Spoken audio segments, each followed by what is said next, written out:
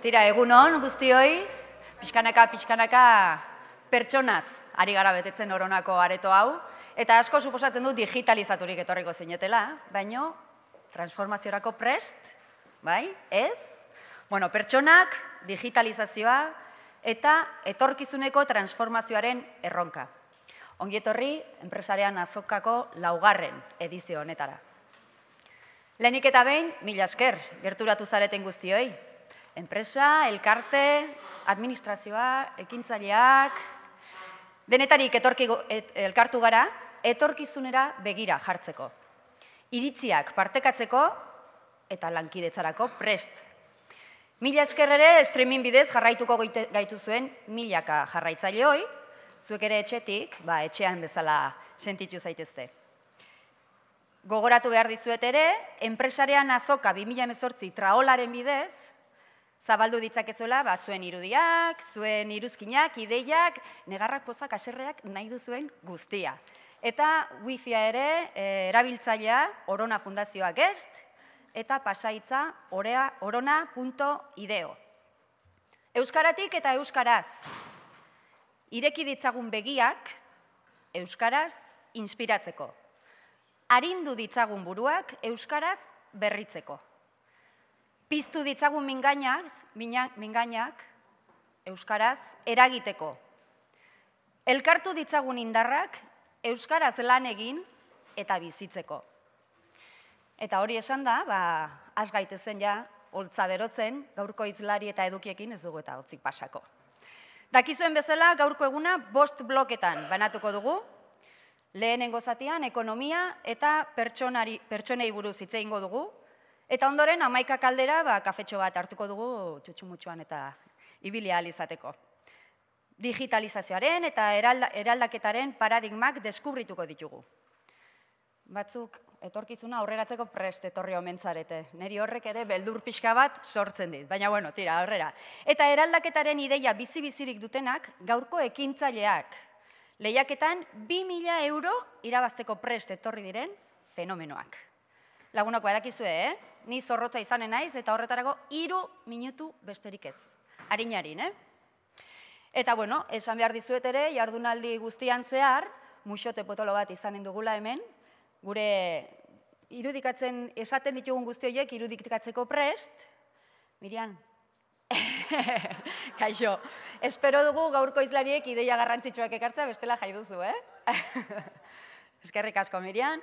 Eta, bueno, nik ja hitz egin du nahikoa, zuek hartuko duzue hitza, eta agian solasalditxo batera edo sartuko naiz, baina batez ere zorrotza izanen naizelako, denbora kontuan izanen dugulako, garrantzitsua izanen da, bai? Eta zirikatzeko asmorik gabe datozenak, enpresarean azokako antolatzaileak eta babesleak. Jaso ditzagun urren ez urre, Robert Gutierrez, bai Euskarari Ziurtagiriko zuzendaria, Luis Intxauspe, Hernaniko alkatea eta Markel Olano, Gipuzkoako diputatu nagusia.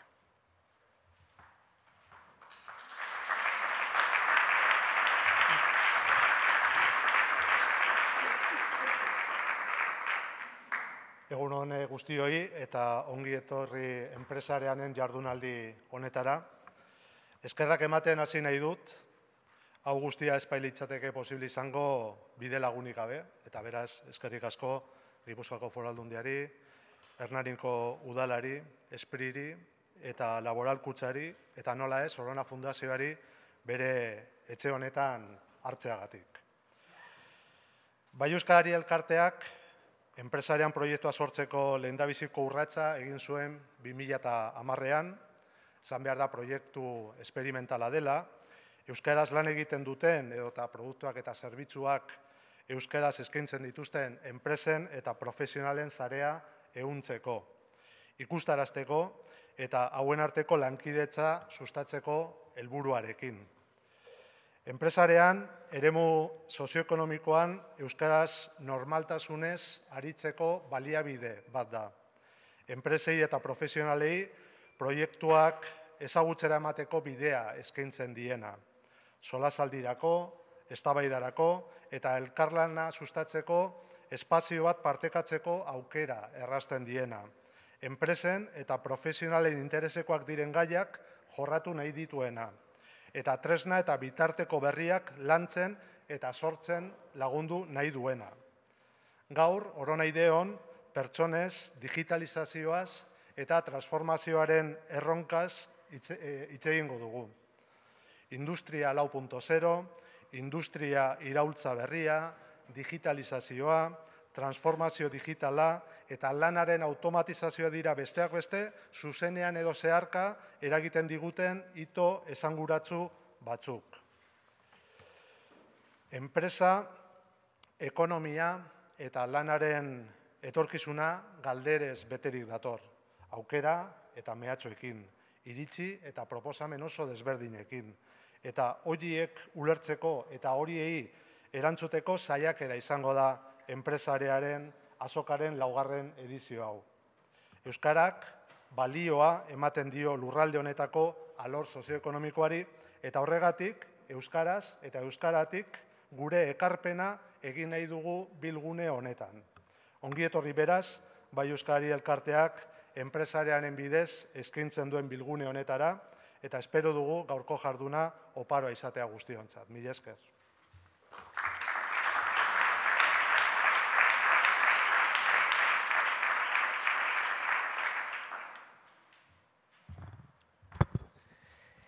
Egunon denei eta ongi etorriak izan zaitezela Hernanira. Lehenik eta behin, eskerrak eman nahi dizkiot bai Euskarari Elkarteari eta enpresarean antolakuntzari gaurko jardunaldi hauek, 2. aldiz behintzat, Hernanin egiteagatik. Eta Hernanin gaudenez, gure herriko esperientzia bat kontatuko dizuet labur. Aurtengoan, Euskaraldiaren ekimen honen barruan, gure herrian urte osoko ekimen bat jarri dugun martxan.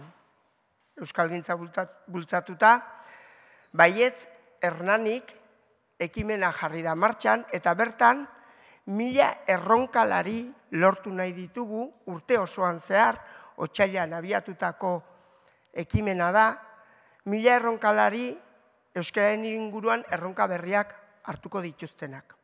Bai, 900 inguru guaz, beraz, lortuko dugulakoan urtea bukatu aurretik. Eta uda pasa ondoren, erronkalarien artean enpresak gehitu dira. Herriko enpresa gehitu dira. Hoien artean, gaur, gauden Orona enpresa bera, bestetik Talleres Michelena, 2018 urtean, bai euskarari saria jaso duen enpresa, eta baita ere, Iturola elkarlanerako sorgunea azpimarratu nahiko nituzke. Eta hau elementu garrantzitsua da, ze garrantzitsua da enpresak kokatuta dauden komunitatean bertan eta komunitate horrekin duten hartu eman hori. Tokiko garapenaz edo garapen sozioekonomikoaz ari geanean, ezinbestekoa dalako bestelako ekonomia eta bestelako elementuaz aparte, komunitate hortako hizkuntza, kultura, ohiturak kontuan hartzea eta harreman horiek zaindu eta eustea. Beraz, hemendik aprobetxatu nahiko nuke, bai Hernanin lanean ari dian enpresa horiek, bai enpresarean lanean ari dian bestelako enpresak, eta aprobetxatu nahiko nuke enpresa berria gonbidatzeko horrelako euskeraz lan egitera eta horrelako ekimenetan parte hartzera. Bukatzeko gaurkoan, hemen esan duten bezala, digitalizazioaz, transformazioaz, pertsonetaz, arituko gea, bai, etorkizuneko erronkaz. Bai, aprobetxatu nahiko nuke esateko euskera bera erronka bat dela, bai, eta euskera bera etorkizuna dela. Askotan etorkizuna eta digitalizazioaz hitz egiten degunean, bai, bestelako hizkuntzak eta etortzen zaizkigu. Aprobetxatu nahiko nuke azpimarratzeko euskera bera dala etorkizuna. Euskerak balioa gehitzen dulako. Bai pertsona eta baita enpresei ere. Eta euskerak aberasten gaitulako. Mila esker.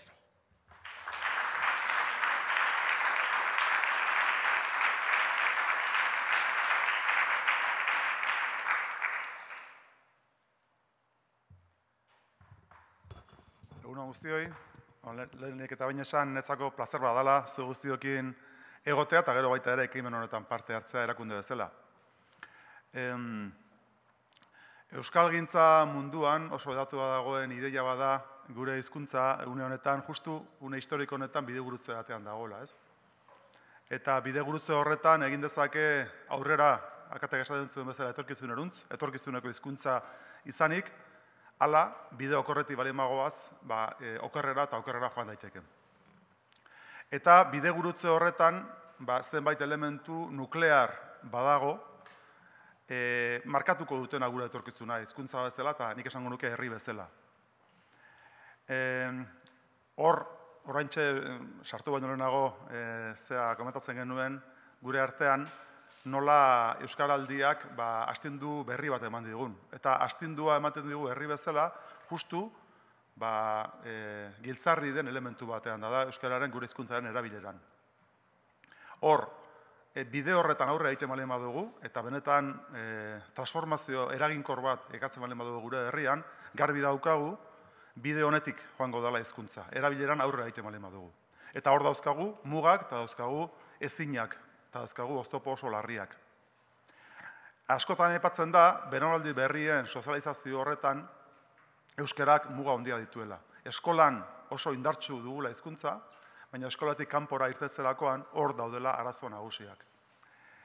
Guk uste dugu hor elementu importantea daudela, eraginkorrak direnak, bati heldu diogu Foru Aldundi bezala, eta hori izango litzateke nerabeen, gazteen erregistroari, nola eskolako erregistrotik kaleko erregistrora pasa beharra daukaten, da hor ikus-entzunezko edukiek importantzia handi daukaten, da hor sortu dugu bideo izeneko laborategi bat Tabakaleran, ikus-entzunezko euskara sortzeko.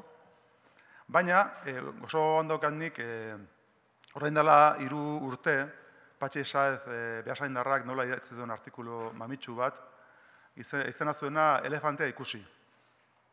Eta hor, aipatzen zuen bere uste zeintzan elefantea, alegia guk daukagun erronka importanteena. Eta zan, euskara lan munduan sustatzea. Hori izan beretzako funtsezko elementua. Justu, bidegurutze honetan aurrera egin dezagun. Eta horregatik da, niretzako oso importantea eta horren importantea gaur daukagun azoka, eta gaur daukagun hemen bilkura, enpresen bilkura hau. Hain zuzen ere, Gipuzkoa mailan, da Euskal Herri mailan, aintzindaria zareten enpresak zaudetelako hemen kultura bat eta gauzak egiteko modu bat garatzen hasi garelako, eta horrekin aurrera pauso importanteak emateko aukera daukagulako. Beraz, besterik gabe, izan dadila gaurko jardunaldia mamitsua guztiontzako, eta jakin ezazue, eta nik hori publikoki azpimarratzen dut, Foru Aldundia bide lagun izango dela bide guzti honetan. Eskerrik asko.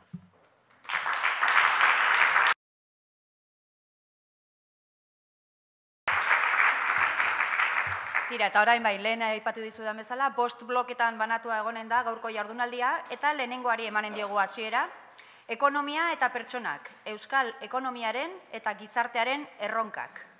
Ikerketaren itsaso sakonetik etorrita eta lehiakortasunaren txanpa hartuta, orkestrako zuzendaria den Mari Jose Aranguren dugu gurekin. Mari Jose.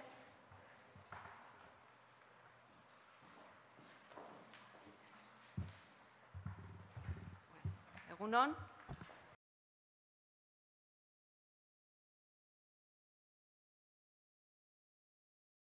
Euskerako kontekstu batean, gai hauek, ekonomiako eta garapeneko gaiaz aritu alizatea, eta eskertzeiot, bai euskarari eta enpresariani gonbitea, azoka honetan, gure analiziak eta gure refleksioak ere partekatu ahal izateagatik. Neri Roberrek eskatu zidan, pixkat hasieran, kokapen orokor bat egitea gaur egun, garapenetik Euskadirako ikusten ditugu erronka nagusiak azaltzeko. Orduan, egin berri dugu lehiakortasuneko analizi bat, lehiakortasuneko txosten bat egiten dugu, orain lehen 2 urte oro eta orain urte oro hasi gera egiten, eta orduan, hortikan adierazle bakan batzuk hartu ditut, eta hoien inguruko refleksio bat eta hoietan oinarritutako erronka batzuk partekatuko ditut. Pixkan ere, dena aurkezpena horretan zentratuko dut. Bueno, guk lehiakortasuna eta... Piztu, barkatu. Vale, eskerrik asko. Bueno, lehiakortasuna aztertzerakoan, erabiltzen dugun markoa, batez ere adierazleak antolatzerakoan ondorengo marko hau erabiltzen dugu. Alde batetik, ze emaitza bilatzen ditugun gizarte bezala.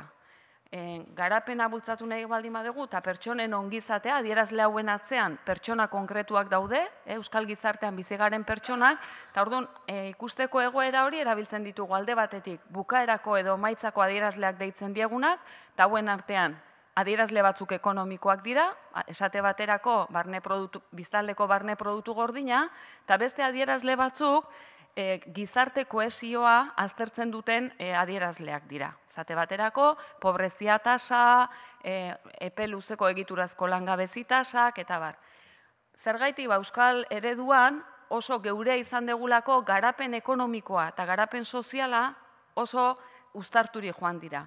Eta gure ustez honek zirkulo birtuoso bat sortzen du, garapen ekonomikoak garapen soziala errazten du, baina aldi berean kohesio altua dagoen gizarte batean, garapen ekonomikoa gehiago errazten da. Beraz, guretzako bi zutabe hauek uztartuta joatea oso garrantzitsua da. Orduan, adierazle, bi motatako adierazleak aztertzen ditugu.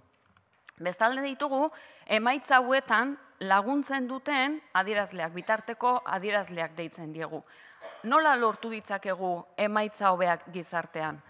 Alde batetikan daukagu enpleguaren sorrera, orduan, enplegua sortzeko daukagun gaitasuna lantzen dugu, bestaldetikan zenbaterainoko balioa sortzeko gai geran gizarte bezala pertsonako, eta horretarako ekoizkortasuna lantzen dugu, eta bestalde zenbateraino gauza berriak, gauza desberdinak egiteko gai geran, berrikuntza lantzen dugu, eta zenbateraino nazioarte mailan ondo kokatzeko gure produktu eta zerbitzuak ondo kokatzeko gai geran.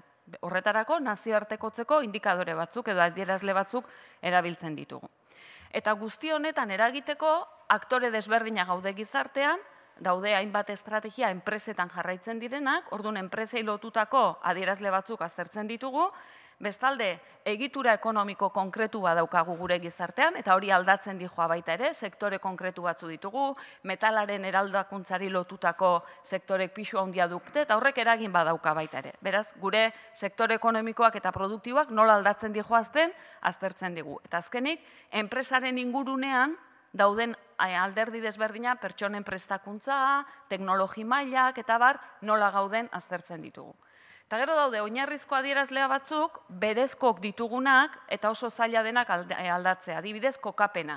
Euskadi, toki konkretu batean kokatua daude eta horrek baldintzatu egiten ditu, hainbat emaitza gure garapenekoak, edo baita ere ditugu natur baliabideak eta bar. Izango lirateke bestera bateko adierazleak. Beraz, gure analizia pixkat honela antolatzen dugu. Eta orain egingo ditudan adierazleen aurkezpena horrela antolatu egongo da baita ere. Orduan, sortu duguna izan da, orain arte analizi hauek geuk egiten genituen. Eta ikusi dugu, joan gera behatoki bat sortzen, non adierazle nahiko senzilloak edo sinpleak direnak, ikusten dugun, enpresa, gobernu eta erakunde desberdinak bere neurrira egin ditzaketela analizi horiek. Hau euskeraz daukagu ere bai, ingelesez eta gazteleraz. Eta egin duguna izan da, geuk sortu dugun, orain arteko urte hauetan sortu dugun behatokia, lehiakortasunerako behatokia, irekia jarri dugu momentu honetan, edonork, zuetako edonork, bere analiziak egin alditzan. Ez daki, enpresa bat ari baldima da, Europako erregio desberdinaren artean non kokatu erabakitzen, oinarrizko analizi batzuk egin ditzake, soldateta nola dagoen erregio hori, zeratako egitura produktiboa daukan, nola dagoen garapen aldetik, pertsonen prestakuntza aldetik, eta bar. Eta erabaki dezake, baita ere, zein erregiokin konparatu nahi duen Europan. Momentu honetan, 50 bat adierazle jarri ditugu behatoki honetan, eta oso irekia gaude, edozein komentario, edozein proposamen, edonoren gandik baldima daude, guk hoiek ere bai txertatzen joateko. Jungo gera pixkanaka adierazle berriak sartzen, esate baterako digitalizazioaren inguruko adierazle batzuk sartuko ditugu orain, datozen hilabetetan, baina erabiltzaileok ikusten dituzuen utxuneak, hobekuntzak eta bar, iritsarazten badizkiguzue, gu oso gustora egin beharreko aldaketak egiteko. Aukeratu dezaken edonor nahi dituen adierazleak, zertan konparatu nahi duen, eta norekin konparatu nahi duen baita ere. Eta momentuan, Europako erregioekin dauzkagu alderapenak preparatuta. Ja analizian sartuta. Guk analiziak egiterakoan ikusten genuen arazoetako bazan norekin konparatzen ginen. Askotan alderapenak egiten genituen Europako edozein erregiorekin, eta erregio batzuk kapitaletan eta daude kokatuak. Orduan Euskal Autonomia Erkidegoarekiko oso desberdinak dira baita ere. Orduan ikusten genuen egitura aldetik gure antzekotasun handiago duten erregioekin alderatu behar genuela geure burua. Baina erreferentziazkoak izango ziren erregioekin baita ere. Orduan, bai beraien egitura demografikoa, egitura ekonomikoa, beraiek daukaten gobernantza ereduak eta barraztertuta joan gera identifikatzen erreferentziazkoak izango lirateken erregio batzuk. Eta gaur egun, Europako batzordeak ere bai, hainbat analizi egiterakoan erregio mailan, guk egin dugun erreferentziazko erregioen identifikatzeko metodologia hau erabiltzen ari da. Orduan, egingo edan analizian, momentu batzutan hitz egingoet erreferentziazko erregiotaz, horrek esan nahi du, nolabait esateko, gure antzekotasun handiagoa duten herrialdeekin konparatuta nola gauden. Hasita ja bukaerako emaitza horiekin, esan dugu, alde batetik dauzkagu emaitza ekonomikoetan nola gaude eta emaitza gizarteko emaitzetan nola gaude. Ikusten dugu azkeneko urtean eta azkeneko urteetan krisi sakon baten ondoren krisitik ateratzen joan gerala eta garapen ekonomikoa adierazten duten indikadoretan ondo kokatua gaude. Europako hainbat erregioekin eta erreferentziazko erregioekin alderatuta. Adierazle desberdinak erabilita, eskuragarri daukagun errenta, biztanleko errenta, eta bar. Beraz, emaitza izango litzateke, garapen ekonomiko aldetik, erreferentziazko erregioekin kokatuta, bilakaera ona izan degula, azken urtetan, da ondo kokatua dago dela. Garapen sozialeko indikadoretara joaten bagera, gure aurreko txostenean kezka bat adierazten genuen. Eta ikusten genuen, krisiaren ondorioz, arazo bat egon zitezkela, edo erronka bat eduki genezakela Euskal gizartean, ze gizarte dual bat sortzen ari zen. Krisiak gogorrago astindu ditu pertsona eta enpresa batzuk, eta orduan ikusten genuen enpresa talde bat eta pertsona konkretu batzuk, askoz ere egoera gogorragoan zeudela beste batzuk baino. Eta horrek gizarte kohesioaren edo gure ereduan geure izan dugun ezaugarri nagusi bat, berdintasunarena kaltetu zezakela eta hori etorkizunerako pixka beldurra edo ronka bezala azaltzen zitzaigun. Azkeneko datuak, azkeneko txosteneko datuek erakusten digute, adierazle hauek nabarmen hobera egin dutela. Pobreziaren tasa jaitsi eginda eta Europako erregioekin alderatuta posizionetan gaude, ez lanik eta ez ikasten eta ez lanean dauden gazten portzentaia jaitsi eginda, beste adierazle importantea da guretzako, pertsonak bizitzarekin duen gogo betetzea dalazkenean pertzepzio bat, zenbateraino gustora gauden gure bizitzarekin indikadore horretan hobera egin dugu, eta baina azken urte bat edo biko bilakaera da. Orduan hau pixkat monitorizatzen jarraitu behar den zergatia, edo adibidez egiturazko langabeziak bera egin du, baina oraindik gure mailak altu xamarra izaten jarraitzen du. Orduan horrek enpleguaren sorreran erronka garrantzitsua dauka. Beldur hori pixka dualidadearen beldur hori hobera egiten ari dela. Zen urteetan dauden aurre ikuspena garapenaren ingurunean ere eta ziklo ekonomikoaren ingurunean ez dira inpositiboak, eta orduan honetan zikloak asko eragiten du. Orduan pixkat hori, aztertzen eta baloratzen joan behar den zerbait da. Sartzen baldin bagera bigarren mailako indikadoretan, esaten genuen enpleguaren sorrera, ekoizkortasuna, nazioartekotzea eta berrikuntza lantzen ditugula. Ikusi dugu, langabezi tasetan bera egin dugula, lanpostu berriak sortzen ari dira, honetan bera egin dugu, baina oraindik erreferentziako herrialdeekin alderatzen baldin bagera, gure langabezi tasak altu xamarrak izaten jarraitzen dute, eta batez ere gazten eta emakumeen artean. Beraz hor, talde horietan erronka garrantzitsu bat daukagu. Eta bestalde daukagu ekoizkortasuna.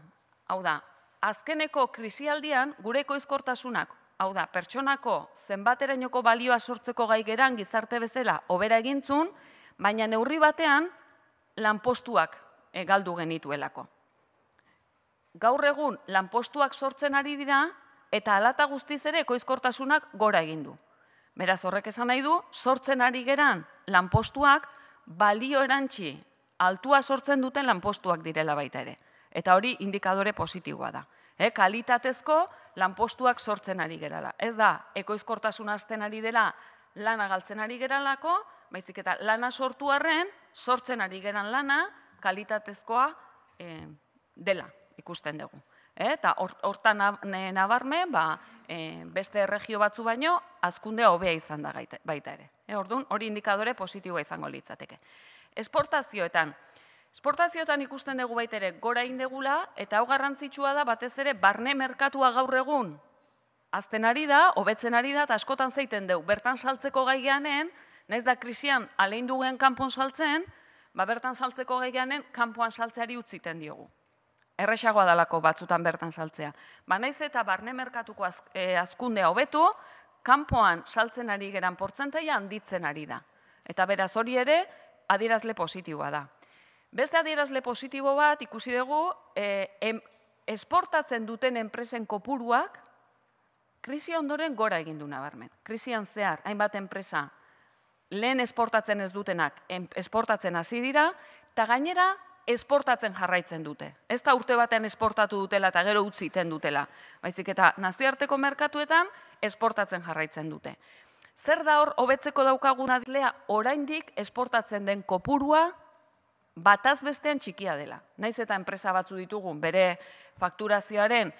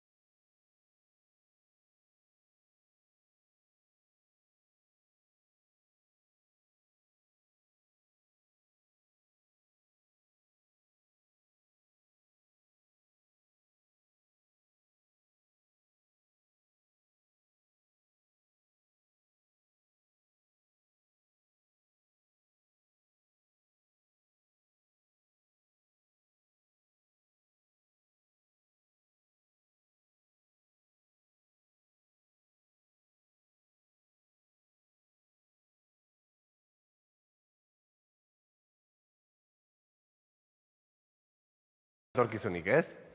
Ze kristo, emergentzia, zerbait egin behar da. Eta zerbait hori zer da? Bueno, orain joerek markatzen duten aldetik nik edo bi perspektiba ikusten ari naiz. Bata da retrotopia. Retrotopia da, jun iraganera eta pentsatu, hemendik zer reskatatu dezakegun, zer da baliagarria, eta hori automatikoki eta bere horretan etorkizunera proiektatzea. Hori da retrotopia bat. Eta hor joera batzu daude. Adibidez, nik horri lotzen diot indar ultraeskuindarren ur pixkat hartuko, barkatzen baina zue.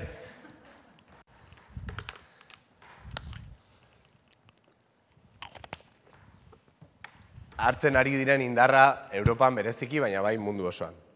Eta beste pultsio bat da soluzionismoarena. Hau da, arazoak sortu ditzakegu bai, baina denak soluzio ganagarria direla pentsatzen duen filosofia bat. Bereziki teknologia txertatzen dugu eta soluzioak posible direla teknologiaren bidez dion uste bat. Horregatik adibidez nik lotzen dut hor teknokapitalismo basatiarekin eta nola zenbait pertsonai, bereziki gizon, txuri, heterosexualak, Ameriketan bereziki bihurtu ditugun gure gizartetako heroiak. Bai, Amazoneko burua, edo Teslako burua, Elon Musk, eta bar, eta bar. Bale. Bat edo beste, edo bat eta beste. Eta hau da, ideia provokatzaile bat, baina joerek bi ardatz horiek badaudela, edo leian daudela, edo batzuetan ikuso bateragarri egin daitezkela ikusten da. Eta karri du Txina Miabilen novela hau, zen lehen Mari Josuek aipatu du gizarte dual bateraren bidean goazela. Eta hala da.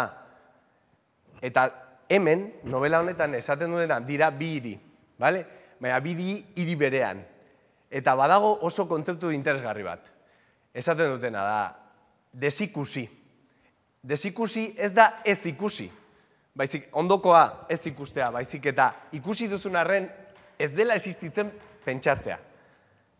Eta hortara goaz, gugoaz gizarte desberdintasunetan oinarritutako gizarte bat eraikitzera nun ez dugun ikusi nahi zer egitera goazen ondokoekin. Anulatu egingo dugu. Eta hori da gertatu daitekeena. Eta provokazio bezala baino, ja orain proposamen irakurri liburu hau, bale? Badago ere beste, ez dut ekarri baina, badago beste novela, zientzia fikzio novela bat, dala Zazpi egun kerretan. Eta hor ere badago desikusi fenomenoaren beste erabilera bat. Eta da, gizarte utopiko horretan, hau, sinbaz, ez neukan prestatua, baina gizarte utopiko horretan badago desikusteko proposamen positibo bat. Eta da, zu, egun batean ez badezu jendearekin egon nahi, eta hori Gipuzkoan askotan gertatzen zaigu, osea, ez beha simpatikoak eta da. Barkatzen dut jartzen duzu simbolo bat hemen, eta jendeak ez dizu ikusiko, eta plan, estupendo, maravilloso, osea, zoaz kaletik, eta gaur ez dia hitz egin behar, vale, perfecto. Bueno, Txina Miebil, proposamen bat. Prospektibak badu interesik oraindik, bai? Ekarri dizkizuet, bueno, bat falta da, zen ez dakit zergatik hautsin da, baina liburu batzuk ekarri dizkizut, badago oso jente interesgarria,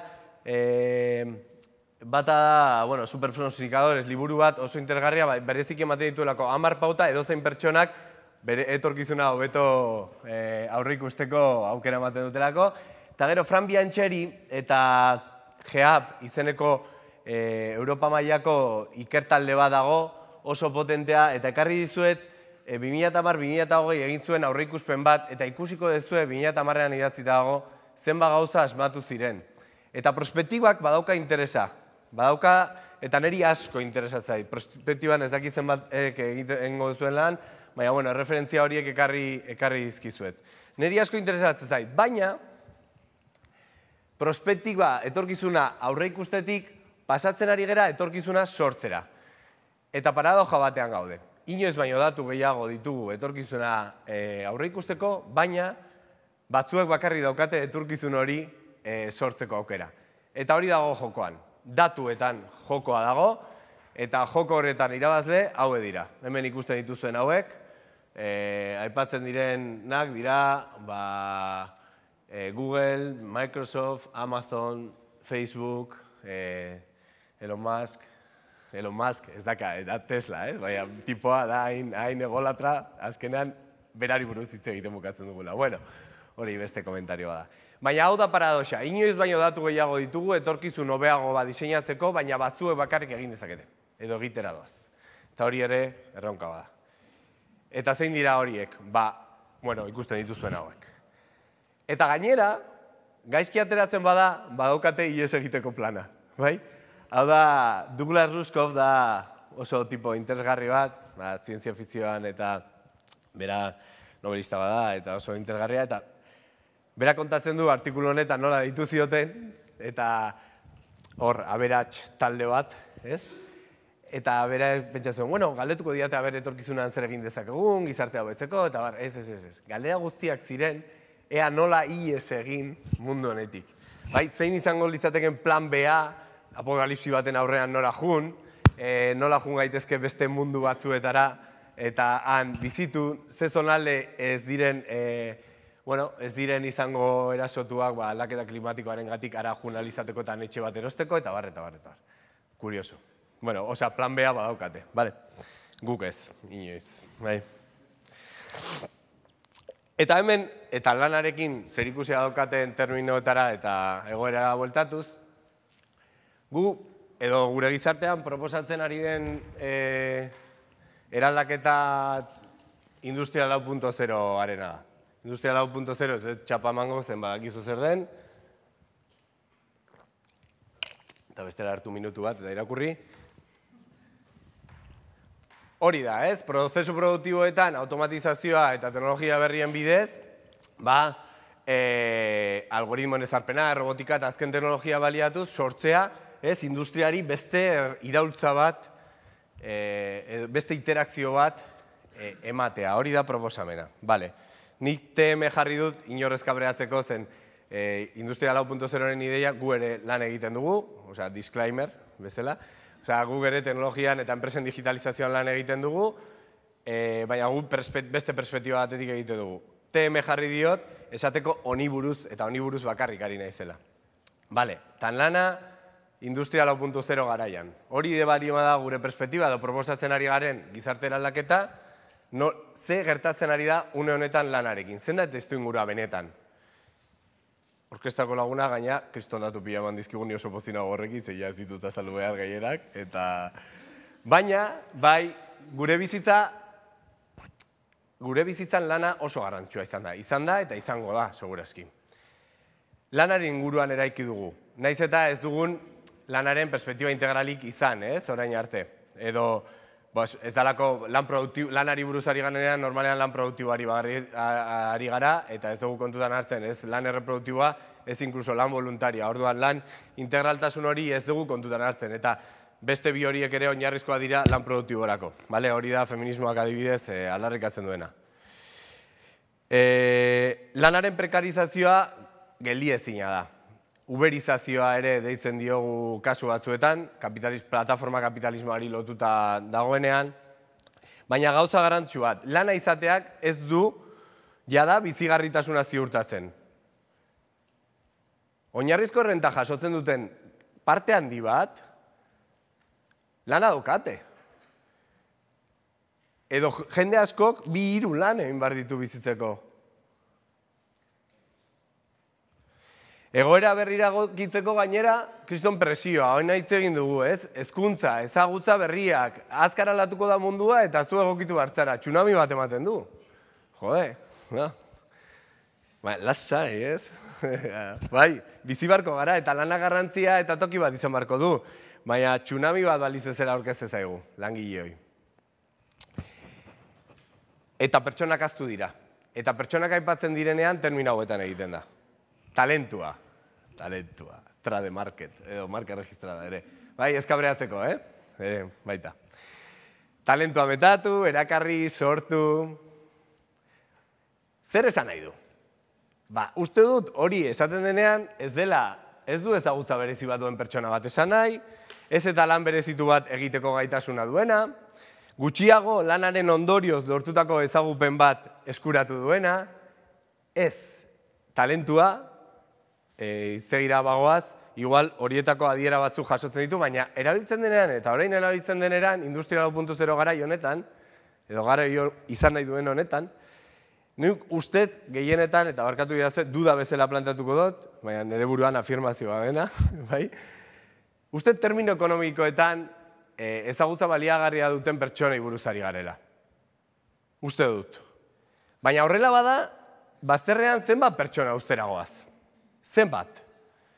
Osea, ekonomikoki baliagarria diren pertsonak, ez ditugu ezagutza ezberdinak kontutan hartuko. Ezagutzak anitzak, gaitasunak anitzak dira, baina bakarrik ekonomikoki eta termino produktiboetan bakarrik direnak kontutan hartuko ditugu. Hori da talentua. Uste dut horrela erabiltzen dela. Hori da nire zalantza. Humorez, baina... Bale, eta karri ditut, nik orkestrako lagunak ekarri dituen grafika dira asko zobeak, bale? Baina, badaukagu Euskal Herrian gaindegia izeneko, eta Imanol hemen dago presente, beraz. Badago oso, bueno, hor txosten badago oso interesgarria dena, eta ekarri ditut 3 grafika bakarrik. Zuek ikusteko, bale? Dira Euskal Herri osoa kontutan hartzen duten datuak, eta dira, lehenengoa da, barne produktu gordina per capita, bai? Biztanleko, bai? Eta lehen hitz egin dugu erreferentziazko eskualdez, kasu honetan gaindegiak hartu zituen, hainbat, Finlandia zergatik, Imanoli galetu beharko diogu, baina beti konparatzen garelako finlandesekin, ez? Katalunia zergatik, bueno, ez dut esango, eta Eskozia ere zergatik, denok ulertzen duzue, eta gero dago erreferentzia Europako media, ez? Bueno, barne produktu gordinean bidatu, fijatu zaitezte nola dagoen kokatuta Euskal Herria, nik honi buruz, ez dute irakurketa sakonik egingo, bale? Bakoitzak biratu dezala. Bueno, zerbait esango dut, Bale, hau da lanaren produktibidadea. Produktibidadea da enplegatu bakoitzeko zenbat, ez? Lako rendimendu edo ateratzen zaion. Eta fijatu gure datua. Eta fijatu krisi garaia. Zesan nahi du horrek? Krisi garaian, produktibidadea igo genuen. Osea, hor proiektu politikoa da, esan nahi dut langileen bizkarrean produktibidadea areagotu zen. Lana galdu zen, lehen oso ondo azaldu dute orkestako, beraz ez nahi zen. Baina, bueno, datu hori nahi du fijatzea. Hala ere, fijatu, lehenengo bi grafikoetan lehenengoa gaudela, bale? Gaindegia oso interesgarri egin zuen eta beti gaude goran. Baina, fijatu azkeneko honetan. Errenta erabilgarria. Errenta erabilgarria da, zenolako errenta disponibilidadea daukate, kasu honetan pertsona norbanakoek, bai kontsumorako edo bai aurrezpenerako. Eta fijatu non gauden. Bai? Bueno, bakoitzak atera ditzala gaina, ni ez naiz ez estatista, ez ekonomilaria, orduan ni paso de liotan sartzea, bai? Baina bai, esan dezaket, hor ikusten, grafiko horretan ikusten dena, ez dela gertatzen ari den zerbait. Proiektu sozio-politiko-ekonomiko baten isla dela, bai? Eta zer ikusten dut, eta uste dut honetan denok egon gaitezkela ados. Lanaren produktibidadea gero eta handiagoa den arren, beraztasunaren banaketan desoreka gero eta handiagoak daudela, naiz eta azkeneko matiz horiek egon, orkestako lagunak kontatu dizkigunak, eta ezkutuko eta invisibilizatutako desberdintasun gehiago oraindik badaude. Bereziki, nik ez dut ekarri, baina emakumeen kasua oso nabarmena da baita ere gaindegiaren txosten honetan, edo ateratzen dituen datuetan behinik behin. Orduan, pantalla txuri beltzan ipiskat manikeo hor, en plan, ez zedate konturatuko, bale? Amestu dezakegu proiektu soziopolitiko-ekonomiko ezberdin bat, eta hau da proposamena. Marxek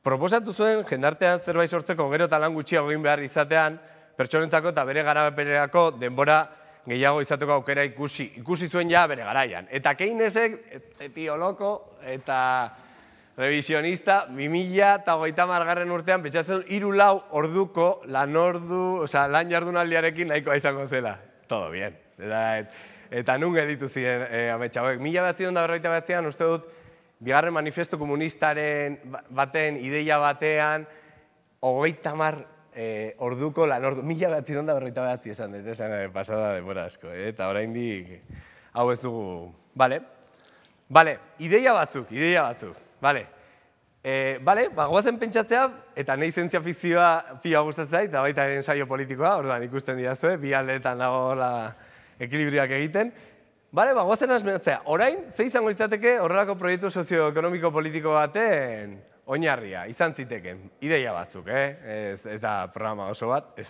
da pentsatu ere. Zergatik ez dugu proposatzen lan jardunaldia 30 orduko ordu astekoa izatea? Soldata berdinarekin hori bai, ez dela.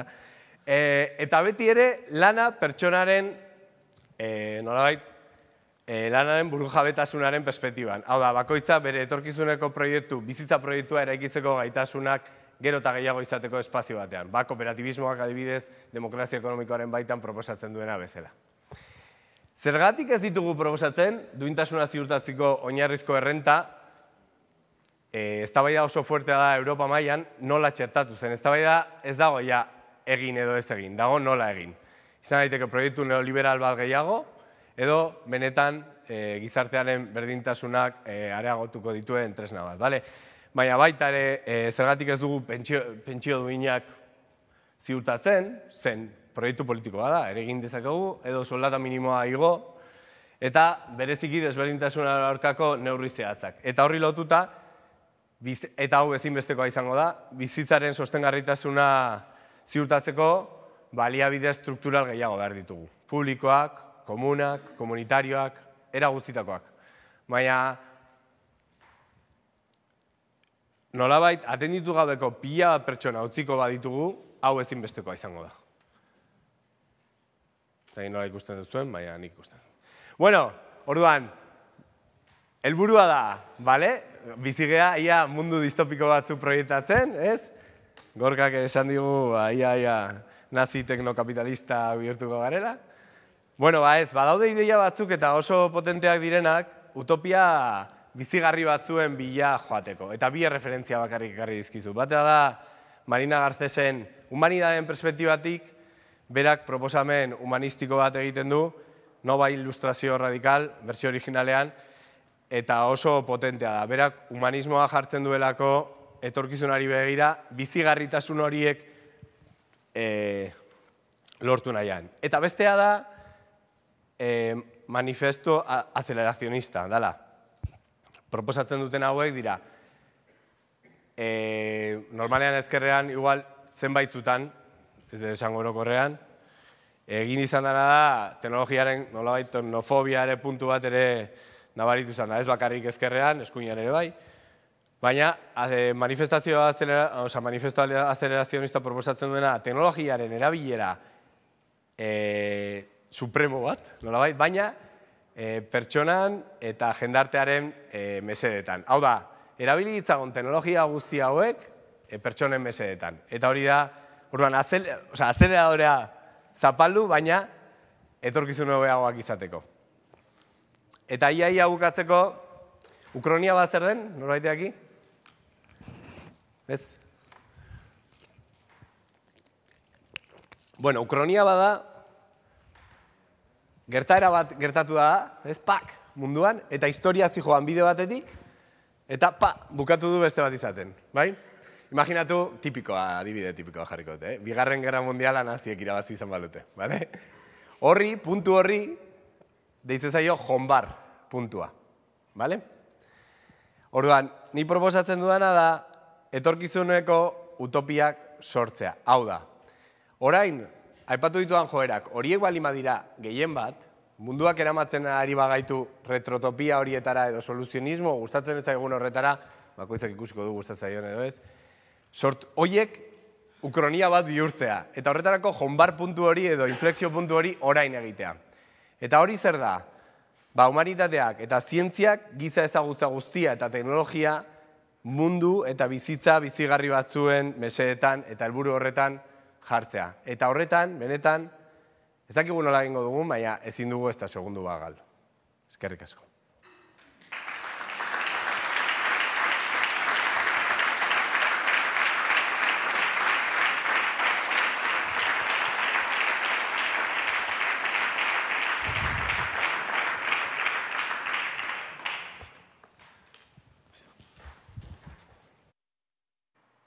pentsatzen nuen zerbait gehiago esan bartzen nula, gelitzu zara. Bueno, ja, bero utzi gaitugu, Mari Josek erronkak aurkeztu dizkigu, hausnarketak ere bai gorkak egin, Imanol, aipatu zaitu behin da berriz, gaindegiako koordinatzailea, Imanol esnaola hemen dugu, zuk gidatuko duzu solasaldia, nien naiz ausartzen. Etorri, nahi duzunean, zuek ere, etorri zaitezte solasaldirako, eta gehituko zaizkigu beste 3 lagun solasaldian, batetik Gipuzkoako Foru Aldunditik, kudeaketa estrategiako zuzendari nagusia Sebastian Zurutuza, bestetik Fermin Lazkano, enpresetako formazioa eta zerbitzuen arduraduna, IMH-tik, eta Hispabista Labsetik zuzendari exekutiboa den Iker Barrena.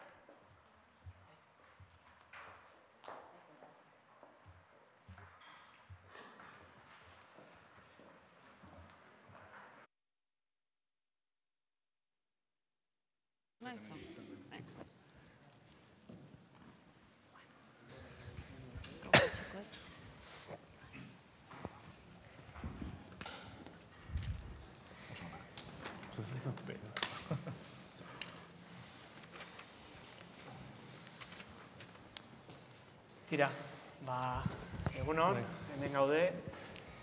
Tarteka baiezkoak emateari ere neurria jarri bertzaio, eta Robert etorri zitzaigunean honekin, eta ideia zaparra da bota genunean, eta izenak, eta behar bada, ez genuen gure burua ikusten, justu hain zuzen ere, ariketa hontan, ezta? Hau da, ze eragin izango duen digitalizazioak, izango duen aurrean dugun garai teknologiko berriak gizartean, personengan eta gizartean, ezta? Horri begira, horri begira lagun talde ederba bildu dugu, baina 45 minutu bakarrik eman dizkigute, eta eskatu digutena da solasaldi bixi bat egiteko. Orduan, nahi baino beranduago, baina lagun hauei bidali nien gidoi horretan, galdera sorta bat proposatzen nien, ez dien esan zein urrenkeretan izango ziren, urrenkera hemen jango gara moldatzen, eta egia da, baduela zailtasun erantzi bat, zain zuzen ere, hemen dugun jendeak bakoitzak zelai batean jokatzen du, eta zelai batean bere zelai horretan dituen lehentasunak. Orduan, saiatuko gara lehentasun horietatik batura emankor bat osatzen. Sarrera bat idatzita neukan, baina gero onuntzan etorren bitartean beste ideia batzuk etorri zaizkit, eta gorkak egin duen moduan nik ere halako ari bat hartuko dut sarrera txiki bat egiteko. Enpresariaren lehenengo jardunaldi antolatu zenean, bazen Iruñako mutil bat, irudeko impresioan buru belarri zebilena, eta nolabaiteko prospektore lan bat egin zuen esanez, irudeak daraman bidearekin industriaren lokalizazioa amaitzera doa. Ez dakigu zein epetan, baina guk Iruñatik lan egingo dugu, eta gure metalezko produktuak zuzenean inprimatuko dira, ez dakinun. Geroztikan ezaguna eginda joera hori, baina esan zuenean, eta gaizki gogoratzen ez badut, krisiaren industrian jo zuen urte horiek, 2010-11 buelta hortan, 12 buelta hortakoa zen, jende askori halako otzikara bat eragin zion, ezta? Eta bide horretan aurrera jarraitu dugula, gure ere, gure lanbide honetan, Big Datari buruz asko hitz egiten zen, eta prospektore batek, orain 2 urte edo, eta gainera abuztuan, artikulu arraro batean, esaten zen, hemen denak Big Datari buruz ari dira, baina benetako arazoa da, Big Datarekin lan egiteko, datu emari on bat egon behar du, eta inor ez da prestatzen ari datu emari hori. Alegia, Open Datako plataformak bai, baina dato emari ugari hori etengabe entxufatuko dioguna eta esango digutena, gutxi gora bera nola dauden gauzak. Beraz, nolabait ere, etorkizuna imaginatzen dugu eta gero egunerokoa dago, eta egunerokoa hainbat gauzek baldintzatzen dute, eta nolabait ere hor dago, gorkak aipatu dituen algoritmoen sortzaile handi horiek alde batetik, eta gero dago guzti horien arteko baturatik etortzen diren ukroniak, ezta? Beraz, garai horretan gaude, eta horrela gabiltzala, aste hauetan, gai jakin bat egokitu zaigu aztertzea, gaindegian, eta hain zuzen ere, elikaduraren inguruko etorkizuna zein den, ezta? Eta joerak eta dokumentazioa bilatzen ari ginela, transient food, eta, guk euskarara itzuli behar izan dugunez, zizka-mizka jatea deitu diogu. Kontua zer da, eta zergatik lotzen dut honekin. Hain zuzen ere, digitalizazioaren munduarekin eta bereziki kale giroan bizitzaren zerarekin, elikaduraren munduko prospektore badiote, inork ez du menu oso bat jaten. Jaten da, zizka-mizka handik ona goazen bitartean. Eta hori bereziki zenbait lanbidetan, zenbait inguru profesional kulturaletan oso indartsu dagoen joera bihurtzen ari da. Eta aurrean baldin badituzu, baserritar mordo bat, eta nola jaten dira babarrunak zizka-mizka zabiltzan bitartean.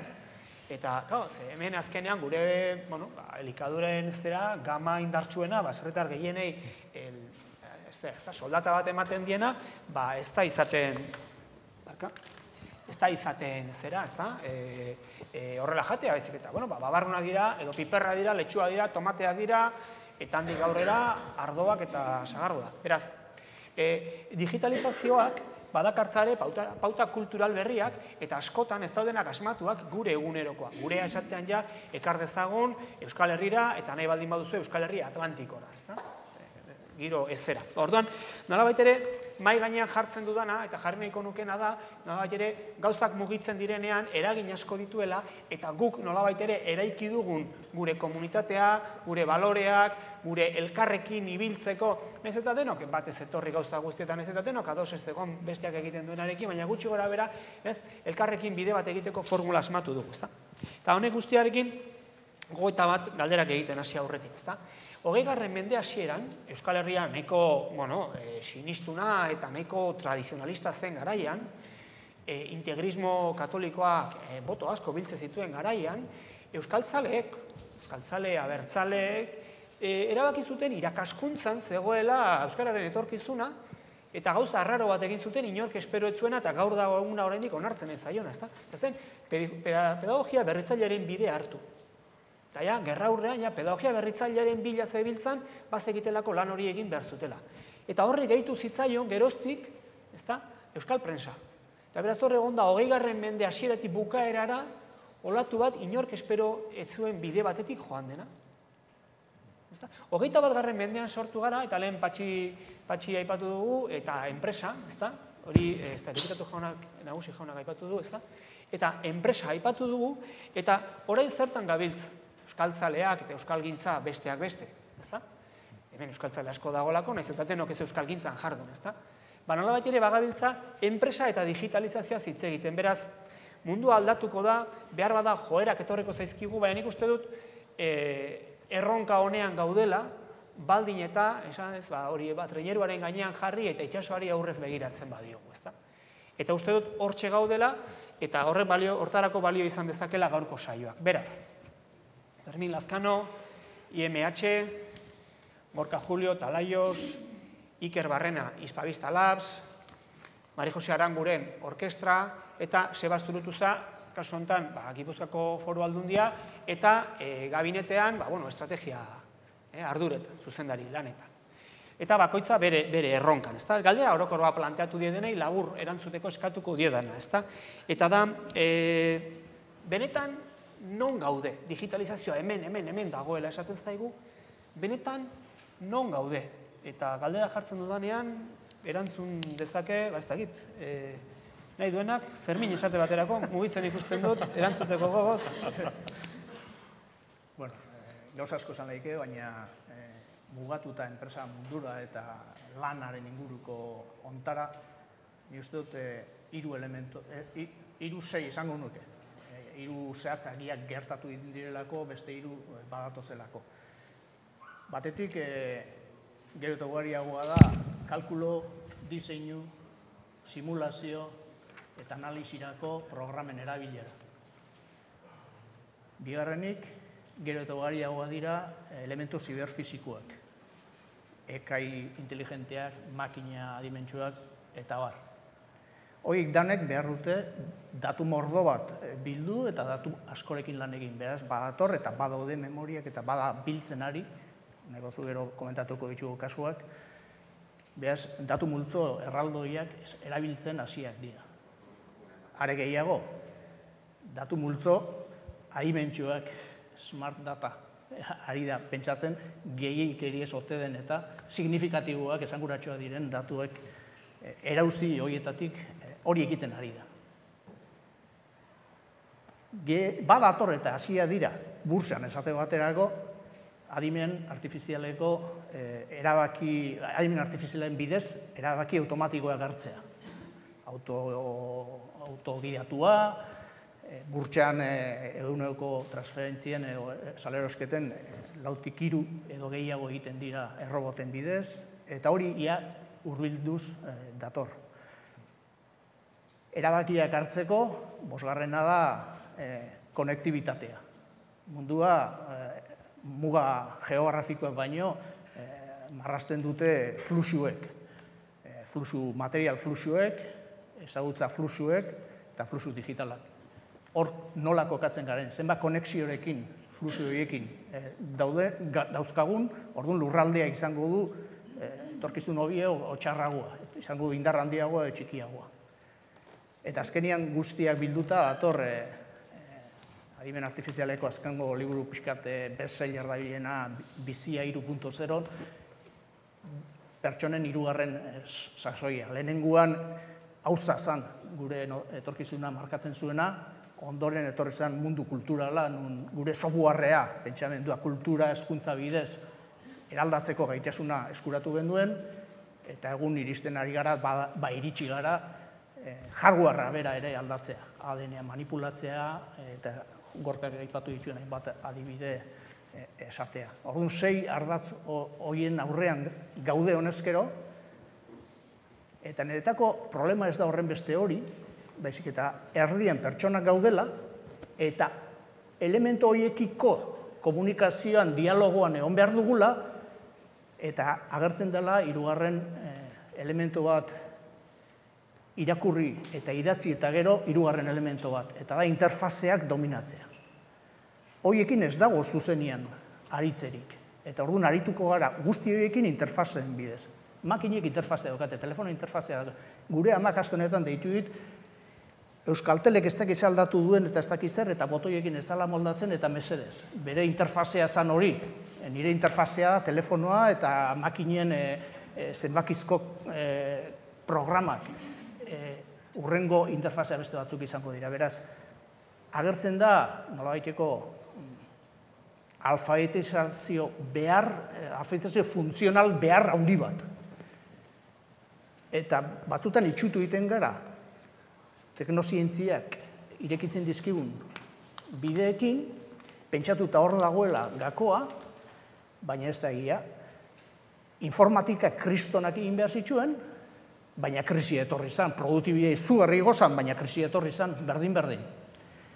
Eta informatika kristonak egin behar zituen, baina estatu batuetako, 1 milioi bat baino gehiagoko lanpostuen zerrenda hartzen duzu, eta horrekin lotuta dagoen lehenengoa 21. dago. Eta lehenengo 40etan, 2 besterik ez daude. Programazio informatiko hardware sistemak, eta gero beste elemento bat horratzian dagoena. Beraz, egia da horratzian hori dana egongo dela, baina ez gaitxasen itxutu. Nik elektrizia ikasi nebanean lanbideziketan, oain 3 urte dauzkat, baina oain 45 urte, oso importanteak ginen.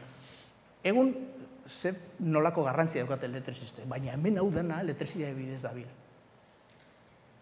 Eta horratzien manejatzen dihardutenen makina guzti horiek, barkatu, baina seguramente, probabilidea gati dinot, ez dakite nola funtzionatzen duen guzti horrek. Baina interfazea dominatzen dute perfectamente.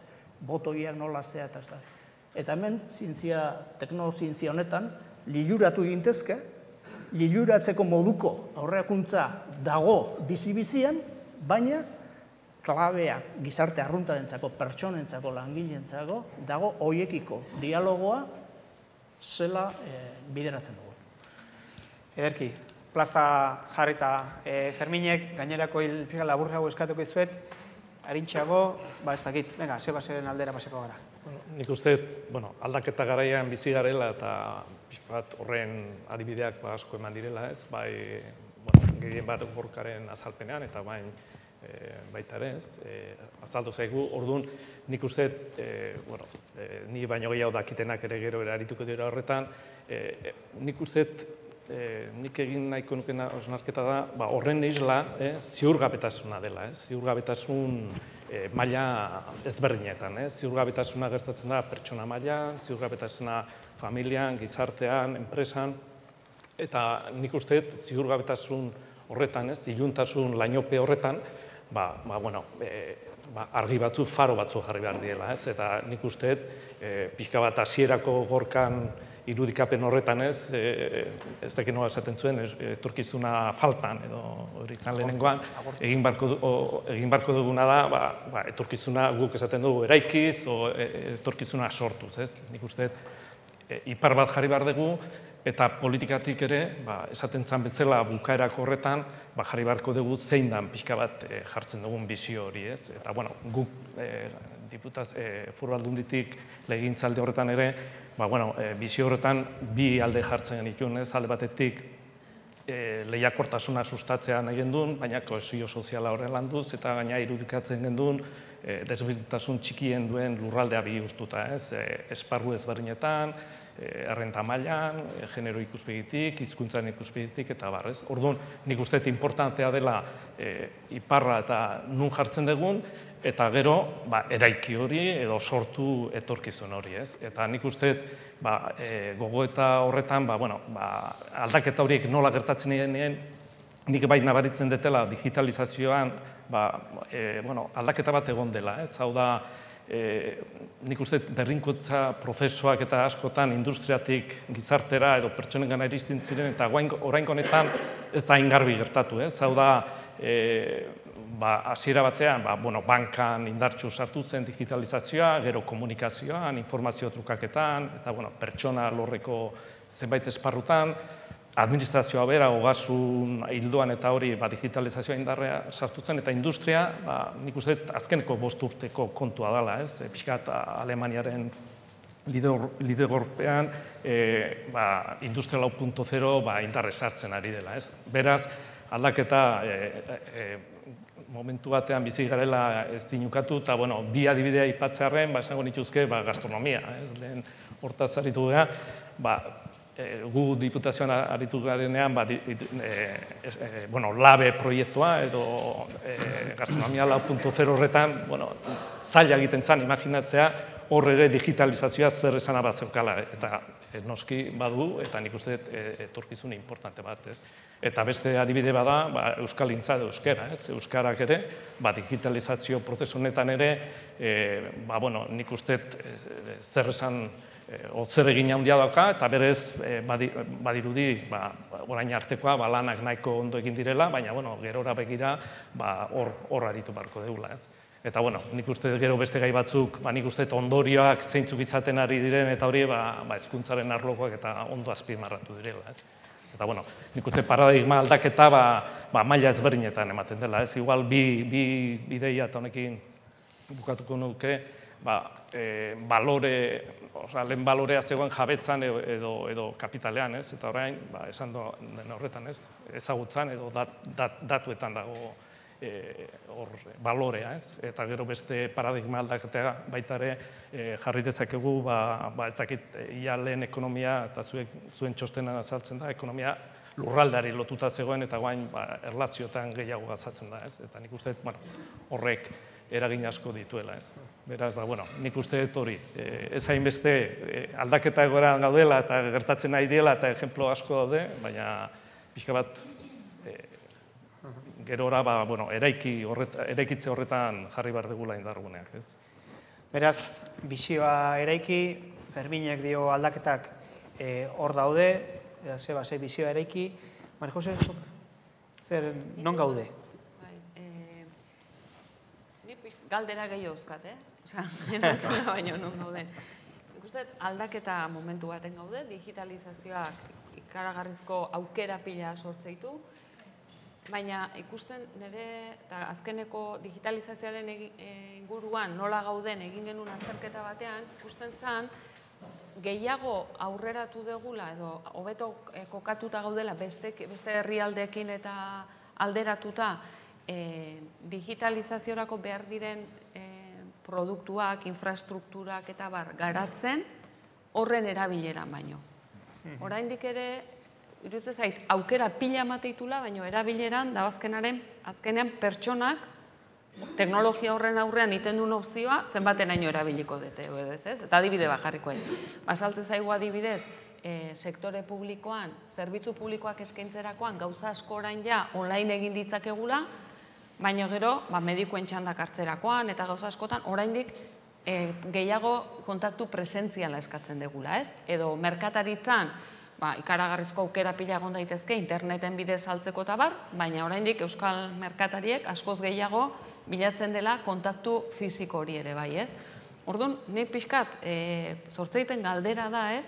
Ze toki emango diogu interfaz horri, gure bizitzan, eta presentzia handia aukiko du, eta ze toki kontaktu pertsonalei, ez?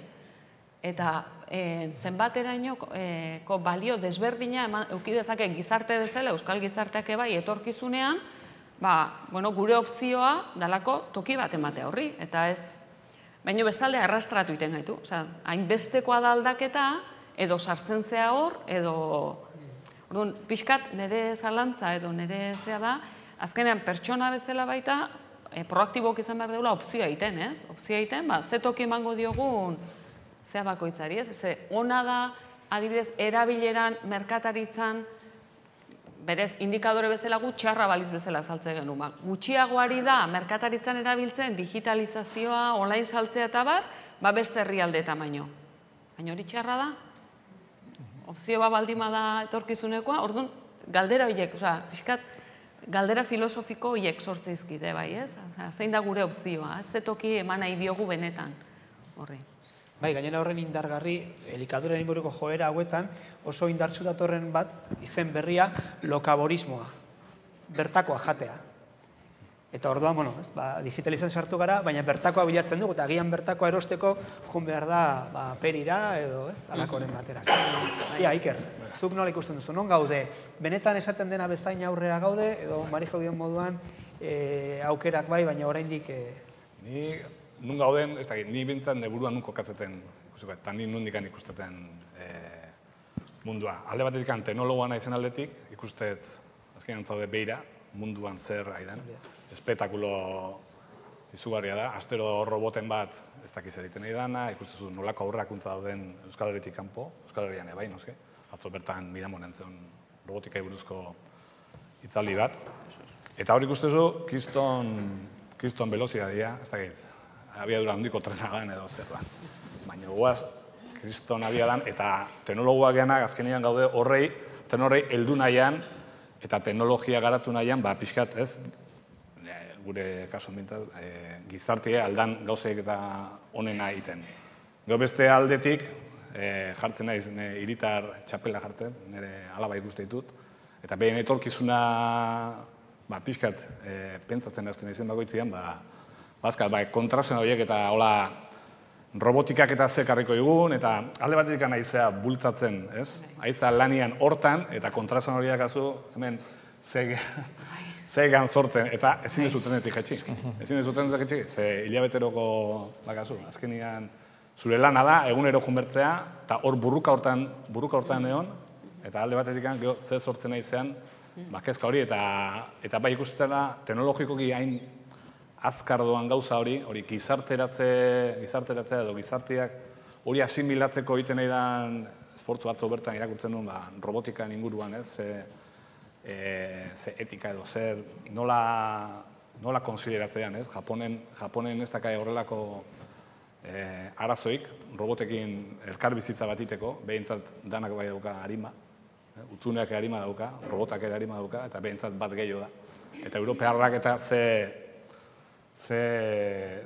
distantzikin edo ikusten dugun, ze amenazakin ikusten dugun, ez? Azkenean lehenko astean robotikako zebatzen zen, konbentzio bat edo summit bat, Japonen, eta hitzaldi batean, robot emakume bat intzuten, eta hitzeitezun, eta iristen nahi dian nivel batea izugarri jarduan. Zer ekarriko egun, ni bakator nire urduritasun eta nire kezkak. Eta hor bai da gizarte aldetikan eta asko prestatu behar dugu.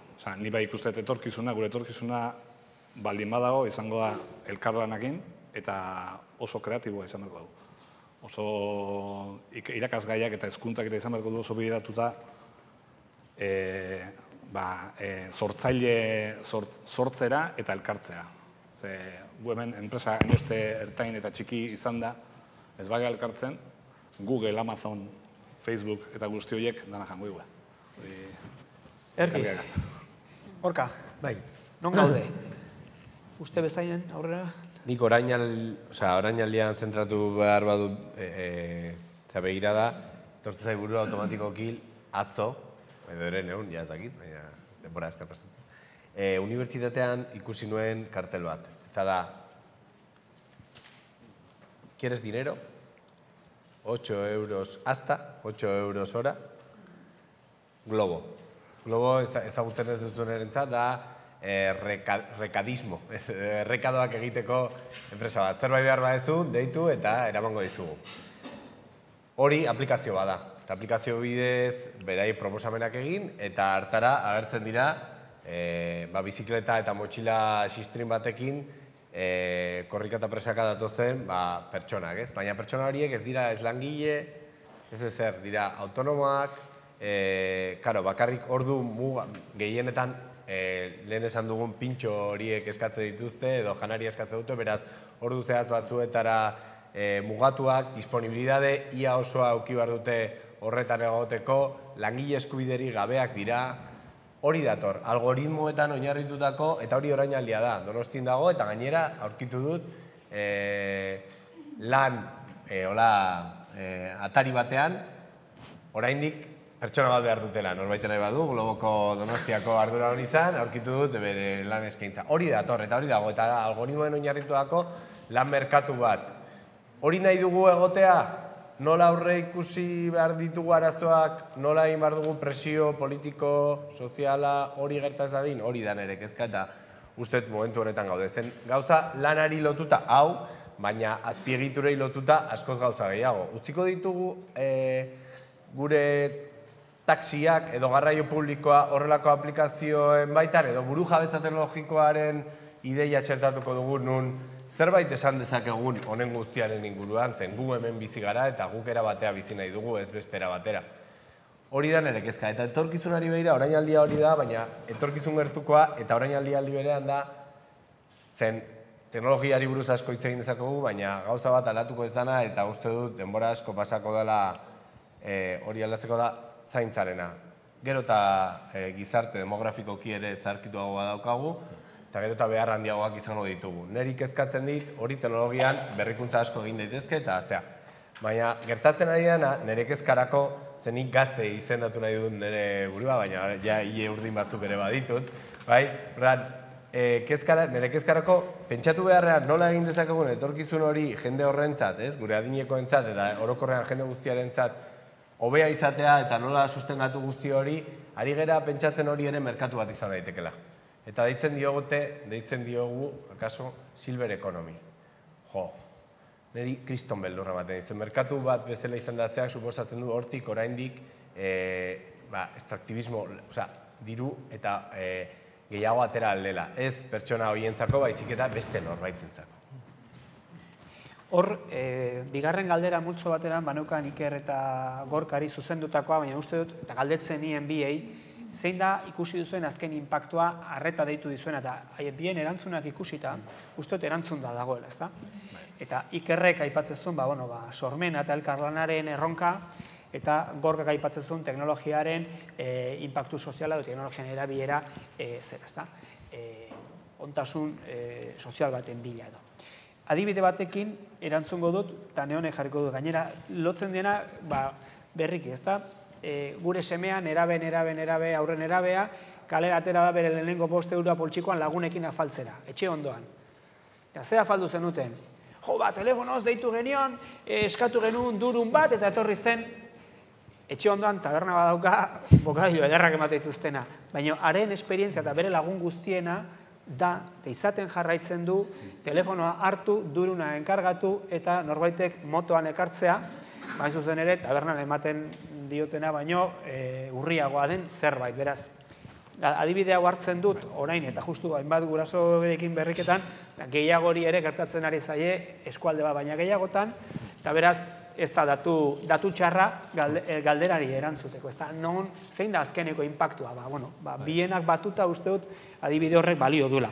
Eta beraz horti pasako naiz, nolabait ere beste galdera multzo batea, eta hemen Mari Joseri begira jarriko naiz, eta galdetuko nioke, eta ekonomiara etorrita, eta digitalizazioaren aritik, aipatuko zenituzke hiru inpakto sendo ikusten ari zarenak bolada honetan. Txostena ere atera berria duzue, hor azterlan luze bat dago atzetik, bi edo hiru inpakto titular moduan. Nik uste, hainbat enpresa sortzen, baita ere oso positiboki erabilita, digitalizazioaren teknologia hau azkenean denen mesederako dienak, esate baterako. Hainbat enpresa prozesu produktibotan dauden energia erabilerak analizatu eta prozesu produktibotako energia efizientzia bultzatzeutenak. Horrekin, daukagun energia iturrien arazoekin eta bat, azken batean nahi geha jarduera ekonomikoak, enpleguak eta bat sortzen, eta gainera, lehen ekoizten genuen hori, modu energetikoki efizienteagoan ekoizializaten, ez? Orduan, nik uste, alderdi teknologiko honek, edo garapen guzti honek, hainbat eragin positibo, erabileraren arauera, oso positiboak gizarterako, garapenerako eta denontzako izan ditzakela, erabilera neurrigabe batek, eta hor dago pertsonaren opzioa, ez? Nola erabiltzen dugun? Azkenean hori herramienta, gaitas erabilera neurrigabe batek alderantzizko eragina sortu dezake, eta sortu dezake dualidadea gizartean, ze pertsona batzuk gai dira erabiltzeko, besteak ez, eta bat.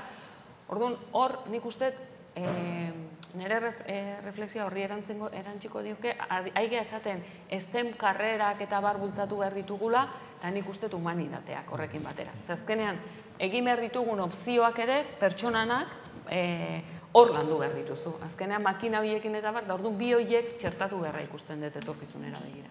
Hori azpen barratuko nuke. Ederki, ari beretik segika, eta gorkari begira jarrita orain, digitalizazioak prozesuak aldatuko dituela esaten dugu behin eta berriro, gogoratu ala ere, azokan erostea ere berriro indarrean datorrela, beraz, prozesuak aldatuko ditu, baina zen modutan aldatuko ditu personak, eta hauek batez ere bere inguru sozialean jokatzeko duten moduari dagokionez.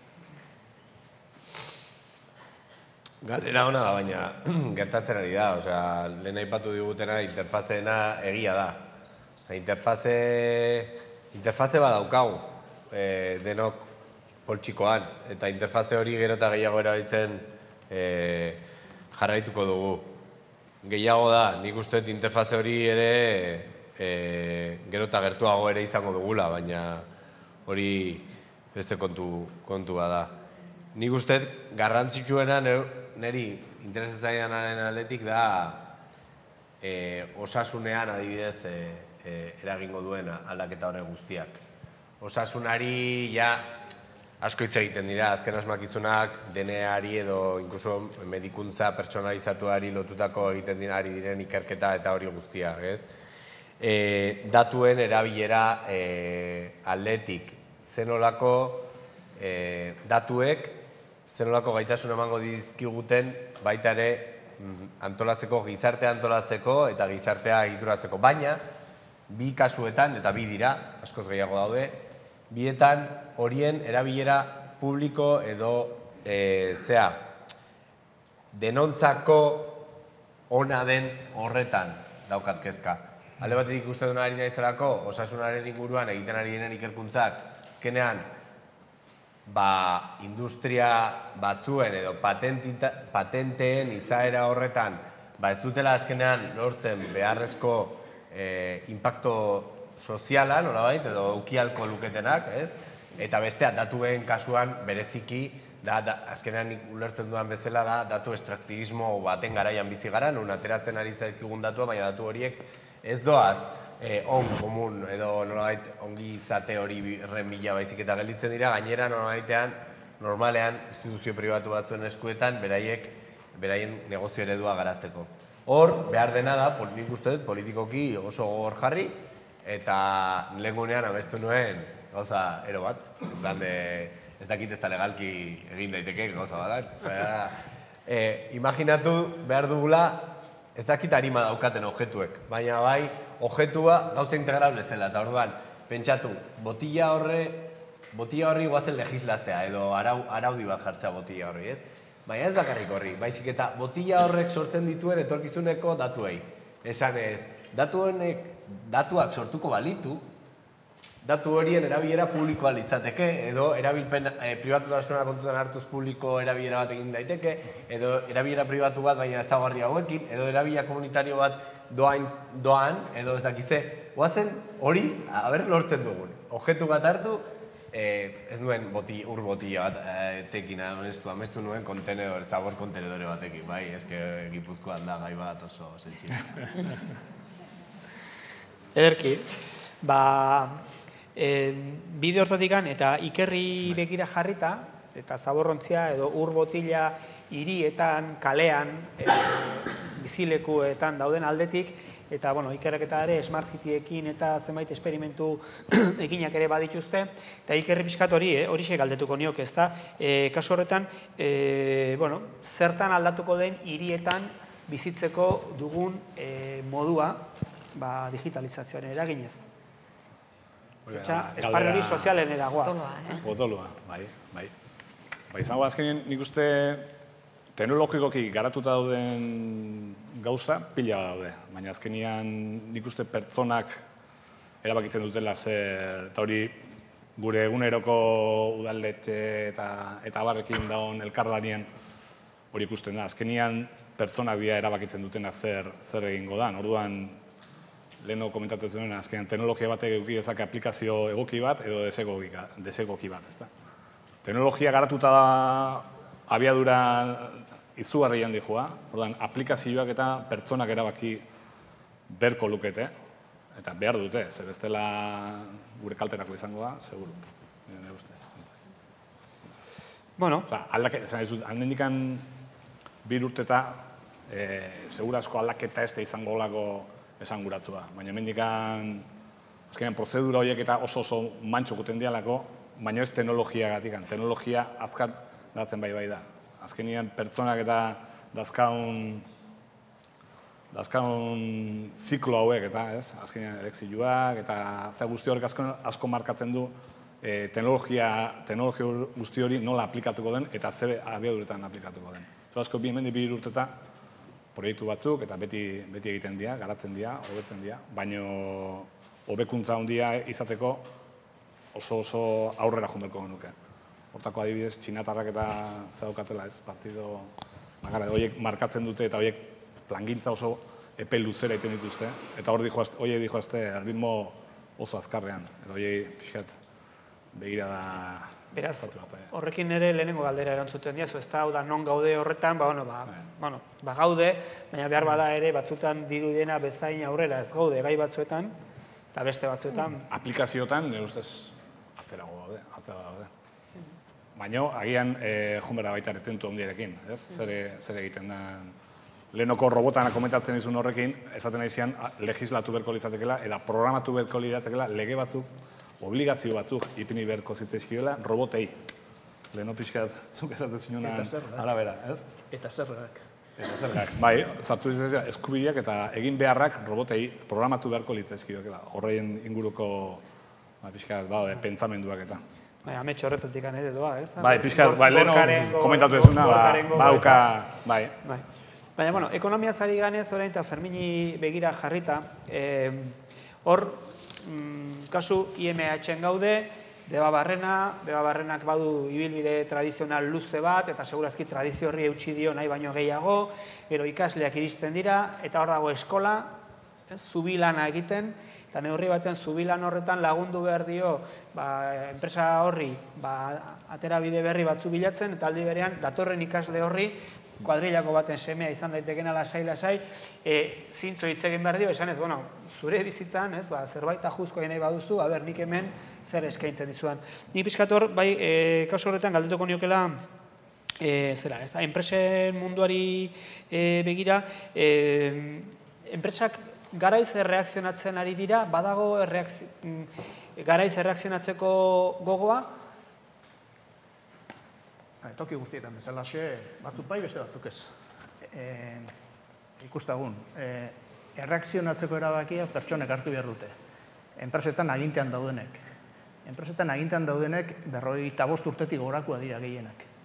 Ikasketaz, ekonomilariak, administrazio, jabe izan dira erentziaz etorri zaio enpresa, eta bar. Teknozientziaz gutxi dakite. Beraz, erabakia egartzeko zailtasun izugarria dauzkate. Ikusten baduzu Euskal Herriko patenten zerrenda, kooperatibak, esate bateako, kooperatibak dira 3%, ehun industrialean, eta patenten 12, 15, eta urteren batzuetan 20 atea ditue. Horrek esan nahi du, erabakiak hartzeko garaian, erabaki kolektiboak diren heinean, partizipatiboa diren heinean, enpresak partizipatiboa diren heinean, bizkorrago ari direla erreakzionatzen. Jende gehiago daki, eta informazio gehiago du, eta eragiteko gaitasun handiagoa du. Hori klabe bada. Beraz, Dano bat, Fagor Arrasate, Fagor Automation, Fagor Automationek dauka euskeraz lan egiteko makinekiko interfaze bat zenbakitzko programazioarekin 4.0ko hainbat teknologiaentzako gertatuta. Eta bere kezka da, ez dagoela demandarik. Ez dagoela demandarik, baina Euskal Herrian badira enpresak gertatuta daudenak, beste batzuk gertatzen bidean daudenak, beste kaso bat, etxetarrek ditu makinak egiten ditu, eta sensore mordo batzu sartu ditu makinetan, eta bere bezeroi eskaintzen die, sensore horiek aktibatzea informazio gehiago hartzeko fabrikazio prozesuaz, baina baita ere konektatzen da etxetarrekin, edo Dano batek berdin egiten du, eta bostek ere egiten du, eta datu horiekin berdiseinatu egiten dituzten makinak, jakina ze arazo izan dituzten, eta diseinu bizkorrago egiten da. Oain eskatu duzkue, gure makina batean ere sensoreak ipintzea, eta bar. Guk esan dotzau oso ondo, baina nahi dugu parte hartu, irakasleek eta ikasleek zuek datu horiek analizatzeko prozesuan. Jabegoa. Datuen jabegoa eta bar. Orduan, bai,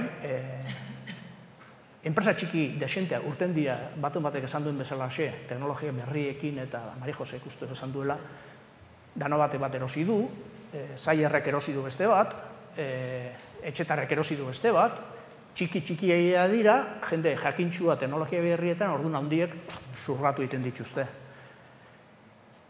Oraindik ere moteldoa.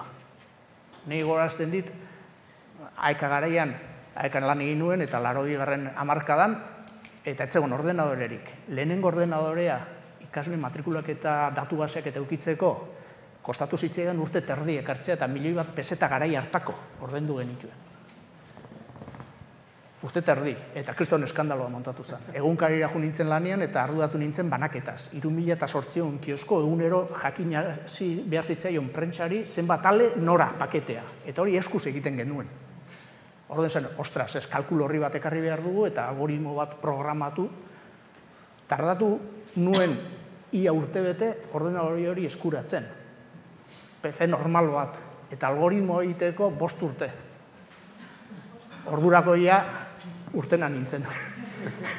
Oain, gure IMH-en daukagu 3Dak, datozela. 3D horretan, tardatu nuen 2 urte, 500.000 euroko inbertsio bat eskuratzeko, metalezko 3D makina bat sortzeko. Sortu dugu. Datorren urtean eukiko ditugu ia lauzpaoz makina, diputazioari esker. Besteak beste subentzionatu duelako, 3Dko horrek bielozia bat hartu du, baina enpresetan berdin gertatzen da, dauz bi problema. Problema pertsonala eta problema teknikoa. Problema pertsonala. Ezagutzak behar dituztela. Gero eta partizipatiboa esan dut, ez dut errepikatuko.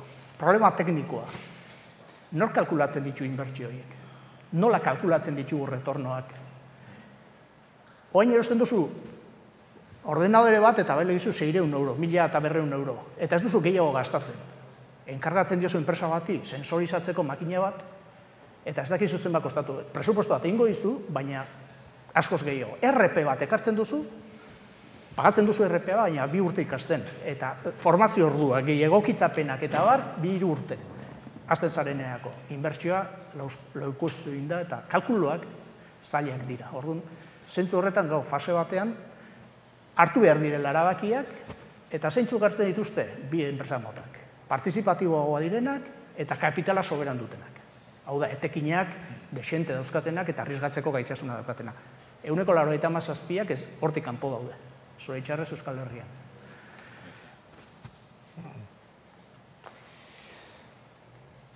Ederki, denbora ere hortxe azkenetan dugu, eta nolabait ere, Ferminek erantzun duenari tiraka, ikerri begiratu geneko eta esango nioke badaki dalako gaina, zergatik, baina enpresek kasu egiten aldizuete. Kostata.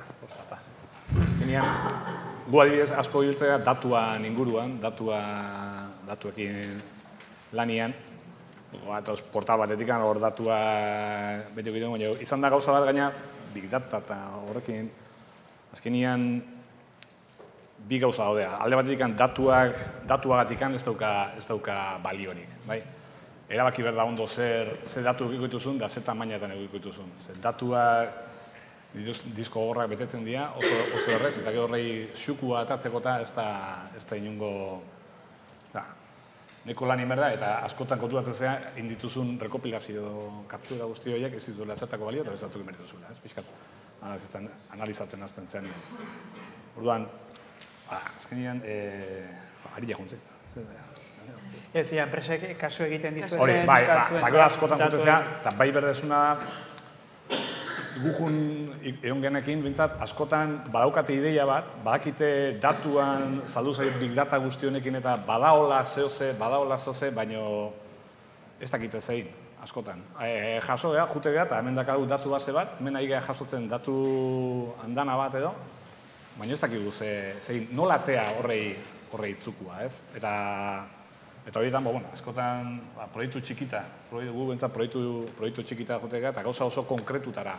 Piskat aterrizatu, big data haundia da, bea kontzeptu beare, azkenean piskat jetxin berdala eta gauza txiki eta konkreturakin hor azten dira piskat kasu iten. Azkenean hori, Gaspaldimaz kasu, ez dakizen gigako diskoa bete eta ez balimak izu zerrekin horre, alperikan dirua gastatzen ari zen, errekurtso gastatzen ari zen. Beraz, erronken artean, kalkuloekin ere, kalkulatu beharra norberaren erronka. Ez da, hiru galdera harin amaitzeko eta kasu honetan Gorka, Mari Jose eta Sebasi zuzenduak, ez da. Alde batetik, Gorka, hitz egin dugu, zientzia fikzioa, zetabar, esku hartzen duzun azkeneko liburuak ze aurre ikusten du? Bueno, nik ekarri eta dena. Gomendio bat eman dizu eta Marina Garcesen liburu hori humanismoaren ikuspuntutik behar hori azpimarratzen du eta radikalidade berri bat, ilustrazio berri bat proposatzen du. Nik uste Marina Garcesen hori humanidadeen perspektibatik irakurri behar ez duela. Bi orduko gauza da, eta oso txikia da, eta norbaitek ikuskatu nahi badu hemen ere ekarri. Baina beste bat, aipatu dudan beste bidetik, da azelerazionismoaren, manifestuaren, nolabait sortzaileek sortu dute liburu hau, da Inventar el futuro deitzen da, eta beraien hori proposatzen dute. Proposatzen dute mundu berri bat, ikuskera berri bat, eta teknologiaren erabilera, baina jendartearen mesedetan. Eta hori da aurre ikusten dutena. Nola erabiliz, nola irikitzen ari diren aukerak, teknologia hori ebaliatuz, badide software libreak enpresen munduan, ez? Gure enpresen tamaiarako eta zeharako, adibidez software libreak inoiz suposatuko ez genituen aukerak eskaintzen dizkie. Bai kostu aletik, baina baita ere egokitzapen aletik. Edo euskara edo hizkuntzari lotuta ere, bereziki hemen gaudela eta gaurko egunean, berezia. Eta hori bezala ere, baita ere, parte hartze aldetik lantzen ari diren modelo berriak. Eta hori kooperatibismoarekin lotzen da. Bai, kooperatibismo irekia dentzen denarekin, plataforma kapitalismoa dagoen bezala badago, plataformako kooperatibismoa, eta Euskal Herrian zorionez badakago olatu kooperatibo berri bat, eta uste dut ere hor ere... Eta hori pixka da, liburu honetan, bislumbratzen du edo aurreikusten. Ederki, beraz, aspekto humanoenetara etorrita, eta Mari Joseri, orkestraren kezka lurralde mailako lehiakortasuna ere izan da, ez enpresa lehiakortasuna bakarrik, baizik eta lurralde mailako lehiakortasuna ere, baina digitalizazioak non uzten du lurraldea, aspektorik gure kasuan fisikoena. Nik uste kokapenak eta asko baldintzatzea ondon, dazkatzun pertsona, beraien gaitasunak, ingurun dazkatzun enpresak, dazkatzun antolak erakunde sozialak, asko baldintzatzen du hor garatu daiteken. Ez da berdina, inolaz ere, Debabarrenan dagoen enpresa batek dauzkan gaitasunak, edo daukan inguruneak sortzeizkion erraztasunak, edo Afrikako, herrialde baten kokatuta dagoenak, baso inguru batean. Horrek inguruneak, nahiz da digitalizazio oso importante izan, eta horrek konektatuta bat, beste hainbat baldintza garapenerako pertsona, pertsonen gaitasunak, teknologia, ingurunean dauzkatzun hornitzaileak, dauzkatzun baloreak, horrek karagarri baldintzatzen du. Orduan horrek, niretzat oso garrantzitsua izaten jarraituko du, etorkizunean ere. Azkenean, pertsonak asko baldintzatzen dut. Erlazio zuzen horrek asko indartzeu azkenean lan egiteko garaian, elkarlana hortik anator. Azkenean, ez da punta desberdinetan, munduko punta desberdinetan lan egin gozu, baina azkenean junin bertzea. Zenbat jende zautezun, azkenean jundana, ez bilera baneka, baina Skype bitartez, txinera junez, bilera indet eta buelta etornez. Aurrez aurre nahi zulako, ez? Beraz, hasierako lekura itzultzen gara, eta Sebasekin amaitzen du, lokaborismoa alegia, ez? Bertakoa, bertakoekin, eta bertakoa janez. Eta beraz, urrezko galdera, Sebasi, eta da kasu honetan, hau guztia entzun da, eta etorkizuna irudikatuz eta eraikiz zabiltzaten honetan, gai honetara ekarreta, non ikusten dituzu politika publikoetako lerro nagusiak hurrengo urtetan?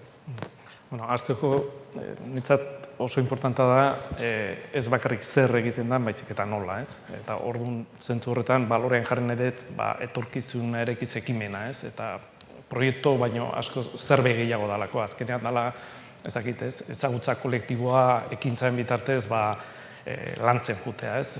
Edo dauzkagoen erronkai, modu lankidetza eta esperimentazioa biteratpako ekimen bat, ez? Orduan, nik usteet, hori olako ekimen bat legegintzaldi batetik arratagoen barko luken zerbait, gero horren azpian kokatu daitezkenak diferentek izan daitezken, baina nik uste hori oso importanta dela, ez? Hau da, bizigian aldaketa egoera honen aurrean, aurre egin behar dugu horri eta proiektuekin eta esperimentatuz. Ezin dugu betiko gauzak egiten. Enpresak egiten duzuena, administrazioan ere egin behar du, ez? Orduan, txapel horren barruan, guk hor martxan jarri ditugun proiektuak nik uste ondo lotzen diotela RIS3 Euskadi barruan egin dien apostuetan, Gipuzkoa lurraldeak dauzkan indargune horietan oinarrituta, martxan jarri dira zenbait proiektu, zenbait referentziazko zentroa, zibersegurtasun, ziur,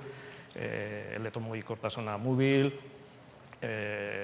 gastronomia 4.0 esan detena, bideo, eta gero baita ere aipatuko nuke adinberri, ez? Eta adinberri gehien bat, lehen horrezan danakatik eta erabat ados nago, gu gure proiekturi, hau da, zartzari aurre egiteko proiektu horretan, ez du hartzen silver ekonomia ikuspegia, hori bai, baina baita ere ikuspegi asistentziala edo hori, ez? Eta asko zaindu dugu eta kostatu intzaigu proiektu hori definitzerakoan eta martxan jartzerakoan, egon gehalako ikuspegi ezberdinak jasotzen dituzten eragileak eta proiektua definitzen, eta etxe barruan ere baita gizarte politikakoa, lehendakaria, fundazioaren lehendakaria Maite Peña da, eta egon geha gabinete eta bi departamentuak, ez? Eta gero kanpoko eragileen artean ere bi ikuspegiak, eta orduan ikuspegi bada da silver ekonomi, baina bestea garrantzia handia eman nahi dugu, ez? Hau da, egiten dien aurrerapen teknologikoak lotura izan dezaten pertsonek beharrekin eta hori, ez? Eta neurri handi batean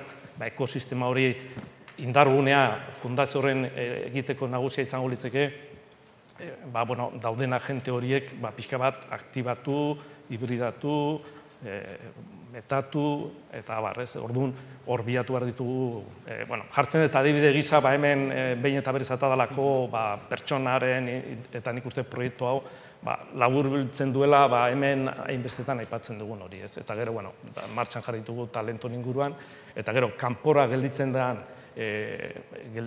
bazterketa egoran gelditzen dien horietarako ere, diputazioan orain arte ez genukan ibilbide nahikorik, eta horre elkarrekin proiektua ere martxan jarri dugu, ez? Bazterketa egoran dauden pertsonak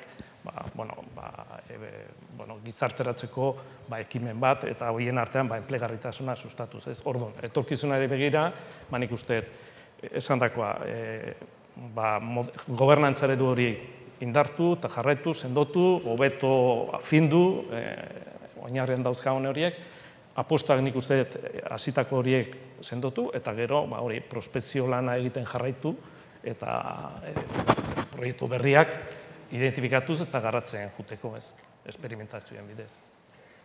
Ongi, honekin, kafeak ere badara matzaia minutu batzuk osten, Buzten badiazu eta hainbat ohar hartzen joan naiz, maila saiatu gara alik eta ikusten duzen bezala disiplinartekoena egiten, eta eskola eta enpresetako lehenengo lerrotik, ikerketara, aholkularitza prospektiba, eta gero errotari eragiten diona Sebas, errotaretako bati. Beraz, iruditzen bezala, nik ondorio bakar batean, eta asko hitz egin dugu digitalizazioaz, baina Sebasen azkeneko erantzunari helduta, nola bihurtu da galdera. Ez zer, baizik eta nola, beraz hor, bueltatzen gara humanismora.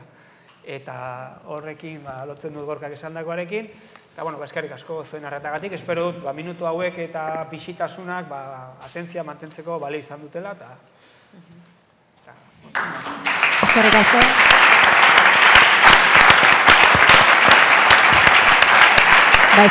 Eskerrik asko guztiei, eta Imanolek aipatu du kafea prest dagoela, baina kafea hartu aurretik, hankak luzatu aurretik, Miriani laburpentxo bat edo eskatuko nahiko nioke. Bueno, hemen noa poliki-poliki jasotzen. Lehenengo tanda honetako laburpena edo bidaliko dizuet. Nik beti esaten dudana, ez dut laburpen bat egingo zertaz hitz egin dezuten, baizik eta nik jaso izan dudara, eta ze irudi itxura hartzen ari dan, ez? Goizian, nolabait gure perspektiba edo gainean hitz egin du ekonomiaz, zeintzuk diren ekonomia horien erronkaz, eta perspektiba horretan ere ikusi dugu etorkizunerako nolabaiteko intuizioak, erronkak ere hor egon da, ez? Orduan, hemen daukagu pixka bat gure aterkia edo zerua edo nun kokatzen garen, ez da?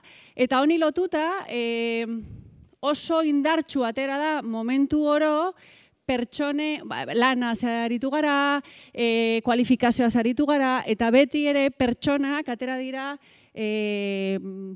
interbentzio guztietan, ez? Eta hemen joan dira ateratzen, nolabait, talentuaren beharra, ezagutzaren beharra, hezkuntza, konektibitatea, sormena, nola teknologiak, nola ekonomiak, galdera eginda, ez? Denen mesederako izan behar duen. Eta hori lotuta, digitalizazioari lotuta, ze pertsonak izan da zentrua, digitalizazioan ere justo horrelako bide bat hartu du, ez? Batetik erabilera, nork erabiltzen ditu teknologia horiek, ez? Eskuak, pertsonak, eta galderak egin dituzute. Azkenean, ze toki daukan gauza bakoitzak, pertsonak eta teknologiak, nork hartzen ditu erabakiak, partaidetzarekin ere aritu zarete, eta erabilera, jabetza eta aplikazioetan ere, ez? Norentzako egiten dugun guzti hau, eta zertarako egiten dugun guzti hau, ez? Orduan, badirudi forma hartzen ari dela, baina indikan goiz erdia geratzen zaigu, hasi que kafera. Hori da. Esan, 11:00 goiz erdia gelditzen zaigula esan du Mirianek, eta 11:00 puntuan hasiko gara berriro ere, kafe hartu.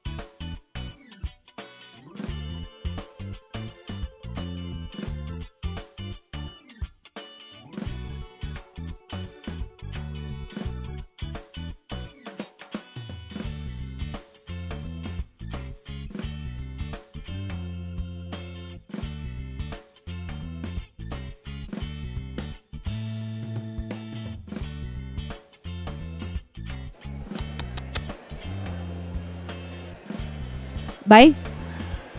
2 minutu eta hasiko gara berriro ere, bale? Eskerrik asko.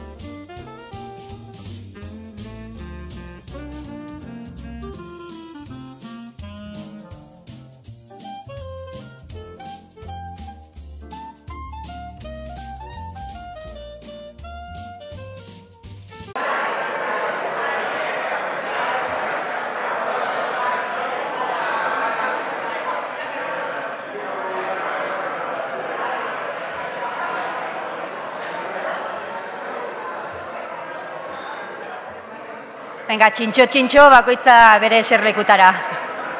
Bestela, amatxo etorriko da eta serretuko da, Eskerrik asko. Bueno, zer, indar berriturik, hitz egiteko gogo zeundetela bai bintzat, Oain berriro ere hitza beste batzuk hartuko dute, Zalantzari gabe, publiko digitalizatua daukagu gaurkoan, zuek esan nola dator pertsonen etorkizuna, zertan bilakatzen ari gara, galdera hoiei erantzuteko asmoz, Ikanoseko zuzendaria datorkigu, Ana Bitorika, bigarren bloke honen hasiera eginen digu. Nahi duzunean, Ana.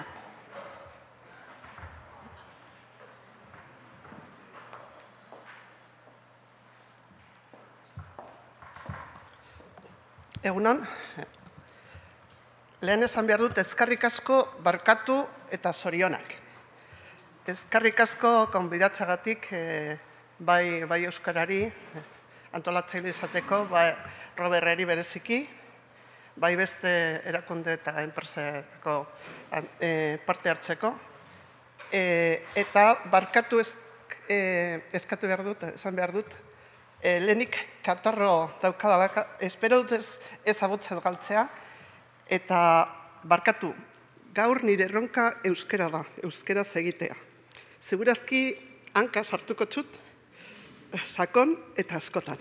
Eta barkatu behar dut. Eta zorionak zen eta hemen islaren artean presentzia oso paritorio dago eta txalotzekoa da eta oso pozik nago. Azkenean benetako eraldaketa da soziala.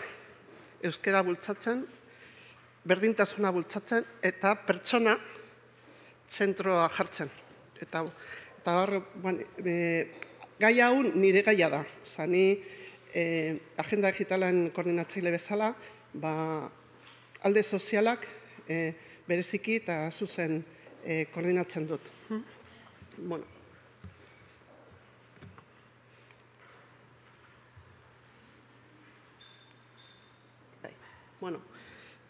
Odain dela 15 urte, Eusko Jaurlaritzan hasi zen informazio gizartearen politikak hobetzeko eta bultzatzeko politika hasi zirenean, bakarrik 3% pertsona zituzten ordenagailuak. Orduan, 10 urte hauekin oso sakon zabaldu da digitalizazioa eta gero ikusiko ditugu datuak eta guztiz desberdinak dira. Lehenengo ardura izan, teknologia bideratzaileak eskuetan jarri, azpiegitura eta komunikazio sarean konektitatea eta ere ekipamendua.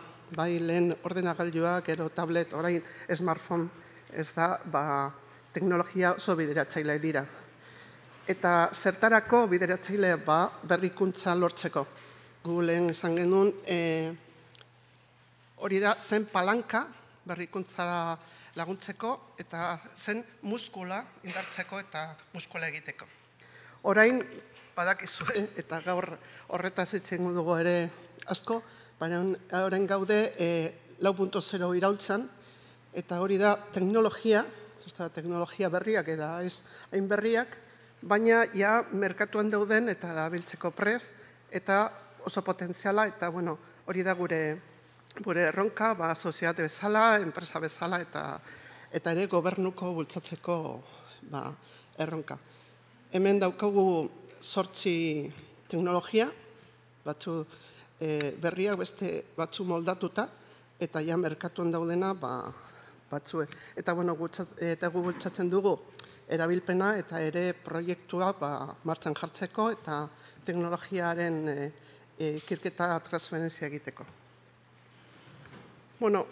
Ni enpresa, gero ikusiko dugu, benetan enpresan dagoen egoera eta enpresen dagoen esperientzia. Eta ni bakarrik salduko dut da aldaketa prozesu bat dela, lehen teknologia berria ezagutu eta estrategia adostu.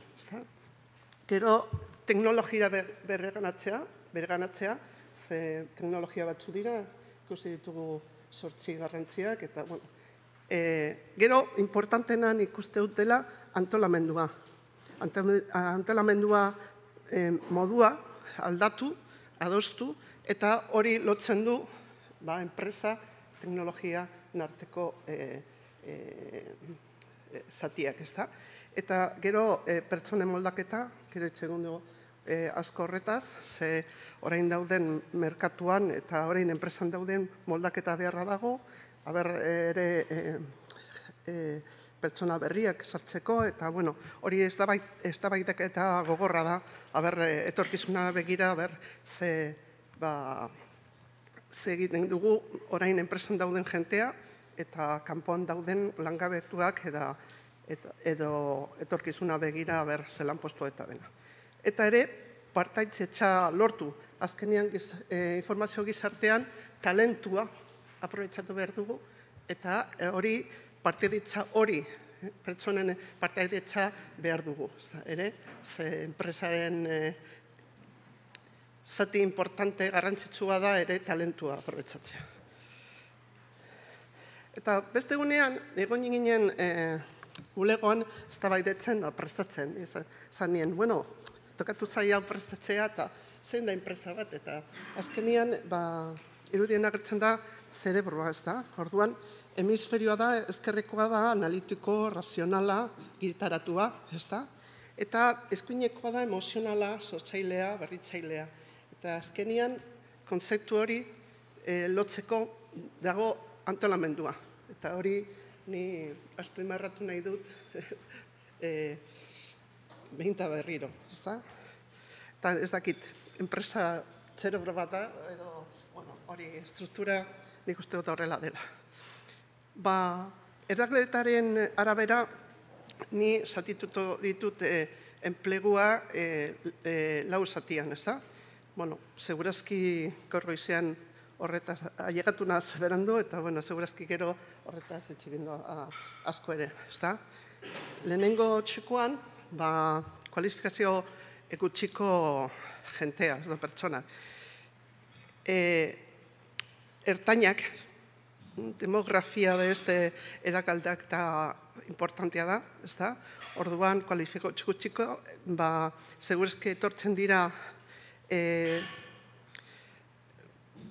etorkizuna begira promesa bat, ez da, hemen bizitzea eta lanpostu bat, eta hobe bizitzea.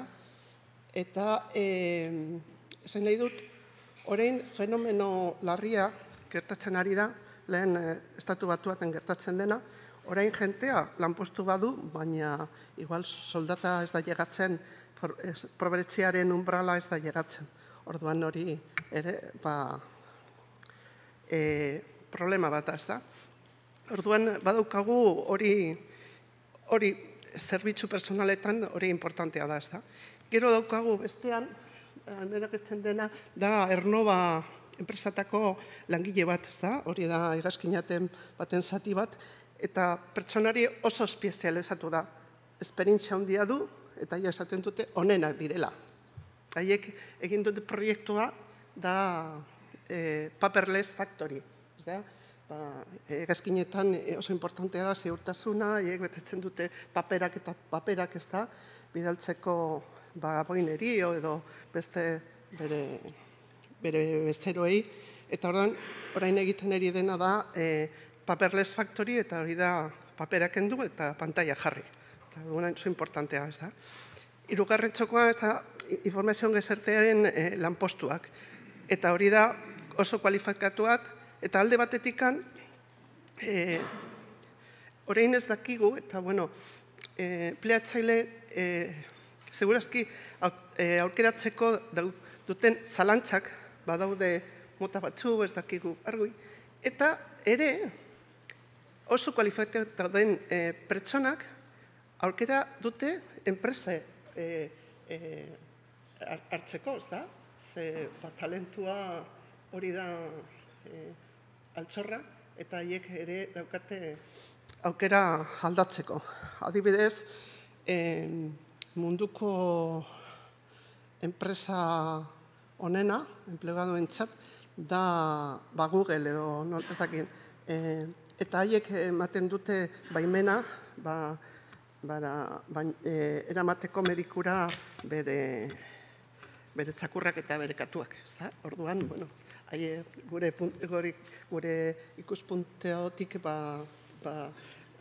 ez dakit, oso espeziala da, eta haiek nahi dute talentua berganatzea eta zeo zer egin behar dute. Eta laugarrena, argazki bat jarri dut, eta ez dakigu etorkizunean robota erabakiko du nor aurkeratu eta non jarri.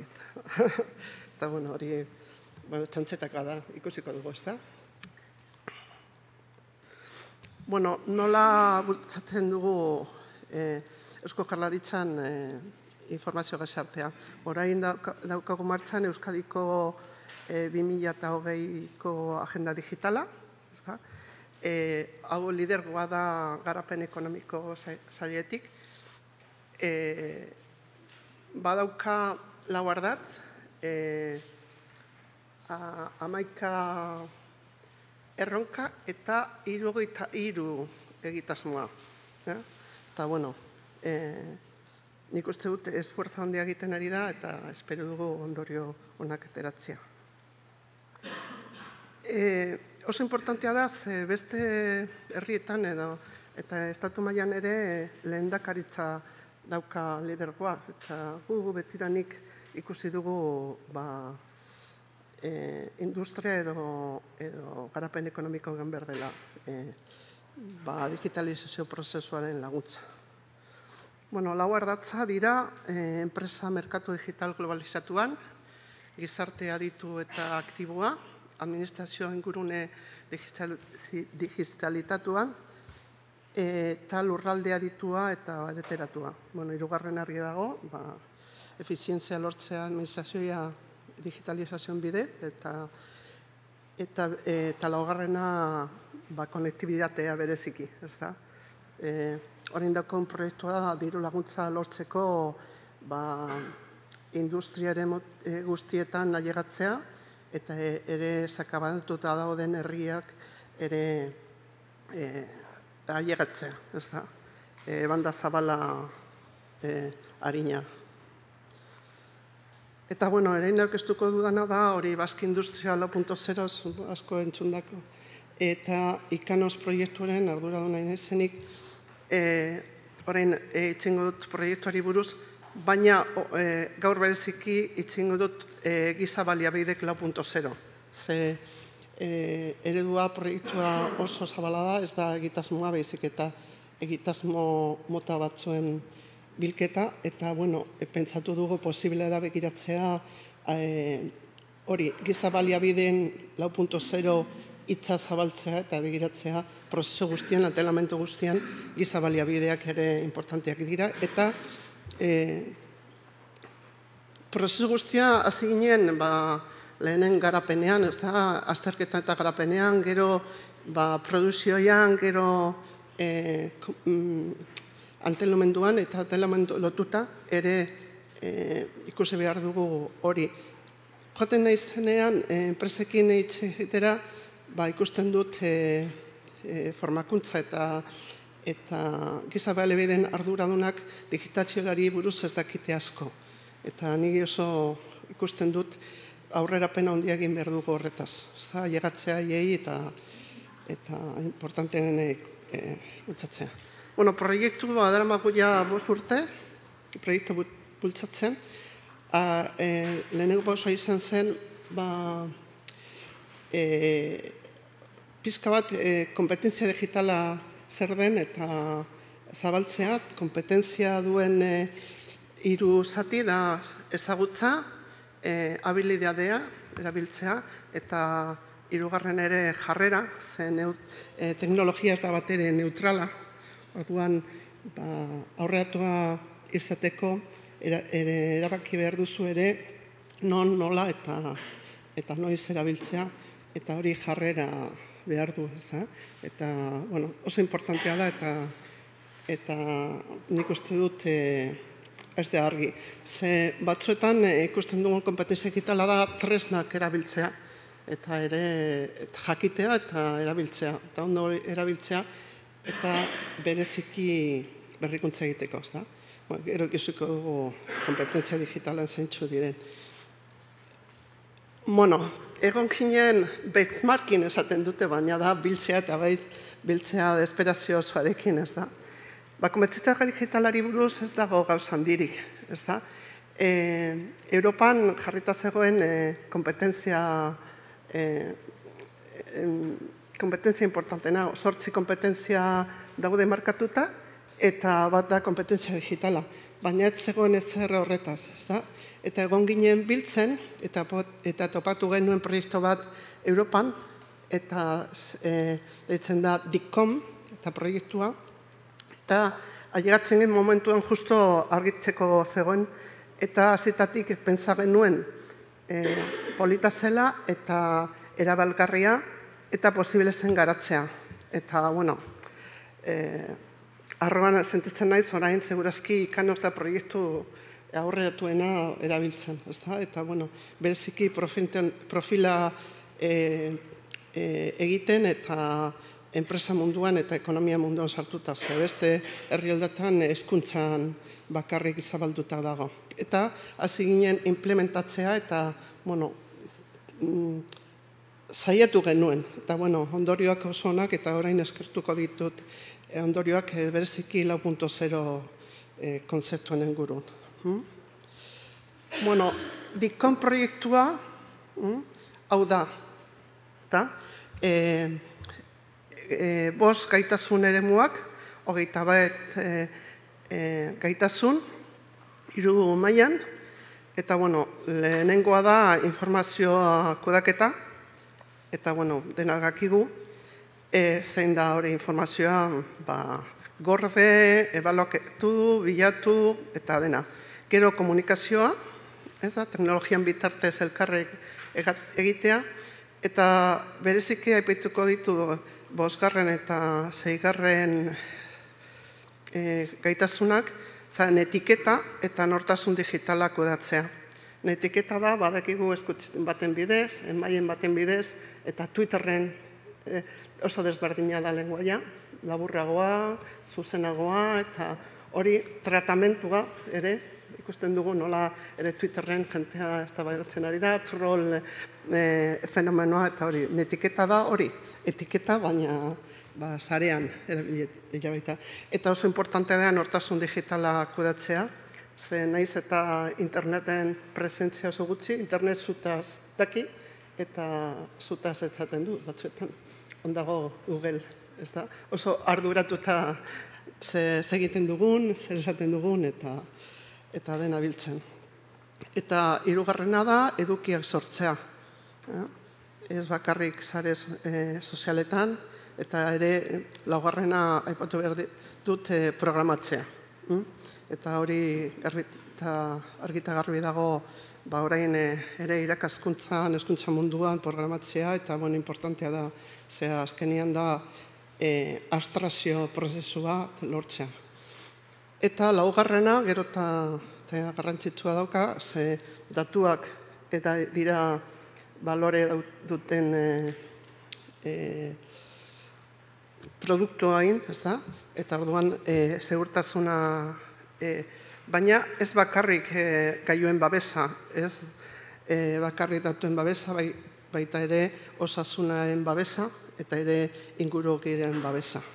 Eta 5. zaiena, aurreratuena eta segurazki erakarriena da arazon konpontzea teknologiaen bidez.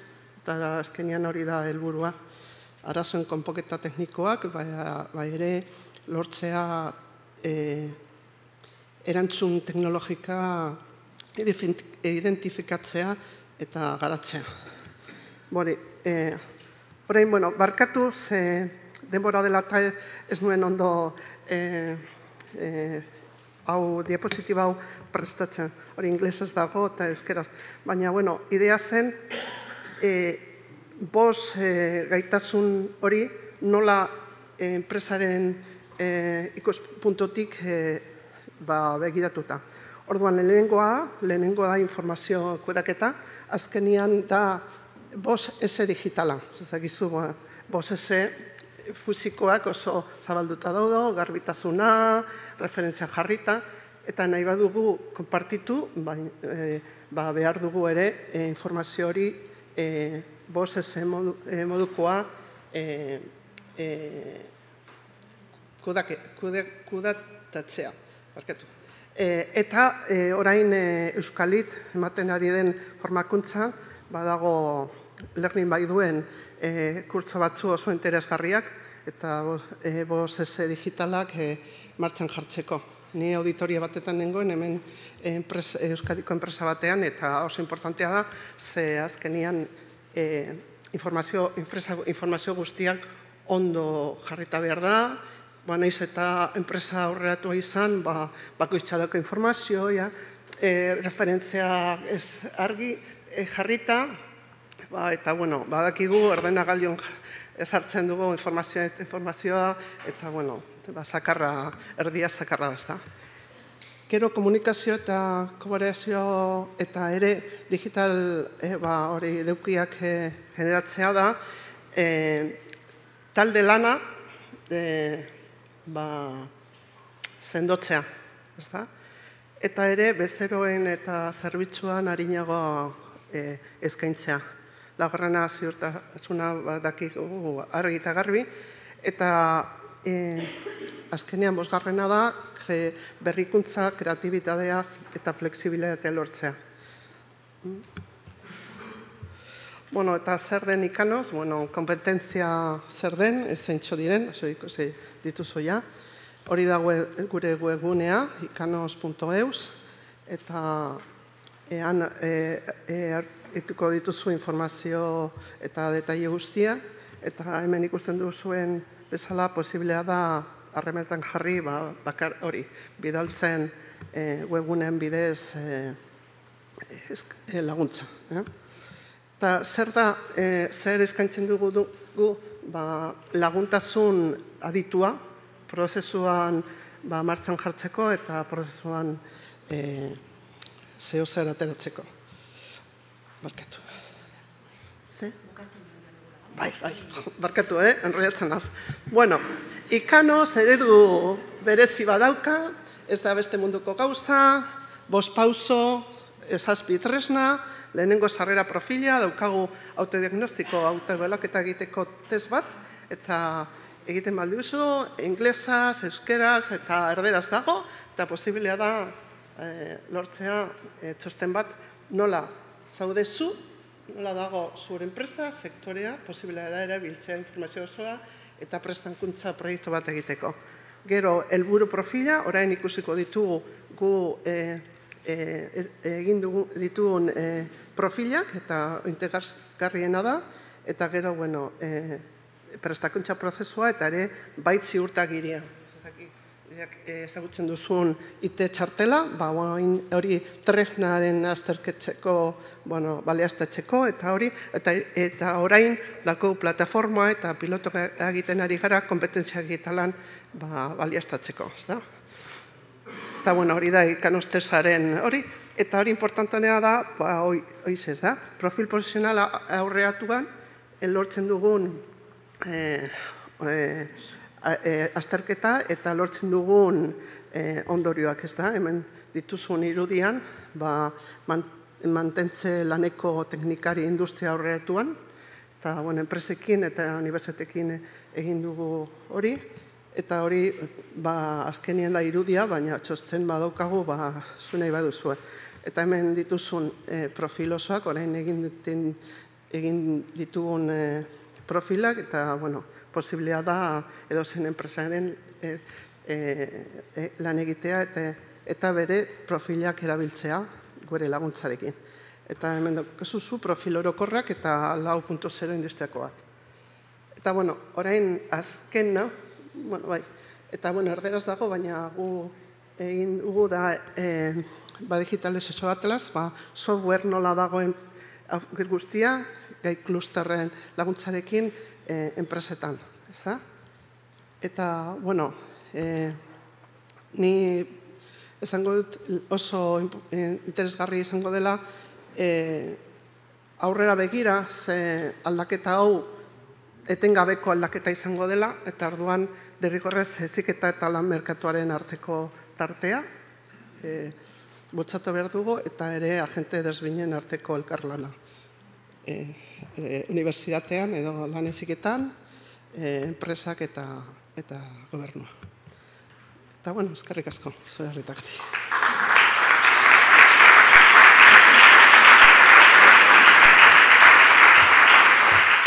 Eskerrik asko zuri, Ana, eta etzaite joan, ze orain urrengo solasaldiari emanen diogu paso, Berriako kazetaria den Irune Lasak dinamizatuko du solasaldia, eta beste lagun batzu ere gonbidatuko ditu.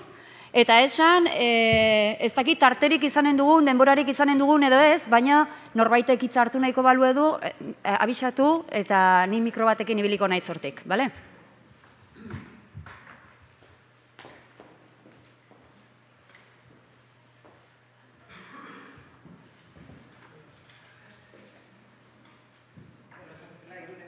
Berria egunkaretik nator, baina, natorkizue enpresa mundua ekartzera onera. Leno Ferminekin eta Makina Herramienta Institutuarekin sarreratxo bat egin dugu, baina ingenieriz eta ekonomista inguratuta enpresa mundua ekarriko dizuegu. Piskat, ikusteko eraldaketa digitalak zer eragin daukan gaur egun bertan. Aurkeztuko izkitzuet nire solaskideak. Santi Agirgoikoa ingeniaria, Elai taldearen zuzendari orokorra da. Elaik baketa zehatzaren alorrean jarruten du, Antzuelan sortu zen noen dela 53 urte, eta jarraitzen dezue, 240 langilerekin, han, eta Mexikon, eta Txinan ere bai. Eta, bueno, 3 kontinentetan bizitzearen kontu horrek eta eraldaketa digitalak kontatuko egunez badukate zerikusia. Bere ondoan, Leire ere Euskal Herritik kanpo ibilia da, baina orain, eta ingenieria, 12 bat urte dara matza, Anpon. Eta gaur kooperatibako berrikuntza eta garapen teknologikoaren zuzendaria da. Kooperatibak 100 langile inguru ditu Idiazabalen, eta Indian beste lantegio bat ere, eta, bueno, altzairu erdoil gaitzesko eta aleazio handiko galdategia daukate, eta gero balio teknologiko handiko balbulak ekoizten dituzte batez ere energia sektorearentzat. Arrate Olaiz, Ibarmiako berrikuntza zuzendaria da, Ibarmian dago azkenengo 11 urteetan, 130 langile ditu lantegiak, eta batez ere makina erreamintaren sektorean jarruten du. Azken 20 urteetan, sekulako aldaketa eman da Ibarmian, ez da, elektronika integratzeko, lan moduak bat aldatu dituzue, eta guain digitalizazioekin zabiltzate buru belarri, eta, ana lehen aurkeztu dizuet. Bueno, pixkat, pentsatzen nuen nik zuekin iditzen aurretik, eta eraldaketa digitalaren erronkak, bakoitzarentzat, enpresa bakoitzean gauza oso desberdina esan nahi dula, ez? Ikuspegi bat da, bezeroari begirakoa, produktuari, negoziari, bezeroari merkatuaren beharrei erantzuteko lehia horretan, ez da? Jakin nahi non, zuek adibidez, Arrate, nola ikusten, Leire, nola ikusten dezuen, nola gauden erronka horretan? Merkatua gaude erakusteko? Egunon, denoi, eta eskerrik asko, gonbidatena luzatzearen, plazer bada. Eta, ondo esan duzun bezala, Anpotina etor, eta batez ere emango izuen ikuspuntua izango da balbulagintzako negoziotik eta zerbitzu edo posbentako negozio unitaten ikuspuntutik. Orduan, nire erronkatako bat, ez bakarra, baina oitako bat da, nola bilakatu gure produktue beste digitalagoa eta horrekin nola sortu ditzazkeun beste zerbitzu negozio batzuk, bai?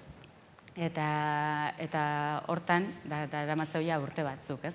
Lehen solasaldi pixkate eukidet, hemen nire... Esan berri zuen, lehenoia zidiala elkar...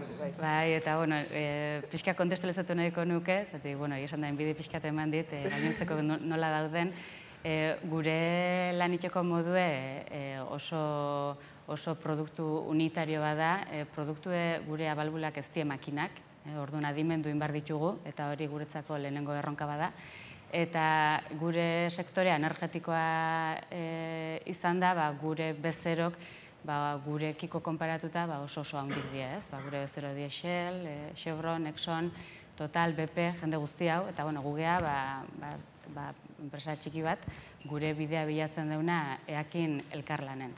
Orduan, duela urte batzuk hasi ginen garapen batzukiten, garai hartan ezan 4-0 mugimendu guztiontaz asko hitzeiten, arraro xamarrek ginen, gure etxe barrun baita, eta garapen batzuk inganitu, garapen horiekin aurrea jungea, eta gure ideia zen, gure produktu hartu, produktu personalizatu bada, orduan ez da serien indakoa, eta produktu hori adimendu, datu jaso, eta datu horrekin gure ideia zen mantenimentu preventibo batetik prediktibo batera pasatzea, hori zen gure ideia, eta hor gaude, hori dena garatu dugu, datu jasotzeko gaiga, telefonotik ikusi ditzazkeu nola dauden gure produktuk, eta pixka denboran zehar jungea gure bezero guztikin, agresibidade pixka maila igotzen, eta pixka gure tokie bilatzen, ez?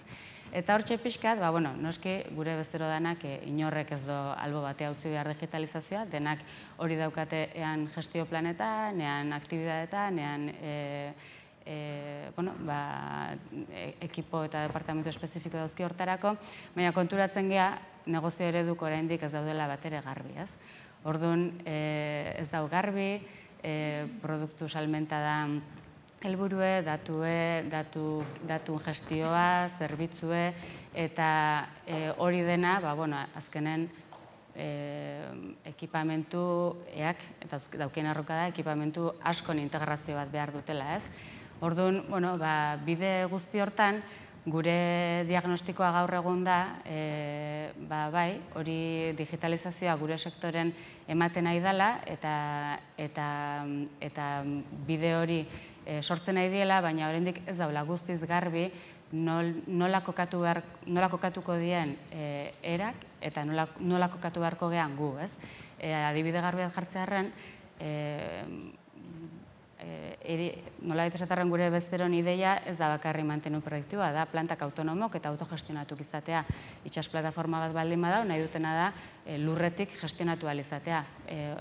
Bezero bate baldin badauzke 4-5 gaseko almazenamentu instalakuntza, nahi duena da dena zentralizatuta eta pixkat ekoizpen maila berdin batekin kudeatu, ez? Eta hortarako estrategia ezberdine dauzke, baina errealitatea da gaur egun plataforma bat bakarra daula Norvegiako itxason, orainekin ordana, orain arte estatual izan dena beak bultzatuta, eta lehenengo adibide pilotoa da, ez?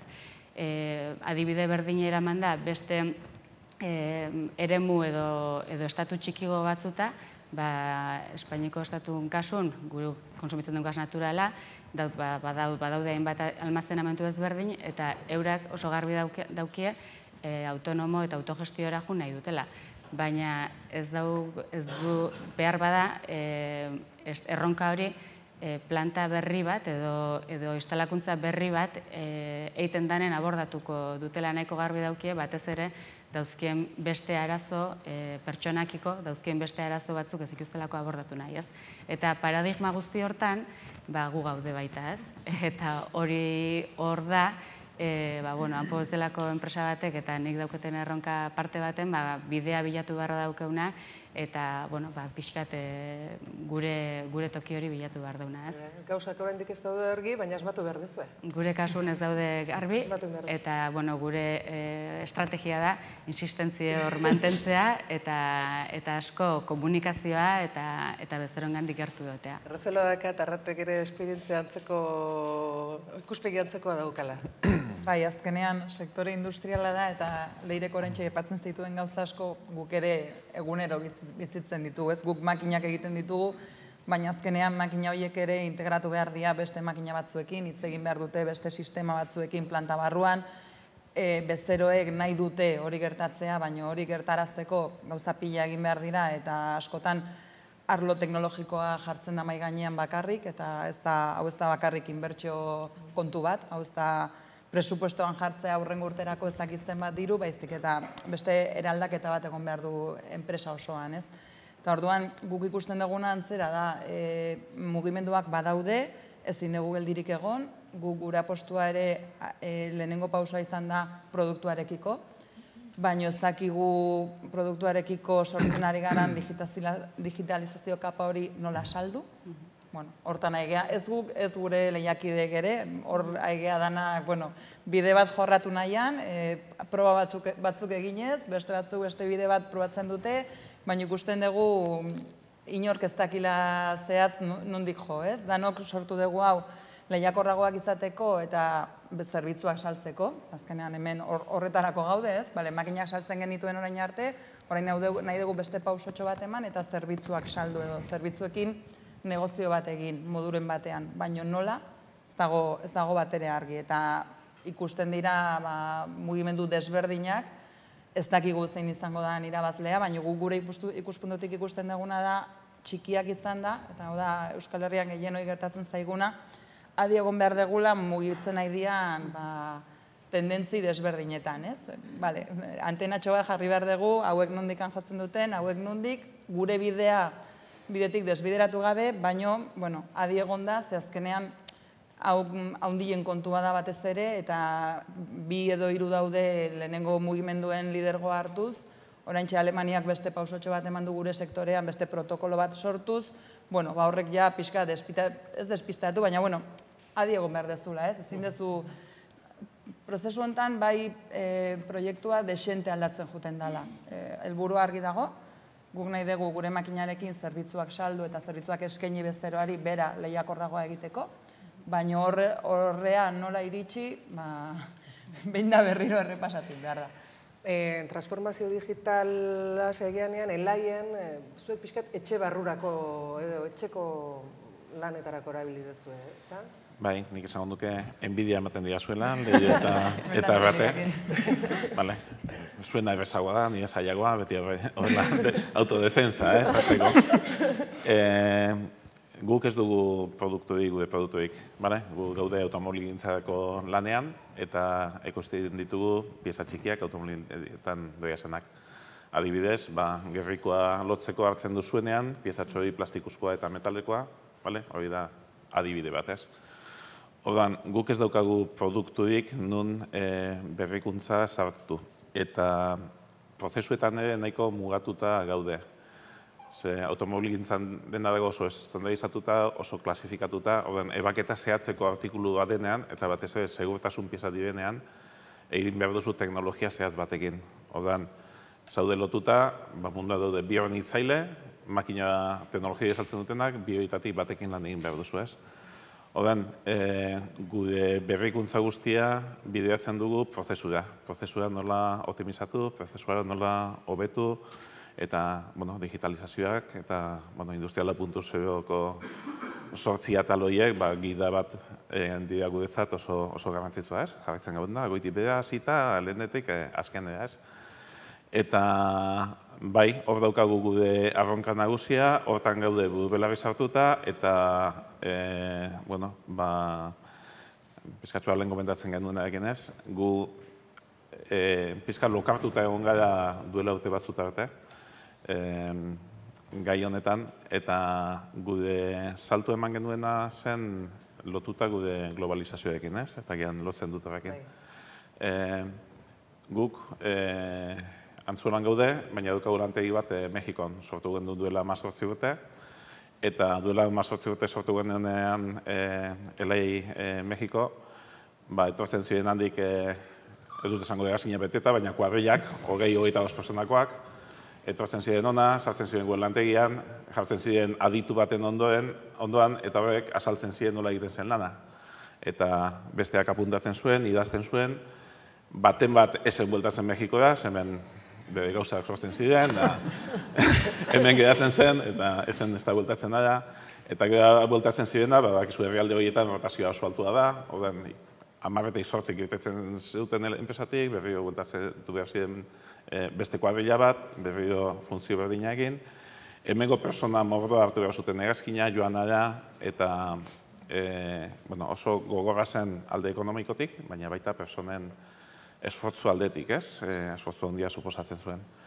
Eta guk klik egin genuen, duela 8 urte esan genuen guazen, krisi garaian, justu erdian, 2010an, eraki genuen Txinan sortzea gure lantegia. Baina esan genuen horrela ez, ezberdin batean, ez? Eta hor, hasi ginen pentsatzen, nola gure prozesuen estandarizaziotik aparte, eman urraz bat, digitalizazioa, eta hori nola egin autoaprendizaje bat lortzeko gure personekan, eta distantziatik nola kudeatu. Gogoratzen naiz, ni elaia sartu nintzenean, aurkeztu zidatenean ebaketa zehatza, aurkeztu zidaten plastikuzko transparentzio egitetan proiektuaren jartzen zirenak gazteok ez duzu ezagutuko, baina hori existitzen ziren. Eta ni horrela saldu zidaten zer den ebaketa zehatza eta horrela ikasi nuen, ez? Eta esan genuen, nola salduko digu hau, txinatar batzuei beste hizkuntza batean, zer testu asko zegoen, letra asko eta salpen asko, gazteleraz, por cierto, gara horretan. Eta lehenengo urratza eman genuena da, PowerPoint batera eta pasau, argazkiak eta bideok eta bidena, ez? Baina gure eraldaketa guztia izan da, eta labur biltzen dut, da nola lortu lan egitea Txinarekin, horko albokoekin egongo baliz bezala, ez? Orduan horretako, realidade virtuala, realidade areagotua, virtualizatu makinak, virtualizatu trokelak, virtualizatu gure tresnak, eta betorreko batzukin jarri, langile bat, eta egon beharrean 2 hilabetez beste norbaiten aldamenean, gela batetan sartzen da, eta arek doa grafikoki azaltzen zer egin behar duen eta zer ez duen egin behar zer dagoen txarto, zer dagoen ondo. Virtualizatzen dugu virtualizatzen ditugu gure makinak, eta horrela laguntzen emateko be, gure langileak hemen jartzen direren betaurrekoekin, eta ikusten dute Txinan ze arazo dagoen makina batetan. Eta hemendik lagundu diote. Mosten dute lehenengo zatia. Bestela. Gure idaltza etorri zen idaltza, barkatu, idaltza gure eskalan, antzolako eskalan, bale? Gure idaltza etorri zen, zerotik bida pasatu ginen, eta idaltza bat da, bale? Behar horrek sortuta, eta zegoen pertsonengan pentsatuta batez ere, ez alde ekonomikoan, baizik eta gaur egun eskatzea persona batzuei 3 hilabete joan behar direla Txinara, 7-8 persona zailagoa da. Duela 15 urte edo errezagoa zen, gaur egun zailagoa da. Beste ditu da batzu ditugu. Horrek behartu ginduen ematea urratz handi hori. Pertsonekin hori lotuaz, igual galdera hori egin nahi nizuen ere bai. Nola gelditzen ari dira, nola gelditu daitezke personak, langileak, personak eraldaketa guztionetan zuek, nola ikusten duzue? Argi dago hor dagoela erronka nagusietako bat, ez? Baina azkenean hau ezinbestekoa da. Nik uste ez dagoela aukeratzerik. Pertsonekin nola moldatuko garen, edo ze ikuspuntu jarri behar dugun, netzat bi alde daude. Alde batetik gaitasun berriak behar ditugu. Orain arte balio zitzaizkigun batzuk, baina orain beste gaitasun batzuk ekarri behar ditugu. Eta ekartzeko modua, ikusten dugu eraskotan egin daitekela, bai barruko jendean formakuntzaz, azkenean zure prozesua, produktua ezagutzen dut, horrek balio handia dauka. Eta horretan ere pertsona desberdinak daude, batzuei hau erronka zoragarria iruditzen zaie, eta apostua egin nahi dute, eta beste batzuk, ontaz aparte gelditu nahi dute ez, baina hau gertatu izan zaigu beti enpresa arloan eta arlo guztietan. Eta gero dago, beste oain arte gure enpresan behar izan ez ditugun pertsonak eta gaitasunak barneratu behar ditugula. Eta beste hizkuntza bat hitz egiten duten pertsonak eta teknikariak barneratu behar ditugula eta horiekin hitz egiten ikasi behar dugula. Ez dira txinatarrak, baina hitz egiten duten hizkuntza eta orain arte guk barruan hitz egiten duguna desberdina da. Eta softwareari buruz ari naiz, baina hori nabaritzen dugu. Ez da bakarrik softwareko teknikari bat sartzen dezula eta bapatean horrek irtenbide eman dizu bez. Horrek ikasi behar du produktu nolakoa dan, enpresa nolakoa dan, sektorea nolakoa dan, eta guk ikasi behar dugu barruan gaudenok hizkuntza hori kudeatzen. Eta hori gure produktua aplikatzeko. Gero beste asunto bat da, guk orain landu nahi dugun edo lantzen hasi garena da, barne kaldera. Hau da, digitalizazioa guk produktuarekiko estrategia hau daukagu, baina barne aldera ez, zer egin behar dugu, gure prozesuak nola digitalizatu. Eta hor niretzat erronka zailagoa dago. Eta meritu handia daukatez, niretzat zailagoa da, dena gaude horren menpe. Bestea, produktua garatzeko, departamentu bat eduki dezakezu, fokalizatuago dago, baina hontan ja ez dago aukerarik, da kultura asunto bat. Eta gehienetan berrikuntza zuzendariak izango zeate, hizkuntza berri hori dakarkizuenak? Batzutan, ez beti, baina askotan, eta hor pixkate gure lanare pedagogikoare bada, ez? Erakustea baita tendentzik nundi datozen, eta pixkat ikustarazten horrek zen urakarriko donez. Ni ados nau, arratek esatezonakin, esan da pertsonak evoluzionatu beharrako, baina denok, bakarri makinan neongo dana lanen, edo montaian, edo kate baten, ez? Nik ustete baita gestio moduk bai aldatu ingo diela, eta iritsiko dela, nolabait gestioa eiteko beste modu bat, ez? Eta hor, denok egokitu beharko gea. Eta, gaur, nik gazte konsideratzen naiz oraindik, eta, teknologia datoz eta hartzen dituzu, ez? Baina, pixkanakare konturatzen zea, atzeti datozenake, zu baino aurreratuko datozela, eta hori badia zer esanik ez, behar bada, gutxigo ibiltzeko beharra eukiduen pertsonak, ez? Orduan hori, da gure erronka, da gure ardura, eta eraldaketa hori egin barra dauko, eta bide hortarako diseinatu beharra daukau gure plangintza bat, ez. Piskat, inguruaz ere hitz egin nahi nun. Esaten duenean, galdetzen dugunen gure buruari euskal enpresak prest dauden eraldaketa digitalaren arlo guzti hauetan, inguruari ere begiratu batzaia. Ze sare ditugun, ze baliabide dauden Euskal Herrian. Piskat, zentzu horretan, Santi, baliabideak badaude horrela laguntzen dutenak, eta zein dia kontra dauden zeak. Bai, nik uste ez daukagula aitzakiarik urratsak eman ditugunok Euskal Herrian, laguntza, zerbitzua eta teknologia gure ganatzeko. Eta ez namil hitz egiten diru laguntzetaz, baizik eta enpresak daudela zerbitzu hori eskaintzen dutenak. Gu behintzat urratz bat eman dugun bakoitzean, nahi izan dugunean, begiratu dugu, honela, eta aurkitu ditugu 3-4 enpresa laguntzeko prest. Eta gainera, esan duke, maila hundiarekin eta zerbitzu on batekin, salbuespentsu batekin, dela hizkuntzaren gaia eta euskararen gaia. Da guk lortzen dugu gure berrikuntza guztia barneatzea, hornitzaileak aurkitzen ditugu, barneatzen dugun digitalizazio sistema hori euskaraz geratzen da, baina ikusi dut euskaraz eta euskaratik ez, baina gure hornitzaileak ez dute euskaratik lan egiten.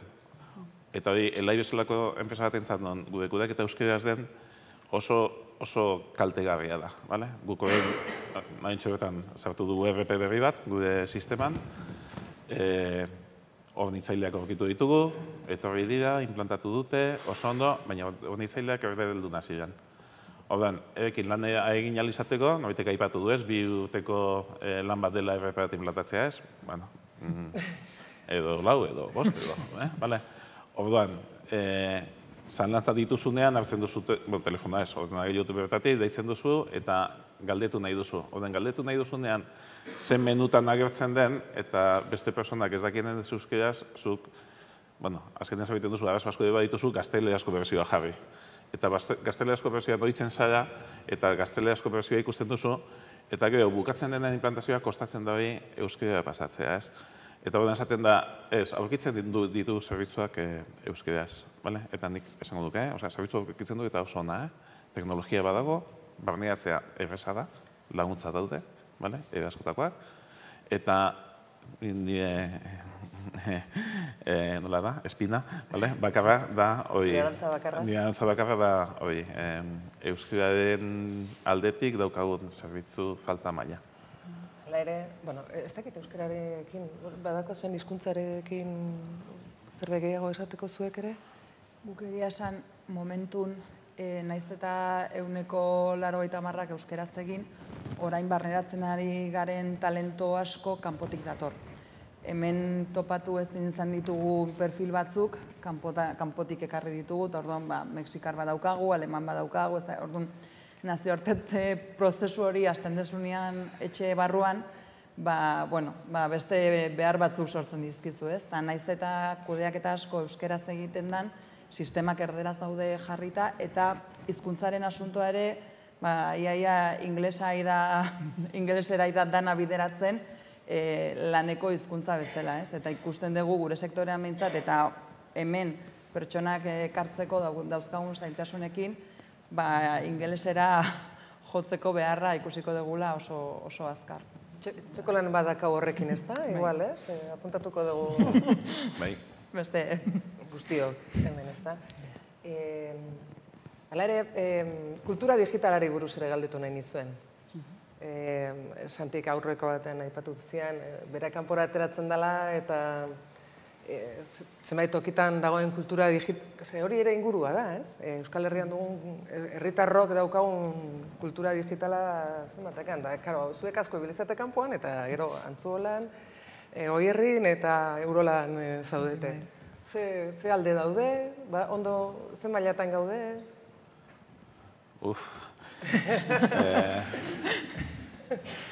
Kontuz ibiliko naiz. Nik, desde luego, batez ere Txina joaten naizenean, kriston enbidia sentitzen dut, kristona. Eta Mexikon baita. eta nago irulantegia konparatzen, izaera izango da, ez dakizen baden, izaera kulturakin lotuta dago, eta biturekin. Adibide pare bat. Guk betaurrekoak etori garatu ditugunean, enpresan, esan diegu mantenuko personei, joan behar direla makinera betaurrekoa jarrita. Ez dugu lortu. Burlego itxi batetan sartzen dituzu, jolasten dute eta gustura daude. Baina lotza ematen die, gure lantegian joatea betaurreko batzukin beste langileen aurrean eta lotzatzen dira. Hori edo beste dozein gauzakin, ezai gustatzen horrela rekonozimendua eta Mexikon kontrakoa. Mexikon nahi patzen duzu dela, eta jendeak hartzen ditu betaurrekoa, buelta ematen duzu eta ja plantatik doaz korrika, ez? Eta beren atzetik joan behar zara, esaten, lehenengo... Eta eta enbida pizkatxo bat ematen dira. Eta batez ere Txinan dagoen kultura digitala, eta nik horretzekin, 15 urte edo da matza, Txina joaten, eta aldaketa radikala izan da ez.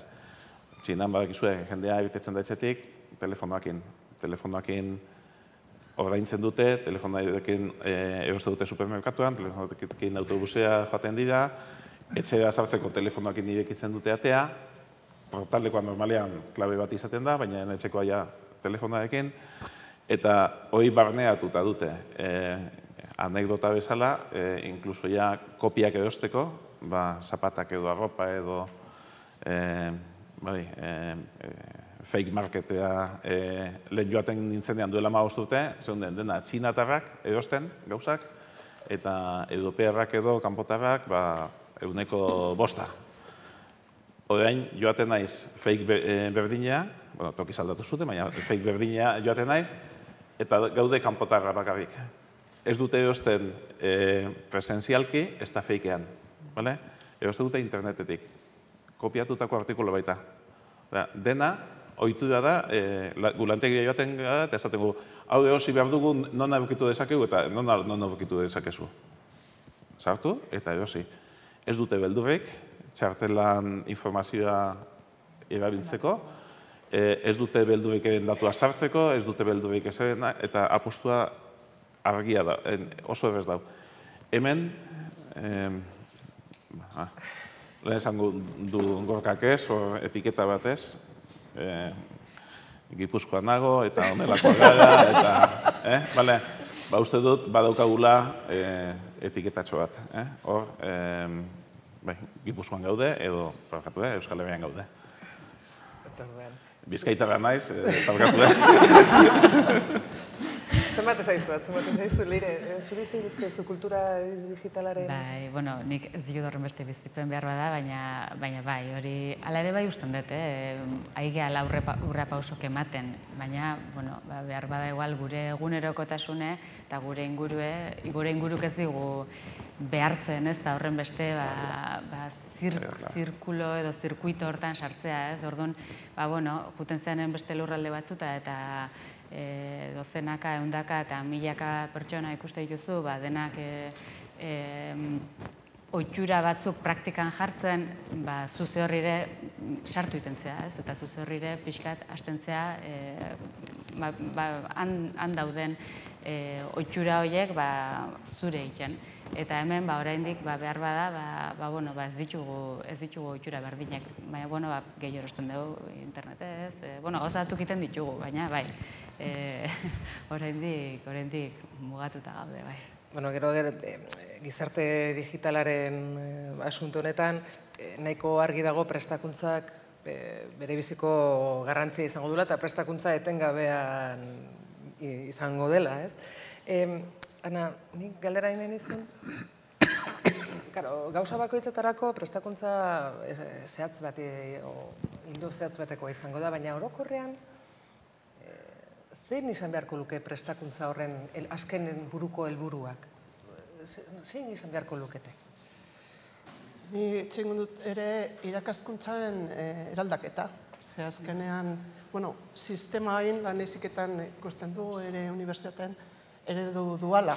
Eta hori oso importantea da, langile berrien beste prestakuntza emateko. baina ere eredua aldatu behar dugu, bideak, prestakuntza. Santik aipatu du formakuntzaren epea oso importantea dela. Orduan, aruntasuna lortzeko informalagoa, ez formalagoa izan behar da, fleksibelagoa eta praktikoa. Learning by doing, lehen esan dudan bezala, oso importantea da. Begiratzea nola daukasun ondorioak. Adibidez gu hain ematen ditugun kurtsoak oso laburrak dira. Eta oso praktikoak, edo oso espezializatuak, edo oso praktikoak.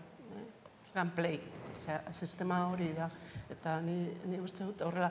Eta ere, hitz egin dugu, enpresaren ikuspuntutik, baina pertsona profesionalaren ikuspuntutik ere bere karrera profesionala, bere talentua aprobetxatzeko, bere lana behar du, ez da?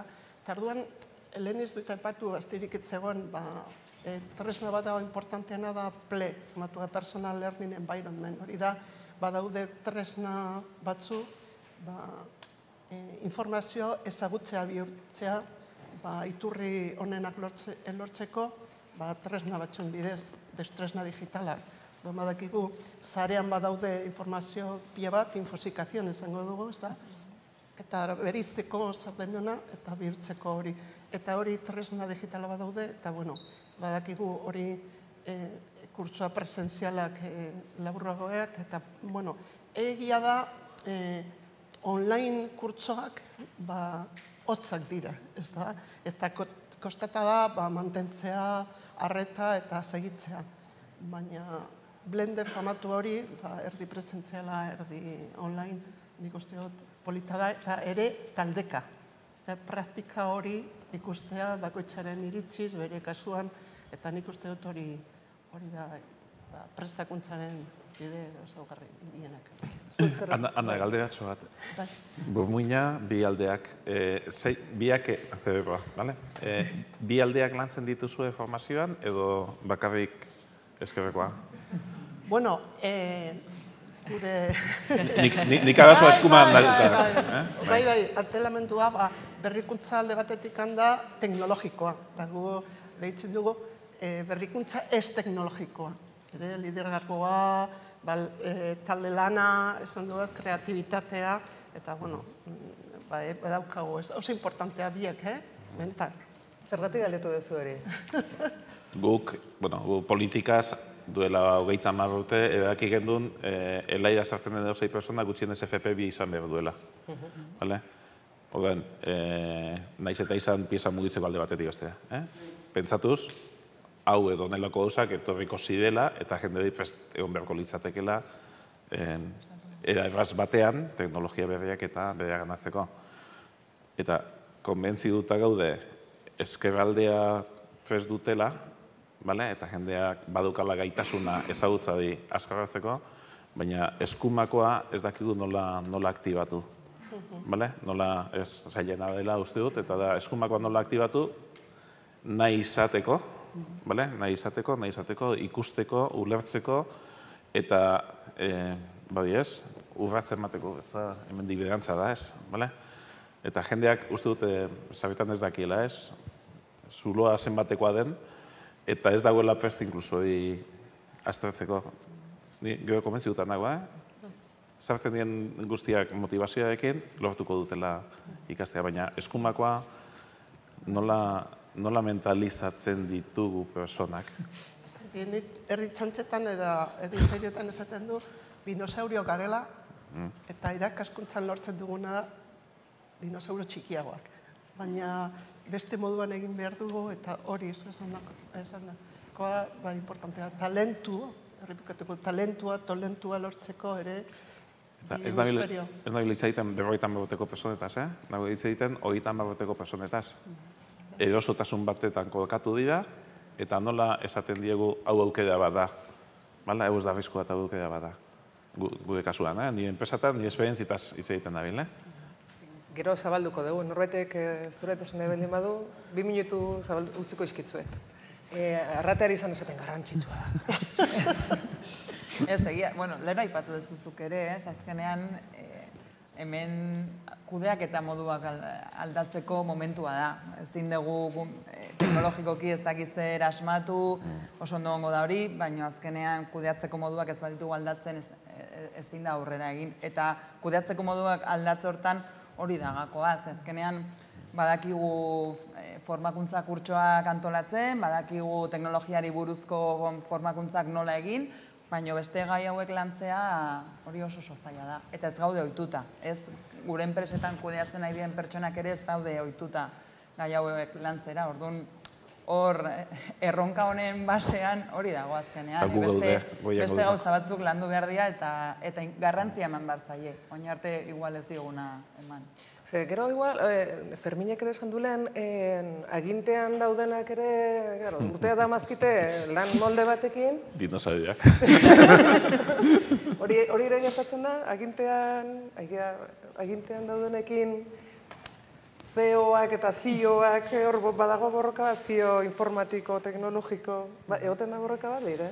Bueno, borroka bat ez dakit, zuzendaritza aginte. Baina bai, azkenen zuzendaritzare pertsonak dira, ez? Eta, bueno, azkenen pixkat gure mugak askotan mentalak dira, ez? Eta hori landu behar da. Egie da, organizazio ikuspuntu batetik, nik ez zuzendaritzan parte hartzen dut, eta bizio hori euki beharra dauke zuzendaritzak, eta zuzendaritzako talde guztik, ez? Eta hori gabe gainontzeko guztia egitea, ez da zilegi, ez? Eta horrek behar do baita bere lana, eta hortik hasi beharran dauke. Baina, bueno, ez dakit, ez dut uste burruka hori... Baina hor batzutan izango da, ez da? CEO eta CEO eta... Bueno, behar bada, ez gure kasun, baina, bueno. Nik, eta ez dakit marrazkia nola geldituko den, baina irudi bat nahi nuke ere bai, bizkortasuna adierazten duna. Aldaketa hauek ze bizkor datozen irudikatuko duna, ze oso bizkor datoz, ez da, Santi? Bai, eta agian zuzendaritzaren ikuspegia ere horrekin lotzen dut, bale? Teknologia oso azkar dator, aldaketak azkar datoz, eta zuzendaritzatik, bale? Edo enpresan estrategia finkatzen dugunok, pentsatzen dugu hori barneatzea, bale? Baliabidea badaude, esan duten, enpresak badaude, basaudete eta badaude zerbitzu hori ematen dutenak, dirua badago, hori egiteko, baina enpresa bere orokortasunean ikusi behar da, ez? Da, aldaketa oso azkar dator, oso azkar egin dezakegu, gero persona batzuk egokituko dira eta erritmoa aldatuko diote, baina aldaketa berak ondo eginda, normalean, robot bat sartzen baduzu, norbaiten lana egiteko dator, bale? Ez dugu ikusten enpresa aldatu dezakezula merkatu aldetik lan gehiago ekartzeko epe moz batean, lanpostu guztiak mantendu ahal izateko. Eta gorka sentitzen dut 3 ordu egunean oso ondo dau, baina zenbak ez diat ematen. Momentuz ez. Orduan, da, erabaki hartzerakoan, agian frenua jartzen dugu, baina frenu konstiente bat. Esaten, sartzen badugu aldaketa hori, ze elai geratzen da. Ze elai volumen honetarako, eraikin honetarako, zenbat personekin eta ze personekin. Eta ja jartzen dituzu izena abizenak. Gorriak, horiak eta berdeak. Koloretan identifikatzen dituzu.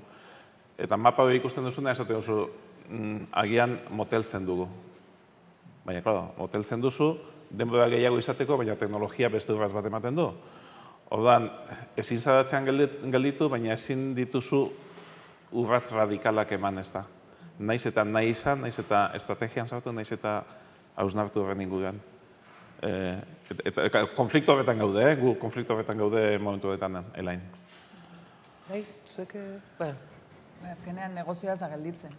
Askotan esan denet, baina ez, gauza asko egin behar ditugu, formakuntza pila bat egin behar da, baina azkenean enpresaren erritmoa jarraitu behar du, negozioa jarraitu behar du, pertsona pila bat daude beraien soldata kobratu beharrean hilabete bukaeran, eta azkenean bi gauza batera egitea, horre zailtasun bat dago, eta bizkortasuna bai, baina bizkorregi juten bazea, eta daukazuna oain arte finkatu dezuna, eta ez dakitzen bat urtetako historioan egin dezuna, ezin dezu ikuspuntu hori galdu, ez? Orduan, bizkortasuna bai, baina gutxinaka pausoak emanez.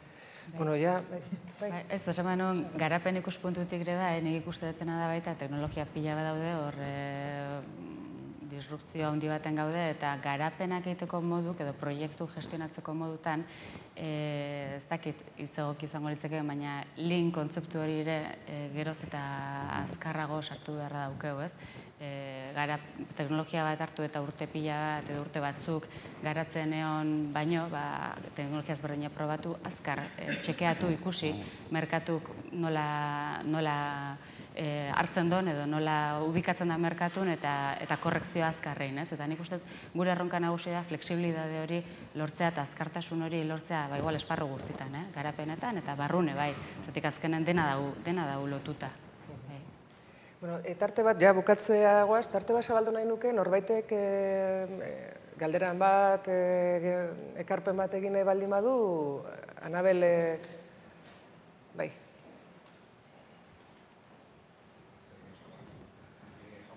Eskerrik asko, denoi egindako azalpenengatik eta nik nire burua nahiko ezagun nahitzen zait hor, mai inguru hortan, bino gaur goizean nire burua astin duena Gorka izan du da. Eta gustatuko litzaidake jakitea Gorkak ze esango litzeke zuei. Zuen realitatea nik uste asko ezagutzen dugula, orduan, nahiko nuke berriro nire burua astintzea. Uste bat baino gehiago pentsatu dula hori. Gorka, mesedez.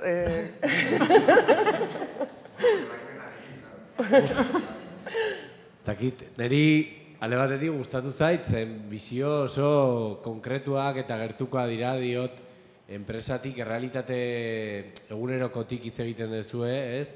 Eta hartara zuen erronkak bakoitzarena dira, baina uste dut denean badagoela nolabait pertsonen eta beraien gaitasunen inguruko kezka hori, eta uste dut barneratua dagoela ezin ditugula aldaketa horiek lehen aipatzen zenun bezala, ez? Azkar edo oso azkarregi egin, eta aldi berean egin behar ditugularen sensazio hori.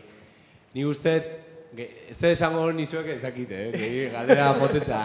Ni lehen bota dudana, ez da broma, gu saiatuko gara, adibidez gure errealitate txikitik, zazpi pertsona, saiatuko gara ere beste, hainbat, 30 kooperatiba horietan beste norbaitek ere egitea, baina lan gure bizitza, lan orduak ez murrizteagatik, baizik eta suposatzen duelako pertsonen ongizatea ere oinarri bat dela, ez?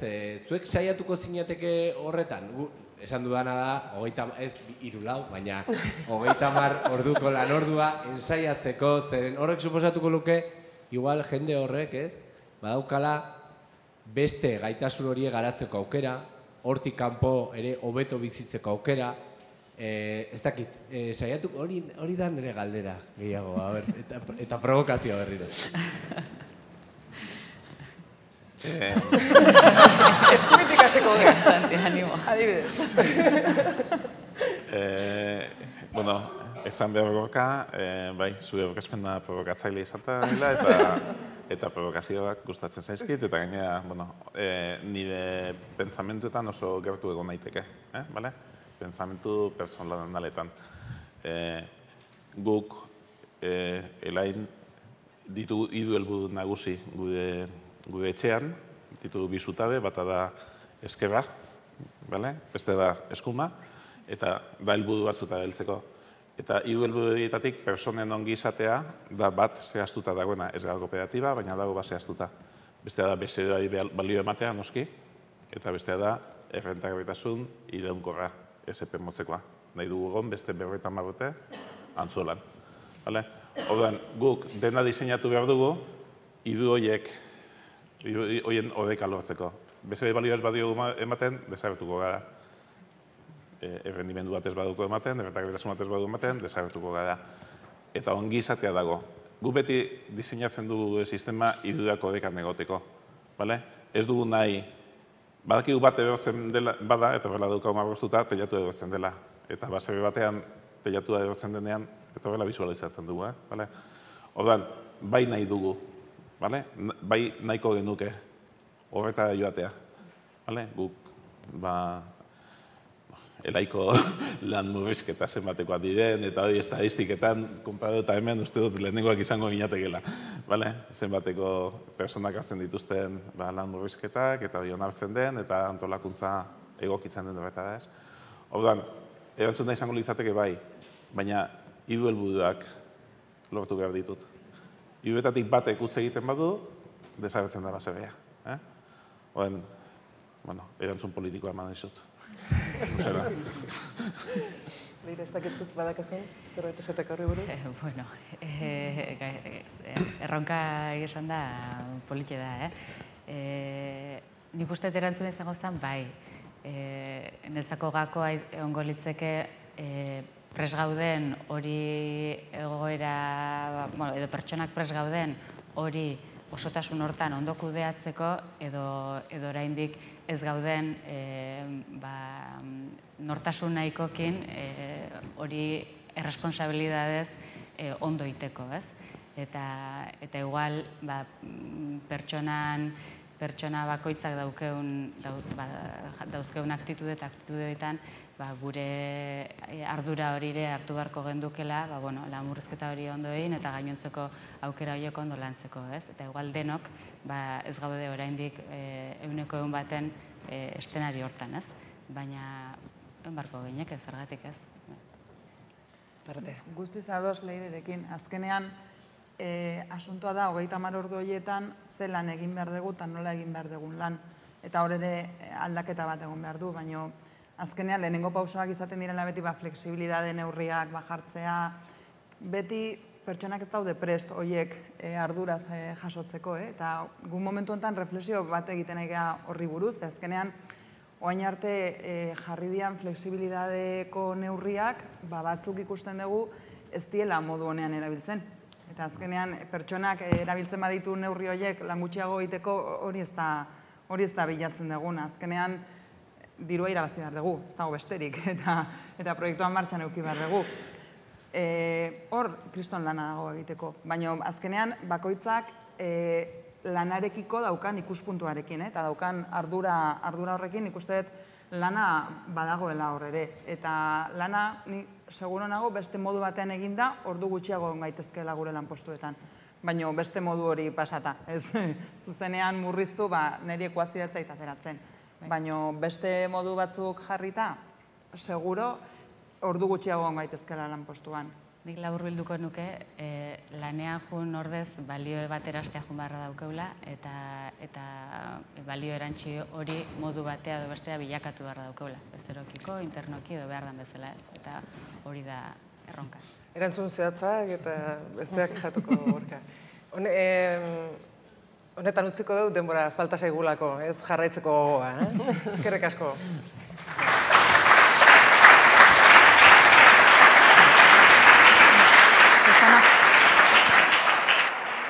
Aurrera eginen dugu eta marateoiaren azken txanpara iritsiko gara.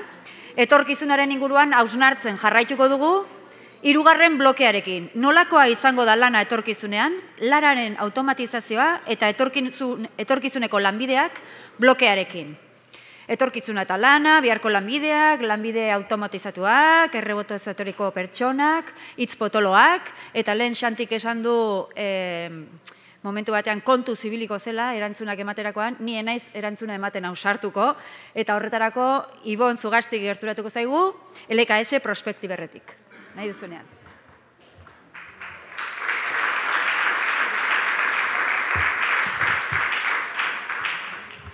Bueno, bai. Orkezpena jarriko dugu.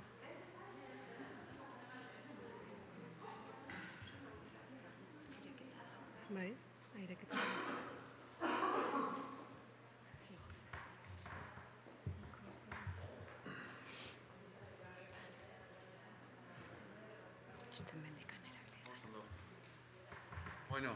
Bueno, egun on denoi, ni pixka berandugo iritsi naiz, baina ikusten dut jadanik eztabaida interesgarriak izan dituzuela, Gorkarekin da zuen artean, eta posten naiz horregatik, hortarako dira ekitaldi hauek ere ez. Eta nire aldetik, eskerrak ematea bai Euskarari, Roberreri ere, ekitaldi hau antolatzeagatik eta gonbidatzeagatik.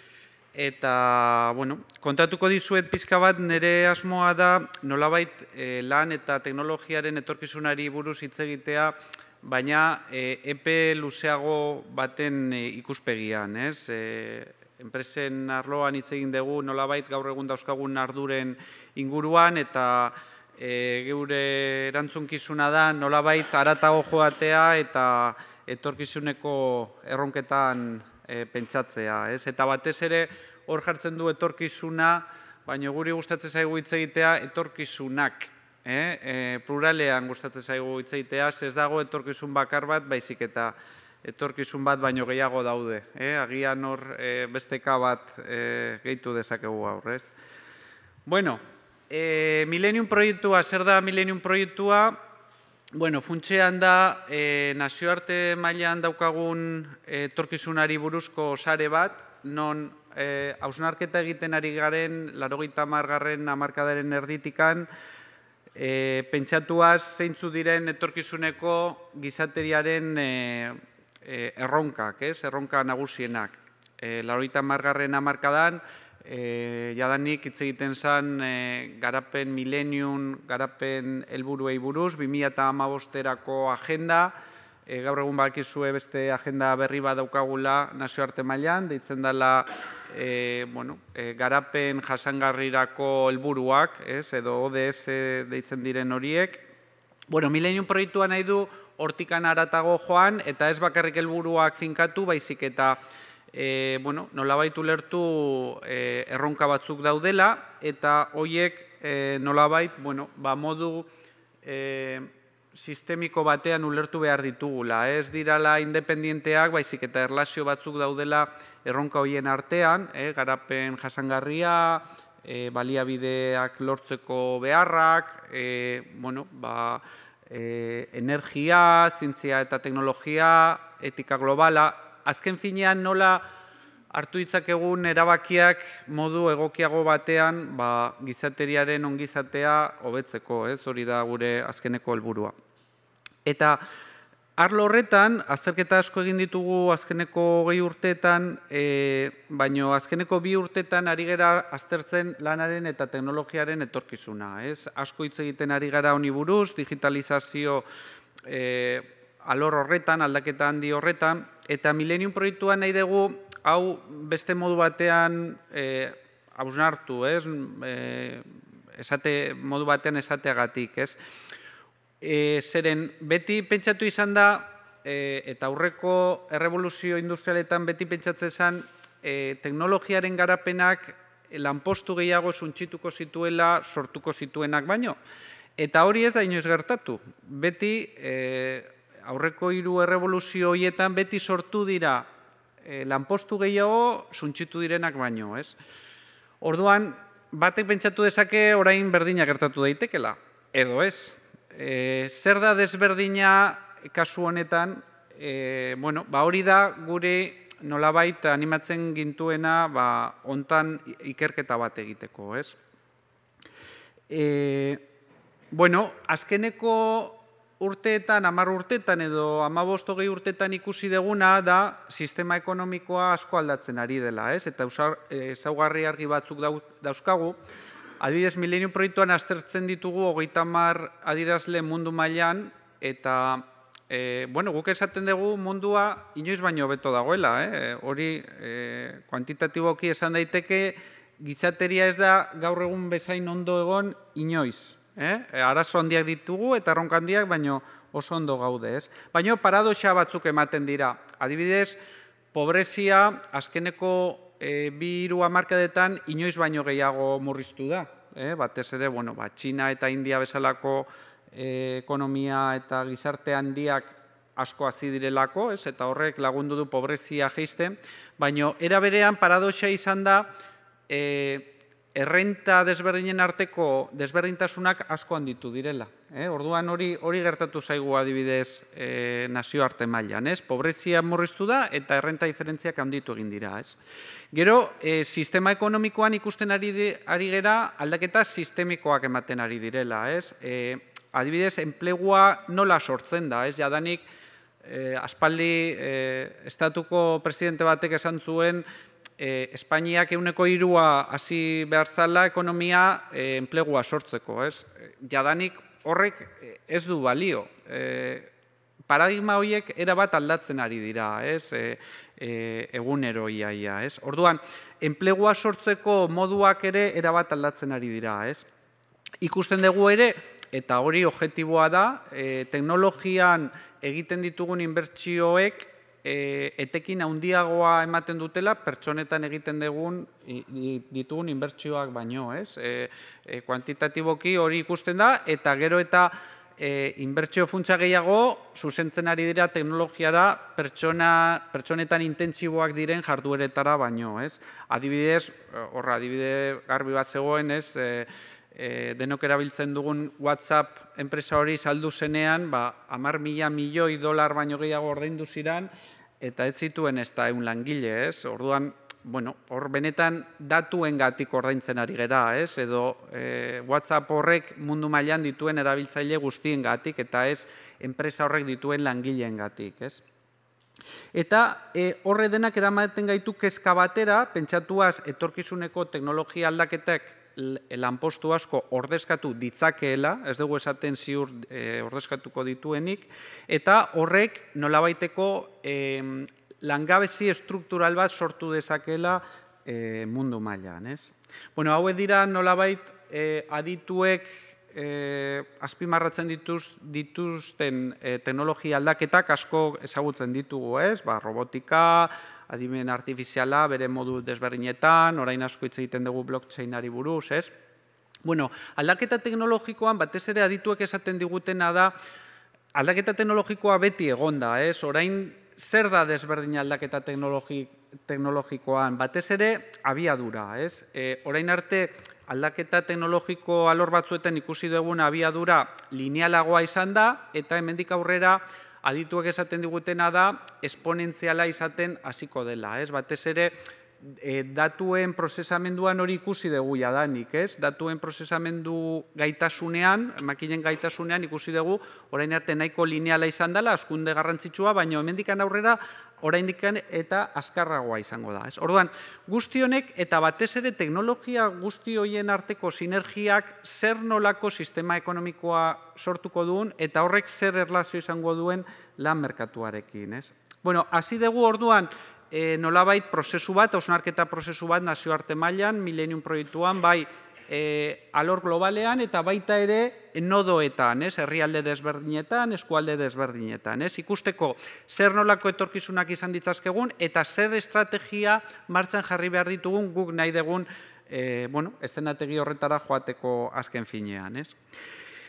Konkretuki, erkidego mailan ere aztertu dugu egoera, zeren erkidego mailan daukagun egoera desberdina da, alor bakoitzean, bakoitzak bere egitura ekonomikoa dauka, bere biztanleria egitura dauka, bere gizarte egitura dauka, bere kohesio eredua dauka, mundu mailan daukaguna erreferentzia bat izan daiteke, edo etorkizunera ikusten duguna, pentsa dezagun, eta hemen lanbiderekin lanean gabiltza, 2030 urtera, ez juteagatik 2050era, zer gerta daiteken erkidego mailan, ez?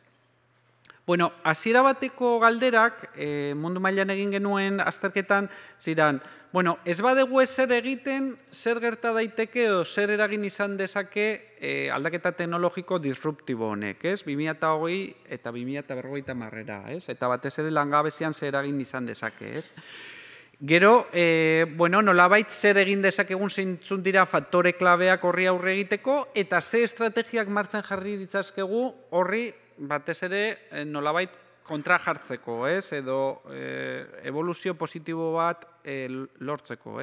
Eta honi lotzen diogu, eta beste ikerketa batzuk agian ez dute hainbeste azpimarratu hau, zer zentzu izan lezakeen etorkizunean nolabait bermatutako sarrera edo ingreso minimo bat izateak, edo oraintxe erkidego mailan RGI-a bezalako eredu bat daukagu, oso eztabaidatua da, zer zentzu izan dezakeen etorkizunean lan alor honetan nolabait kohesio sistema berri bat izatea, non ez da izango agian gaur bezala, edo bai, eta zeintzuk izan behar duten kohesio eredu horren funtsak azken finean. Orduan, hasi genuen, nolabaiteko elkarrizketa saio batzuk hasi genituen, eragile desberdinekin, enpresa, sindikatuak, gobernua,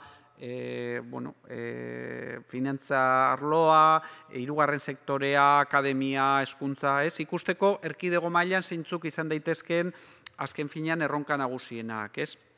Eta, hemendikan sortzen diren emaitzak ere ez dira oso argiak. Ez dago konklusio edo adostasun argi bat zer gerta daiteken horretan. Ikusten da, nolabaiteko ardura bat dagoela teknologiak lan merkatuan eragin bat izan dezakeela, baina zein dan eragin hori eta zer eragin izan dezakeen konkretuki erkidegoko lan merkatuan ez dago erabat argi.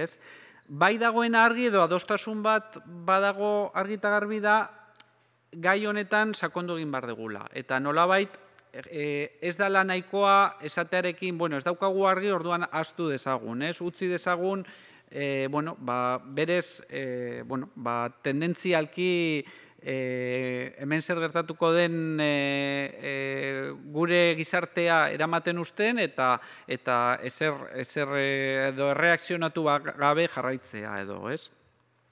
Mundu mailan adibidez, adituek esan ziguten, 300 aditue baino gehiago esan ziguten, tendentzialki gizateriak ez badu ezer egiten langabezia handitu egingo dela. Ziurazki teknologiaren garapenaren ondorioz. Hori badakit oraintxe bertan, agian igual kostatuko zaigula pizka bat ikustea, baina adituek benetan esan digute arrisku serio bat dagoela hau gertatzeko, benetan gizateriak ez badio erantzun egoki bat ematen 2050 urteari begira, eta 124 ingurura hasi daitekela langabezia, hori agian guri ez zaigu oso serioa iruditzen, hemen ikusi ditugu gertuko kopuru batzuk, baina pentsa mundu mailan hau oso krisi latza izango litzateke. Erkidego mailan ikuspegia pizka bat desberdinara, eragileekin egon ginenean eta gainera pertsonalki egon ginenean, galditzen genien hasiera batean ze bizio desberdinak edo eszenategi desberdinak izan ditzazketen 2030 urtera. Erkidego mailan daukagun desberdintasun nagusi bat da gure demografia oso berezia dela eta dakizuen moduan lan merkatuan hori oso garrantzitsua da. Gu daukagun demografia da zahartze azeleratu batena, eta ez dakit norbaitek edo batzuk aztertu dituzuen, bakizue Eustatek orain dela gutxi publikatu dituela eszenategi demografikoak 2060ra, 6 eszenategi demografiko ditu, eta 6 eszenategi horietan badaude positiboagoak eta negatiboagoak, baina argi dagoena da 6etan lanerako adinean dagoen biztanleria murriztu egiten dela. 6etan. Naiz eta migrazioa izan, naiz eta hazkunde naturala hobetu, 6etan lanean dagoen biztanleria murriztu egiten da. Hortikan hasita, 3 eszenategi edo ikusten zituzten adituek, nolabait langabezia zeozer handitzea, teknologiaren aurrerapenaren gatik, beste batean, langabezia gutxi gora bera gaur eguneko kopuruetan, oraintxe gabiltza 10 inguruan gelditzea, eta positiboago batean ikustezan langabezia murriztu zitekeela, etzegoelako hain eragin handia, eta batez ere, hor azpimarratzen zen, berez biztanleria jeisten ari dalako. Horrek ere, langabezia murriztu egin dezakelako, Gero ere ikusi genuen erkidego mailan eta konparatuz maila globalean gertatzen ari denarekin, zer nolako teknologiek izan zezaketen zer eragina, edo eragina handiagoa. Adibidez ikusten zen, gutxi gora bera, erkidego mailan izango ditugun eraginak eta nazioarte mailan emango direnak oso antzekoak dira. Hor, desberdintasuna dago adimen artifizialean, baino batez ere hori lotzen genuen nolabait erabili dugun urte esparruarekin, erkidego mailan gehiago 2030 eta globalean gehiago 2050 urtea. Baina orokorrean teknologiek izango dituzten eraginak oso antzekoak izan daitezke. Gero ere ikusten genuen okupazioen arabera, hau adibidez erkidego mailan galdetu genuen, hau ez da maila globalean aztertu, eta hemen beste ondorio bat zen, nolabait zenbat eta gaitasun eta kualifikazio hobea, nolabait lanpostua edo lan hori deusesteko arriskua bajuagoa da. Baina, hau ez da beti gertatzen ere, gero eta gehiago sortzen ari dira lanpostuak non kualifikazioa oso altua dan eta automatizatzeko arriskua ere altua da. Adibidez hitz egiten da, burtsan ibiltzen diren negoziatzaileak edo traderrak, bakizue hori gaur egun inteligentzia artifizialaren bidez, gero eta gehiago ordezkatu egin daitekela. Edo baita ere hitz egiten da abokatuei buruz. Abokatuen lana alde batetikan bai da oso gizaki batek egin behar duena, baina beste lanaren zati bat automatizatu egin daitekela ere, onartzen digute abokatuek berek. Orduan, korrelazio hori ez da beti horrela ematen, naiz eta beste ikerketeko horrela esaten dute, Gero ere ikusten dugu zer nolako estrategiek izan ditzaketen ekarpen positiboak, lanaren etorkizun honetan, batez ere erkidego mailan, Euskadiren mailan, esaten da, aisialdiarekin, osasunarekin erlazionatutako jarduera guztiek, ekarpen positibo bat izan dezaketela, noski lotuta gure etengabeko sartze prozesu horri, baita ere zer nolako estrategiak edo zer nolako bideak jorratu behar ditugu tendentzia horiei aurre egiteko, argi eta garbi ere nolabait prestakuntza inteligentzia hobetzearekin lotutako jarduera guztiek garrantzi handia hartzen dute, bai gure kasuan eta bai nazioarteko kasuan. Eta gero baita ere galdetzen genuen bai hemen eta bai globalean zer zentzu izan zezakeen errenta unibertsal bat edo bermatutako sarrera sistema bat edukitzeak. Eta hemen ere adostasun oso handia dago bai maila globalean eta bai erkidego mailan horrelako sistemak mantendu eta eraldatzeko beharrarekin. 2030 eta 2050ko epe horietan. Ondorio nagusiak dira orduan ez daudela eraginak erabat argi, hau da, ez dela ikerketa horiek World Economic Forum adibidez esaten ari dana, aldaketa teknologikoak suntsituko ditu 6 milioi enplegu. Hori ez dago hain argi. Argi dagona da, lanari buruz daukagun kontzeptua, gaur egun daukagun kontzeptua, erabat aldatuko dela. Lan batzuk deuseztuko dira eta beste berri batzuk sortuko dira. Eta transizio hori da nolabait kudeatu behar deguna, jakin behar deguna, nola lagundu, biztanleria horri laguntzen galtzen diren lanpostu batzuetatik beste batzuetara pasatzeko. Eta baita ere adostasun badago nolabait hau jadanik jorratu egin behar degula, martxan jarri behar garela eta estrategia batzuk jarri behar ditugula martxan nolabait honi aurre egiteko.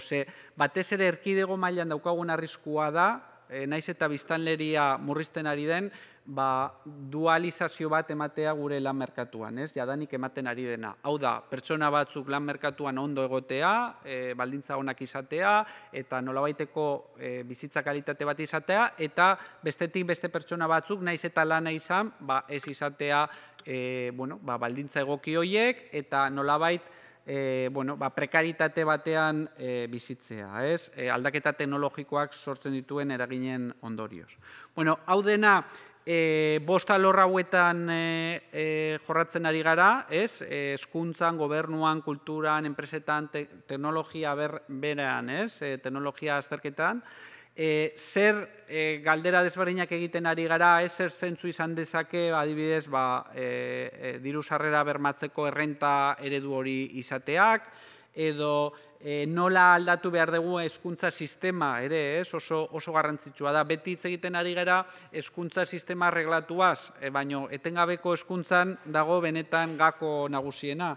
Etengabeko hezkuntzan teknologia aldaketa azeleratzen balin bada, behar dugu gure biztanleriaren prestakuntza maila baita ere azeleratzea. Eta oraintxe bertan hori ez gaude lortzen, ez? Datu bat emango dizuet, estatu mailan adibidez, lanean dagoen biztanleriaren 10% egiten du etengabeko prestakuntza jarduera bat urtean. Suedian 30%an daude, hirukoitza, eta Suediak pentsatzen du oraindik ere erronka nagusi bat daukala hori hobetzen. Orduan, horri benetan aldaketa bat, hortan edo aldaketa bat egin behar dugu, ez? Bueno, eta zeintzu dira 3 eszenategiak 2050-era? Bueno, eta hemen positiboa izaten saiatuko naiz, eszenategi tendentziala ez da berez oso positiboa, esaten izuen, pixka bat adituek esaten digutenaren hildoan, ez badugu ezer egiten aldaketa teknologikoak sortuko dituen arazoak handiagoak izango dira onurak baino. Orduan, bueno, hori jadanik mezu garrantzitsu bat da, ez? Bueno, eszenategi honetan, gizateriak ez du lortzen antizipatzea aldaketa hori, eta, bueno, krisi konkretuak ematen dira, baina batez ere ematen dira irabazleak eta galtzaileak. Herrialde eta eremu batzuk lortzen dute antizipatzea aldaketa hori, eta adaptatzen dira, eta beste batzuk ez. Orduan, hor ikusi behar dugu ere zein dan gure kokapena. Gero egon daiteke bigarrengo eszenategi bat, nolabait ere okerragoa dana, non hau erabat zabaldu egiten den, eta ja oso gutxi dira nolabait hau antizipatzen duten herrialdeak. Eta, bueno, ikusten dezuten moduan hor, krisi sozialak eta strukturalak ematen dira. Migrazioak batez ere lan eta teknologiaren aldaketaren gatik ere ematen dira. Eta gero izango genuke, 3. eszenategi bat, pixka bat zientzia fikzioakoa irudituko zaizue batzuei, baina deitzen diogu norberaren errealizazioaren ekonomia. Nolabait, teknologiaren garapen hori hainbeste azeleratzen balin bada lortu behar dugu eta lortuko genuke 3. eszenategi honetan gizakion baliabidea eta gaitasuna ere horren beste azeleratzea. Pentsatu 2050-era hitz egiten ari gerala. Orduan behar duguna da benetan gizakiak zuzentzea bere gaitasun diferentzialetara. Makinak oso lehiakorrak izango dira, robotak oso lehiakorrak izango dira, behar dugu gizakiak benetan zentratzea eta batez ere gu bezalako lurraldeetan bereziki balio erantzi bat eman dezakegun arloetan, gaitasunak ditugun arloetan, eta bar. Orduan, nik esango nuke automatizazioa guretzat agian behar bat eta dena izango da, erkidego mailan ikusita daukagun demografia egitura. Bueno, tailer hauek mundu mailan garatzen ari gara, oraintxe bertan, eta azkeni bukatuko nuke pixka bat aipatuaz zer nolako estrategiak proposatzen ari diran, eta batez ere proposatu diran erkidego mailan ere, ze aldaketa nagusiak egin behar ditugu. Eztabaidan egon gera azkeneko urtean. Bueno, hezkuntzan batez ere, hezkuntza ikusten da alor prioritario bat bezala. Nolabait, lehentasuna hor markatzen dena da pertsonak alduntzeko gai izan behar dula hezkuntzak. Eta ez bakarrik hezkuntza arreglatuak, baizik eta etengabeko hezkuntzak ere. Eta hori, teknologiaren garapena azeleratzen balin bada, guk ere azeleratu egin behar dugu. Ez da nahikoa egiten ari garena. Gero, ekintzailetasuna ere, ikusten dugu gaur egun sortzen ari diren jarduera ekonomiko berriak ez direla orain dela 20-30 urtean sortzen ari zirenak. Jadanik, ez daude hainbeste kasu fabrika berriak sortzen direnak edo jarduera intensibo oso handiak sortzen dituztenak. Ikusten dugu gehiago dela mikroekintzailetasun bat edo plataforma eta teknologia bidez sortzen diren jarduera txikiagoak. Orduan, etorkizunean noski enpresa handiak egongo dira ere, eta industria handiak egongo dira, hoietako asko automatizatuko dira, ikusi behar dugu gainontzekoan nola hobetu dezakegun gizakien gaitasuna ekintzaileagoak izateko. Eta gainera, badakizuen moduan, erkidego mailan azkeneko urtetan gure ekintzailetasun adierazleak ez dira asko hobetu. Orduan, hor ere lan bat egiteko behar bat daukagu, hemen tailerretan jendeak esan digunaren arabera. Gero noski baloretan lan egitea, irakaskuntza hibridoak ere, asko hitz egiten dira STEM hoietaz, baina baita ere hoiekin soziala eta ekonomikoa lotzea ere, negozio ereduak, baita ere berrikuntza soziala, leheno ere hemen aipatu dena, lanbide heziketa eta unibertsitatea nolabait bateratzea eta sistema flexibleagoak izatea, autoenplegua leheno aipatu detena. Baita ere, esaten da, plataforma eta elkargune berriak behar ditugu lanaren etorkizunari buruz eztabaidatzeko. Behatokiak behar ditugu, jadanik bai, jaurlaritza mailan, enpresa handien mailan sortzen ari dira behatokiak jakiteko, zedakizuen moduan eta aipatu den moduan, sektore askotan lan beharra oso handia da, perfil beharrak oso handiak dira. Orduan, nola egon gaitezke etengabe antizipatzen zeintzuk izango diran kualifikazio eta okupazio behar berriak epertain eta luzean. Horretarako tresna eta plataforma berriak behar ditugu ere. Eta gero, azkeneko puntu bat ere hitz egin zana da lan harremanena. Lan harreman nolabait eredu berriak behar ditugu. Gure lan harremanak, gure kohesio sistema bezala, aurreko mendean diseinatuta dago, eta gaur egun daukagun jarduera ekonomiko berria desberdina da, eta gero eta desberdinagoa izango da. Orduan, nola sor dezakegu lan harreman sistema berri bat, nolabait jarduera berri hoien errealitatera adaptatzeko, eta horri ere hausnarketa bat eman behar diogu, eta baita ere, leheno aipatu duten moduan, oinarrizko errenta unibertsalera, eta baita ere zerga sistemara. Adibidez, nazioarte mailan egintzan proposamen bat, Millennium ikerketan izan zen, zergatik ez pentsatu robotikari edo aldaketa teknologikoari nolabaiteko zerga bat ezartzea, hor sortzen dien onura horiek erabiltzeko biztanleria berziklatzea, eta era berean teknologiak sortzen dituen kalteak nolabait kontra jartzea. Hori ere aipatu da proposamen bat bezala. Hemen utziko izkizuet proposamenak, gero agian aukera egongo da hau konpartitzeko, eta nire aldetikan bukatuko nuke esanez, aukera daukagula etorkizun positibo bat izateko, baina etxeko lan handia ditugula ere horreraino iristeko. Mila esker.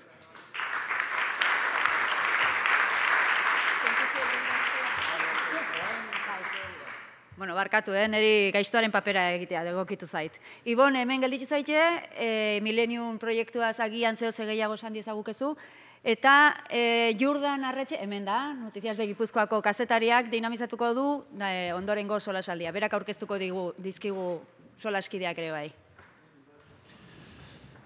Itxengo eguerdion, itxengo dugu ea Iboni mikrofona jartzen dioten, azkar askoan.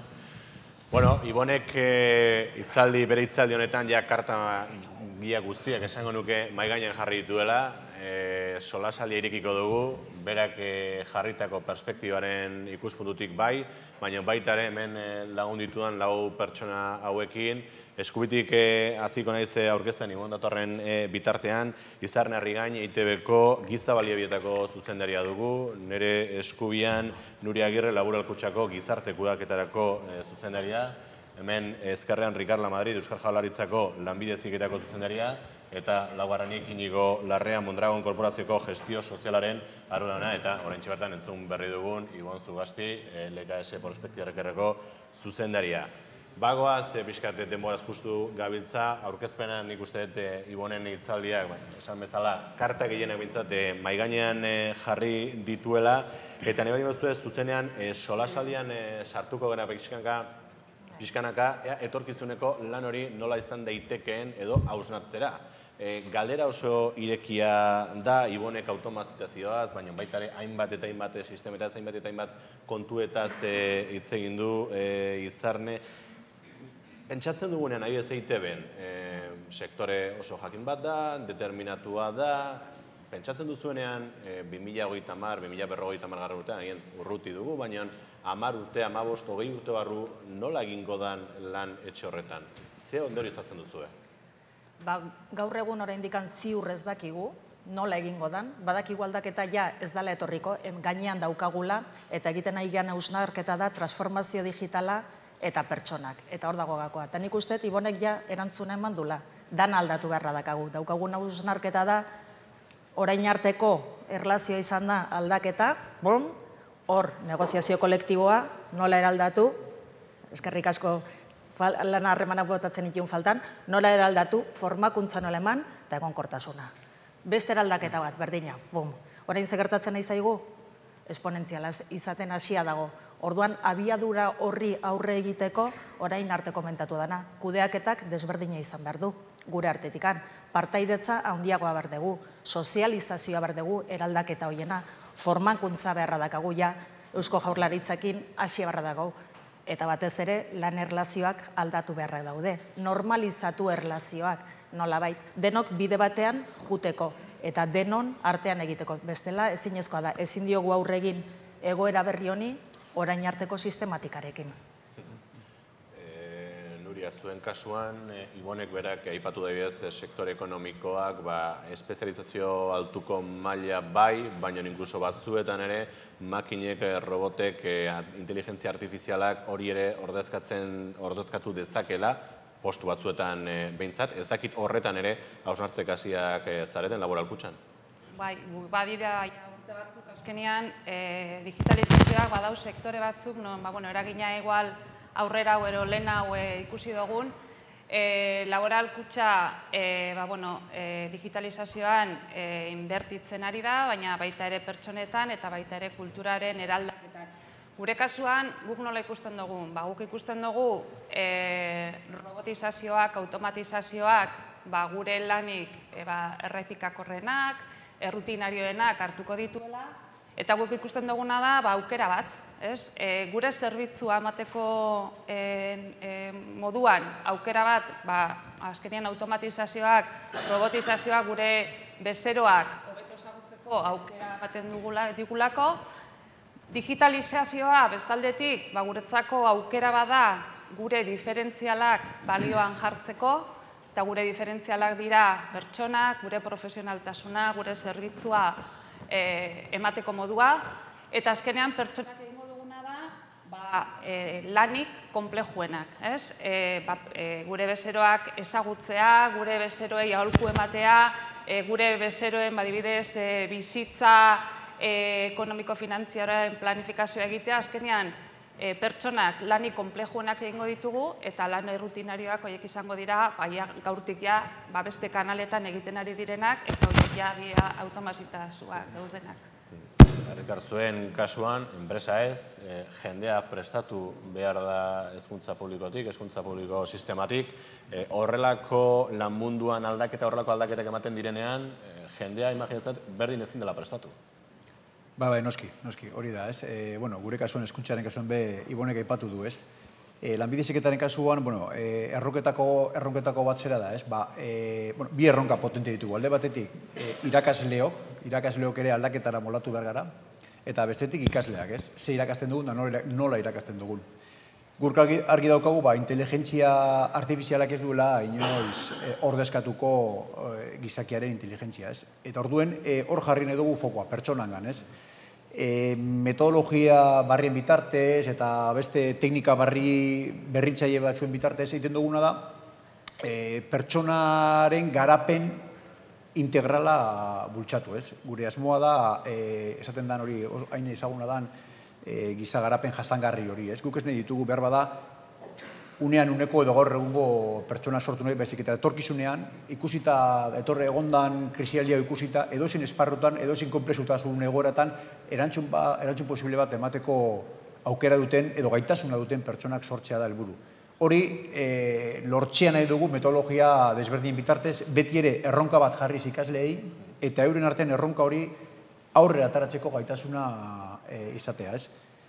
Nola ez, erronka horretan, fabrikazio mekanikoaren famili profesional horretan dauden ikasleak era batera eta teknologia bat erabiliko dute, pelukeriaren estetikan daudenak beste bat erabiliko dute, soldadurako beste bat, teknologiak integratu, baina gauzak egiteko moduak eta erak bultzatu, ez? Zeharkako gaitasun horiek dira berbada etorkizun horretan, etorkizun horretarako aldaketa handiena eskatzen dutenak, ez? Eta, nola ez, talde lana eta zeharkako gaitasun horiek aldatuko dira guztiz. Talde lana orain pertsonen artekoa da, etorkizuna izango da pertsona, robota, dispositiboa, interneta, konektibitatea. Orduen horbeste horretan gabiltza, hori guzti hori ustatu nahian. Sartuko gara harreman horietan, baina Inigo aurkezpen erronda honekin bukatzu baino lehen, galdetu nahi nizuke korporazio baten ikuspuntutik, hitz egin du, Ibonek berak ere hitz egin du bere hitzaldian, profilak eta bar, ez da enpresa begar bat, enpresa talde bat, korporazio bat, hausnarketarik egin duzu, imaginatzen dut, baietz, ze profil eskatuko iran, ez bakarrikan zen mototakoak, zer lotakoak, baizik eta baita ere, profil horien espezializazioa. Zer etorriko zaigu gainera? Bueno, guk lehenengo erantzuna da, ez dakigu. Eta batez ere, 2030 jota. Guk ausardiarekin egin duguna da, esan, bueno, guazen 10 urte. 2028an, gure ziklo estrategikoak, horiek dira, no es muy txuko. Dira, 24. Bota dugu proiektua jarri dugu martxan, Nerekop deitzen duguna, horre gaina prospektiker eta beste partner batzuk ere baditugu, planifikazio hori egiteko. Pertsonen planifikazio estrategiko bat. Eta gure lehenengo arazoa zein da, guk negozioari galdetzen dugu, negozio buruei, ez dute, 2028an da gutaz parre egiten dute, 2028an ez dago inungo bizibilidaderik, ez? Ez dakitan Gorkak lehen esan dako orainaldi eterno horretan, bizi garenik, baina daukagu kontraesan bat, guk epe luzera inberditugu pertsonekin gauzak, birkualifikatzeko eta arazoak ez eukitzeko, baina negozioak ez daukete bizibilidadea gaur egun, zein izango da gure helburua. Horretan, egin duguna da, 2028 jarri jomuga, 2024 eta gero gerturatu, eta emaitzan datorren urtean izango ditugu, datorren urtean izango dizut erantzunen bat, baina batez ere, jarri ditugu hor daukegu lantalde bat Industri 4.0na, hor daukegu gure buruik hoberena jarri ditugu, bai MUkoak, Ikerlanekoak, Lortek eta Idekokoak, eta hortan lagunduko digute batez ere plangintza dinamika bat jartzen, ez? Badakigu ez dugula zertatuko, ez dugula esango behira exacto 2030an ez, baina inkluso 2028an zer izango dan, baina bai ingo dugu eszenari desberdinak eta dinamika bat sortu, aurreratzea importantea da, eta batez ere birkualifikazio horretarako. Guri beldurrik handiena, beldurrik eta aukerarik handiena baita ere, ez? Kualifikazio bajuko lanpostuak desagertuko dira eta desagertzen ari dira eta automatizazioaren bitartez eta guzti hori birkualifikazio zarea eta gero teknologia oso azkar aldatzen den perfiletan ere bai. Nola betor, azeleratu inbar dugu gure ikasketa prozesuak eta gure eraldaketa prozesuak eta horretarako ezinbestekoa da jakita noa guazen. Soberan da, aurkezpen hau egin ostean, zuen artean, solasaila horren amateko, Ibon, Inigo konentxe bertan bota duen mutur horretatik galdetu behar nizun, makinak, ez bakarrik makinak, gainion sistemak eta aldatzen doaz, leku batzuetan gizakion papera ere horrezkatzen dute, ez da lehen aldia historian zehar hori gertatu dana, hori ere esan behar da, zein izango da gure papera? Inigok birkalifikazioaren, horrekalifikazioaren, berriz ere, zuk ere esan duzu ez, etengabeko formakuntza hori, zein izan daiteke gizakion papera, pelikuletan batez ere ikusten dugu, makinek gure lekua guztiz okupatzen dutela, zein izan daiteke orduan gizakion papera, eta batez ere, zeregina ere bai.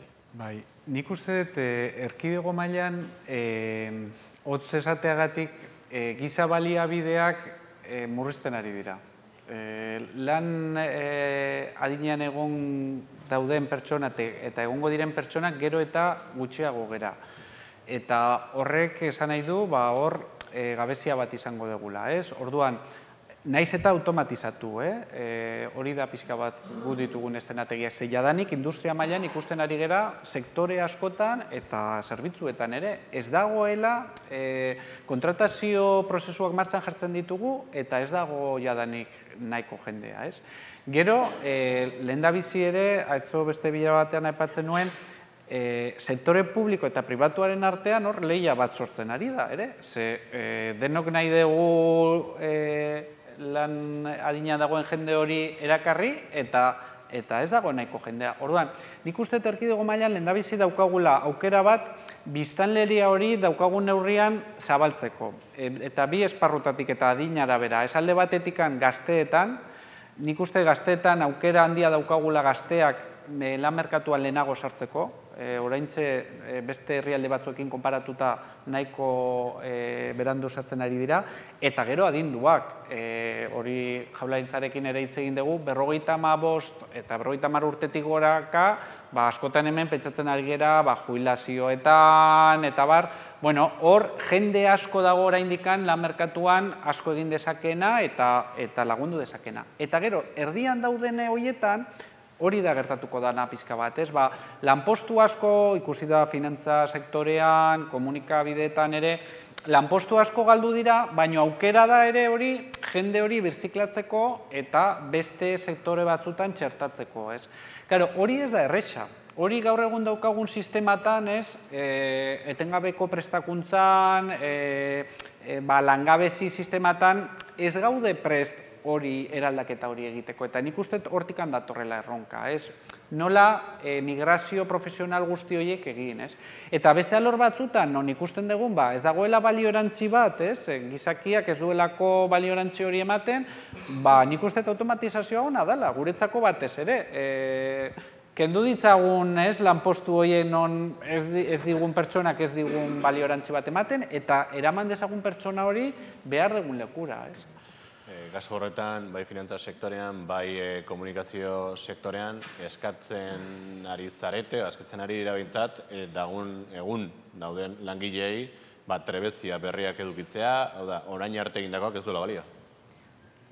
Hombre, orain artekoak ez duela balio ez. Aurrera begira esan nahi. Bai, balio du eta asko, baina egia da, dana eraldatzen ari dela eta izugarrizko abiaduran. No kazetaria zan eta egiten zuen edukia eta edukia bakarrik. Gaur ez da bakarrik edukian non edo nola jarri. Edukia egiten du eta edozein plataformetan atera daiteke. Eta hori ja beste trebezia bat da. Kendu daitezke zenbait lekutan, kamera batekin, telefono batekin ja notizia egin dezakete eta hala egin dute. Esan nahi dut, eraldaketa hori badago, lanpostu batzuk desagertzen nahi dira, bai, zinta hundi horiek ematen zituztenak, kolako gauzak, baina adibidez, sare sozialetako profil berriak sortzen ari dira. Esan nahi dut, eraldaketa bat ematen ari da, baina eraldaketa, hain zuzen ere, modu interesgarri batea. Horei bai, hori nola sozializatu, eta nola eman bar diegun formakuntza hori gure langilei, beraiek egunean eraman dezaten eta kapazitazio hori ilusioz egin dezaten. Eta niretzako erronka hor dago. Gure sektorean behintzat nik ez dut ikusten galduko danik, lanposturik, are gutxiago, desberdin egingo dugu lan. Gure kasuan, egungo profilak garatzen ari gara, esan dut, azkenian guk ikusten dugu robotizazioak, automatizazioak, pertsonak norberan ahalmen eta kompetentziak zabaltzeko, biderkatzeko aukera ematen duela. Orduan, egungo eta oinarteko perfilak garatzen ari gara lan eroseregin konplejoago horietara. Bestetik, gu badaukagu gure behatoki propioa eta etengabe gara begira zeintzuk izango diran etorkizuneko profila, zeintzuk izango diran erantzukizun berri horiek, eta zeintzu hortan MUrekin batera birziklapen programa badaukagu, bertan lanean ari dan jendia lanpostu berri horietara bideratzeko. Eta gero, finantza sektorean orain arte emanestan zerbait ematen ari da, eta finantza sektorea izan da historikoki sektore bat oso perfil bakarrekoa. Galdetzen badu, erikusten modu datuak, gurean lan egiten dauen ehuneko altu bat, bada ekonomia lizentziatua, ero da enpresagintzan lizentziatua. Orain, perfil berriak sartzen eta txertatzen hasi gara, kanpotik ekarri ditugu bertan garatu ero birziklatzea posible ez diena, matematikalariak, ingeniariak, fizikariak, soziologoak. Eta orduan, nik uste dut lana berez asko aberazten dela. Guk gure kultura eraldaketan filosofia kolaboratiboa txertatzen ari gara. Hemen ez da aipatu eta uste dut gauza kultura eraldaketarako ere aspektu garrantzitsu badala espazio fisikoa. Guk gure etxean berrikuntza lan garrantzitsu batzuk egin ditugu, bulego itxiak kendu ditugu, espazioak ireki ditugu, kolaboraziorako eta transversalidadeako espazioak ditugu, eta gainera ere, harreman informaletarako tokiei ere eman diegu garrantzia, eta horrela naturaltasunez albidetzen dugu pertsona bakoitzak izan dituen esperientziak ero praktika honak partekatzea. Orduan, alde batetik, gure pertsonak birziklatzen ari gara, egungo lan postuetan daudenak lan konplejoagoetara bideratzen ari gara, eta kanpotik ere perfil batzuk ekarri ditugu, orain arteko perfiletatik ezberdina direnak, eta orduan, uste dut talde lan garrantzitsu bat egiteko baliabideak baditugula. Guazen pixkat enpresa munduan, lan mundua zitzen dugu, guazen pixkat pertsonetara, euretara pixkat orain Nuriak ireki duen bide horretatik pixkat hausnartzera. Lan berriak gatoz, eraldaketak, hementxe gainean ditugu, eraldaketak ematen ari dira, guk nola egingo dugu lan etorkizunean? Hau da, askotan etxetik adibidez modu bat, etxetik egindako lana, baina beste modu batzuk ere badaude lan egitekoak. Horretaz ere, imaginatzen eta hausnarketak egon direla, baina baita ere gainera administrazio publikoari eragiten dion zerbait da, lan egiteko modu hori, gure egunerokoan ere eragin zuzena daukan horrek. Ez dakit, nola izango da, ez egin dugu pixkat lanetaz, lan egiteko modua nola izan daiteke, bagian motza ojota, 5, 10 urte barru? Gure kasuan, ez du, aztearen, entzuten da, za? Bai. Lehenko aurreko Ibonekin lotuta, guretzat ere automatizazio hori eta lanpostu errepetitibok nolabait eliminatzea ere, guri ere mesederako ere bada, eta aukera politxe badukogu, gure datu guztien arabera, implikazio gutxien, kooperatibaren bizipen gutxien ematen den pertsonak lanpostu errepetitibo eta oso enpobrezituak dituzten lan kontestu oso pobrea dauketen pertsonengan ematen da. Eta horrek nolabait aldatzea eta horrek automatizatzea ematen dugu beste aukera bat ere bai. Dena den zure galdera junda, guk ikusi duguna da, adibidez pertsonei ez dira engantzatzen etxetik lan egitea. Gure lana eta perfil teknikoak, kreatiboak eta lan erlazionala da. Eta sarean eta kontaktuak eta bai barruan, bai filialetan, bai beste partner batzukin, nolabait ekosistema baten mugitzea gustatzen zaie eta hori da entxufatzen dira. Badakiguna da, guk erronka handi badukugula, askotan kultura presentzial hori batzetan badukuguna, fitxajea eta ordu kontrolatze hori eta toki bertan egon behar izate hori ez daukela zentzurik eta ez daukela gaur eta etorkizunean ere gutxigo izango duela. Eta horre barrera batzuk ere pasatu beharko ditugu. Baina etxean lan egitea adibidez, izan daiteke lan fleksible. Eta segurazki etxea eta lana eta denbora librea asko segion astuko dira. Onerako eta txarrerako. Gure kasuan ere guztiz adozin horrekin ez. Eskuntzari lotuta da, irakaslegoari lotuta, bargi dago irakaslegoaren rola guztiz aldatuko dela, ez? Lehenago irakaslegoa zen edukinen transmisore bat, eta gaur egun horrek ez dauka zetxo handirik. Irakasle bat baino askoz ere edukin gehiago dago zarean. Orduen eta ezagutxak, edukinak, eta orduen irakasleen rola hor guztiz aldatzen da, ez? Lanbide heziketan jasi gara lehen aipatu dituduen metodologia horiekin, eta irakaslean rola da talde lanak, beste zeharkako gaitasun horiek erakutsi nola egiten dan, teknologi barriak erakutsi, kreatibitatea nola landu, edo sormena nola landu, intuizioa nola erabili, erabakiak hartzen, edo adostasunetara heltzean nola sistematizatzen dan hori, edo horrelako gauzetan gabiltza, ez? Ja daukagu martxan ere, urrutiko lanbide heziketa, distantziara egiten den lanbide heziketa ere egiten da, eta behar bada, nola gizarteak gero eta egoera anitzago batera doan, erantzun anitzak ere egon beharko dira hezkuntzan eta behar bada enpresatan ere. Guk bai ikusi dugu ikastetxeetan irakasle bat bertan egote bai ematen diola balio erantzi bat, badaudelako internetez erakutsi ezin diran gaitasun batzuk edo ezagutza batzuk, ez? Bebai ikusi duguna da, irakaslegoa lanpostuan gusturago edo egoteko eta behar bada enpresatan ere egoera bardin esango da, gustura egoteko ez dugula testuinguru edo enpresa edo kasunetan ikastetxea ez dugula produktuari edo produktu sistemari gokitu behar baizik eta alrebez. Behar bada, guzti hori gokitu behar da bertan dauden langileei edo danetara. Horrek eskatzen digu ikastetxeetan ere espazio barriak sortzea, eta behar bada enpresatan ere horra joango gara. Espazio barriak esan gurut, bastakindik. Aizialdeerako espazioak, kirolaiteko espazioak, aurrak augiteko espazioak, relaxauta edo relaxauta egoteko espazioak. Behar bada horrek erraztuko du edo bultzatuko du lanera etortzeak hainbestez kostatzea. Ibon, galdetu behar nizun, ea etxetik lan egiteko aukera horrek agian etorkizuneko lantegiak eta bulegoak eta txikiagoak ote izango diren, ez dakit agian hau entzun da, agian lantegi handiagoak izango ditu etorkizunea.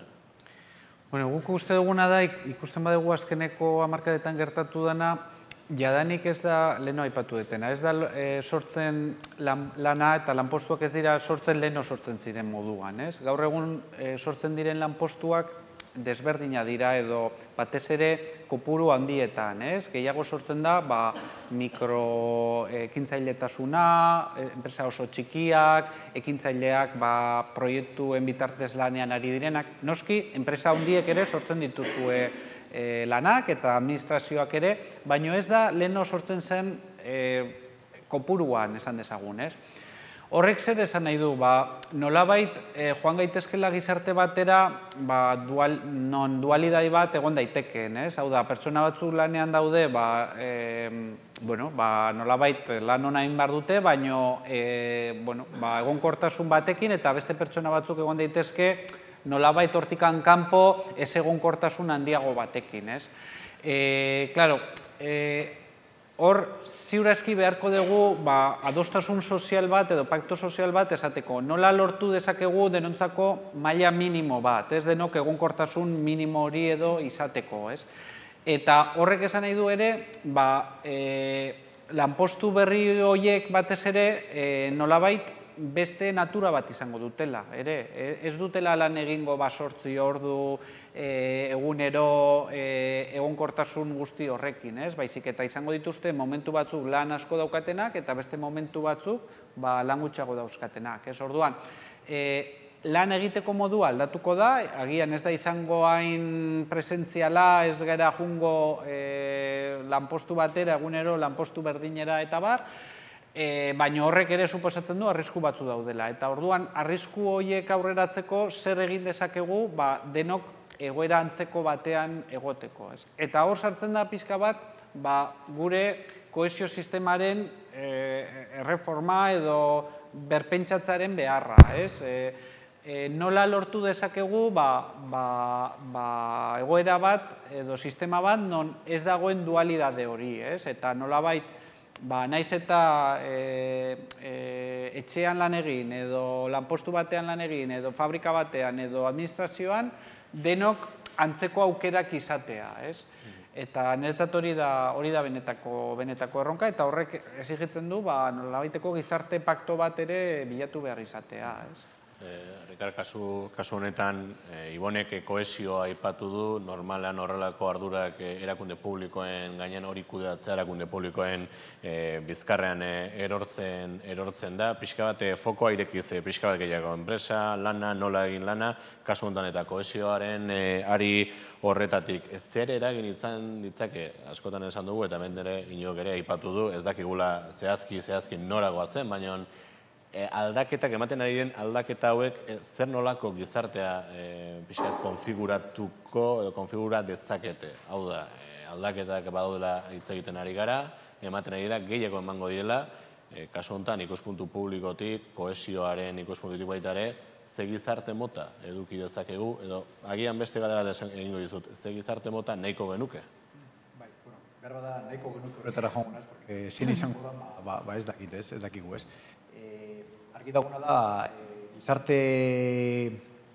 gizartearen azetasun maila askoz ere altuagoa da, individu bakoitzaren azetasun maila gizarten askoz ere altuagoa da, kohesioa altuagoa da nenean, ez? Orduen, guk hezkuntza sailetik eta lanbide heziketan nator barriro, baita balore desberdinak, eta bata da kohesio eta beste bat solidaritatea, eta beste balore asko bagabiltza ere bertan sartzean, ez? Batez ere, kohesio puntu horretara heltzeako, ez?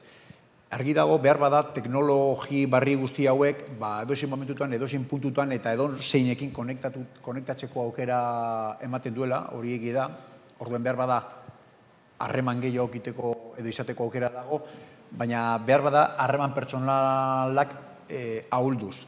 Eta harreman virtualak indartuz.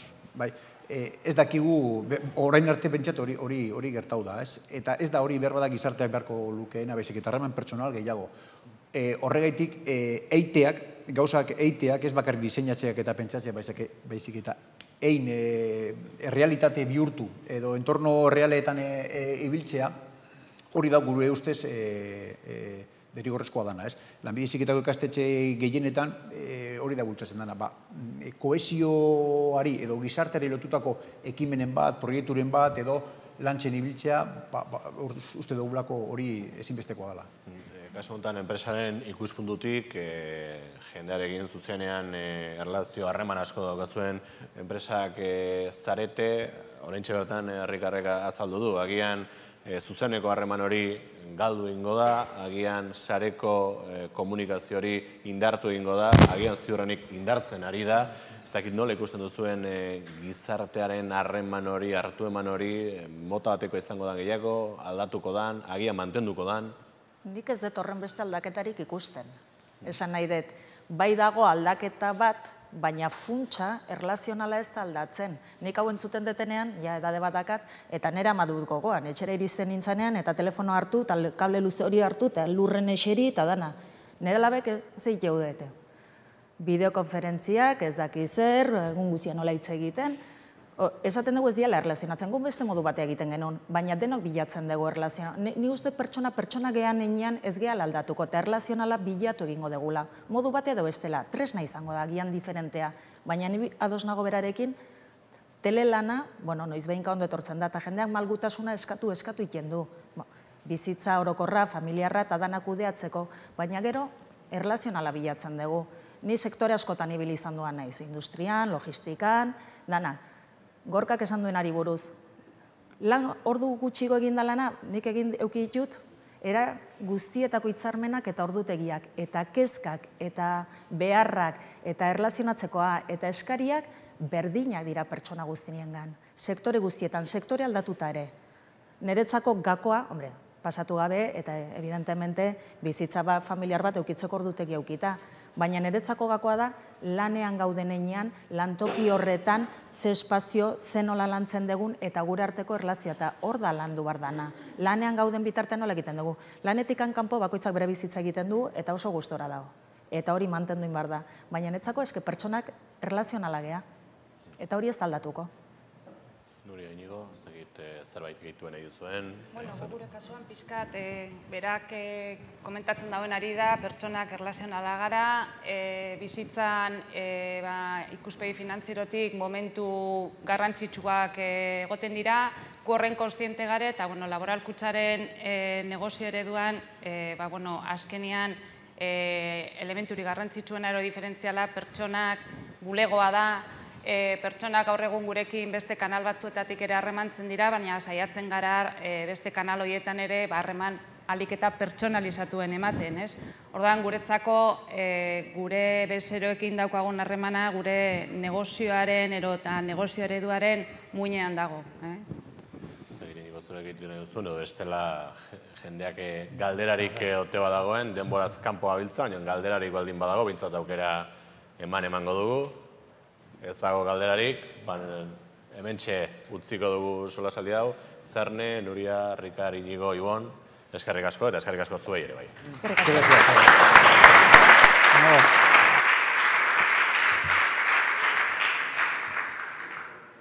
Bueno, etorkizuna, orainaldira etorri beharra dugu, jauzi eginen dugu orainaldira, eta ekintzaileon txanda da. Harin lehiaketa eginen dugu, mesedez gerturatu zaitezte onera, parte hartuko duzuen guztiak, beraiek banatuko dizuete txanda, zuek egin beharko duzue, badakizuela nola funtzionatzen duen, bazpare, gogoraraziko dizuet, zuen egitasmo, zuen proiektu, zuen nahi duzuena aurkezteko, 3 minutu izanen dituzue. 3. 180 segundo, ez da bat gehiago. Etorriko naiz, ez dakit musika jarriko duten, txirrina joko duen, baina ni etorriko naiz eta hemendik kendu egingo zaituztet. Agian ostiko bat, ez dakit, kusiko dut. 3 minutu, ez bat, ez bi. Paimaia, bai Euskarari elkartea, eta aurreko edizioan irabazle suertatu zen Kaixo Maitiako Inigo Arandiak osatuko dute, eta 2.000 euro jokoan zuen proiektua martxan jartzeko. Bai? Harin, lehiaketaren izena, 3 minutu, berriro, gehiago ez, Bueno, eta bitartean zuentzako ohar pare bat, batetik, bazkaltzera geldituko zaretenok, bazkariko txartela hartu beharra daukazu hemen harreran, bai? Gero bukaeran gerturatu zaitezte. Eta jaso duzuen poltsa horretan, balorazio horri bat ere ikusiko duzue. Nahi baldin baduzue, beraiek prestatzen diren bitartean eta bete dezakezue, eta ondoren harreran ere itzuli. Balorazio horri bat, eta bazkari txartelak ere, balorazio horria utzi eta bazkari txartela jaso, biak bat, bai? Eta hauek urduri daude, antzeman dut, zerenik atzekaldetik ikusten dituen, hankako latatatatata, baina bueno, primeran eginen dute, baietz? Prest, etorri zarete, etxean zenbat aldiz ensaiatu duzue 3 minutu horiek ez pasatzeko? Pare bat aldiz bakarrik? Geixeo, bale. Entzunen ditugu zuen ideiak, zuen proiektuak, zuen egitasmoak. Eta gero bukaeran, jakinen dugu,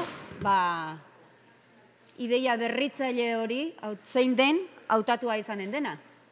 Prest zaudete? Bueno, lehenengo hasi dadila, hitz egiten hasi eta 3 minutu. 180 segundu, 181 ez, bale? Berak harko izkizu.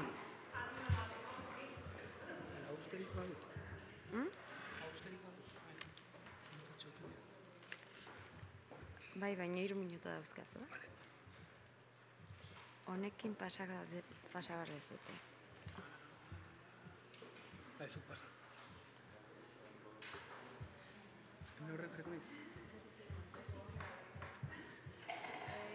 Mikrofonik dut, Bueno, entzuden zait? Ados. Vale, ba.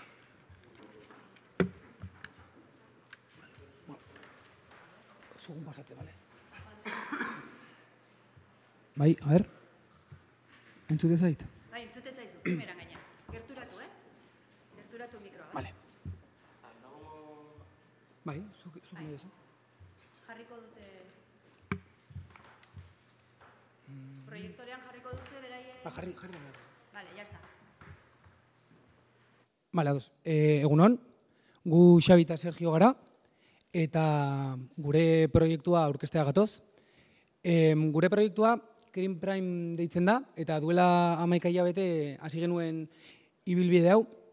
Azken finean, hau sortzen da arrazoi praktiko batzuen ondorioz, eta da, gu skate munduan gabiltzan gazteak gara, eta urtetan zehar ikusi dugu nola gure zapatillak eta gure arropa ondatzen joan den, skatea praktikatzean kaltetzen joan delako, eta ikusi izan dugu urteetan skate munduan aurrerapen ugari egin direla, baina ligei dagokienez ez dira behar bezalako aurrerapenak egin.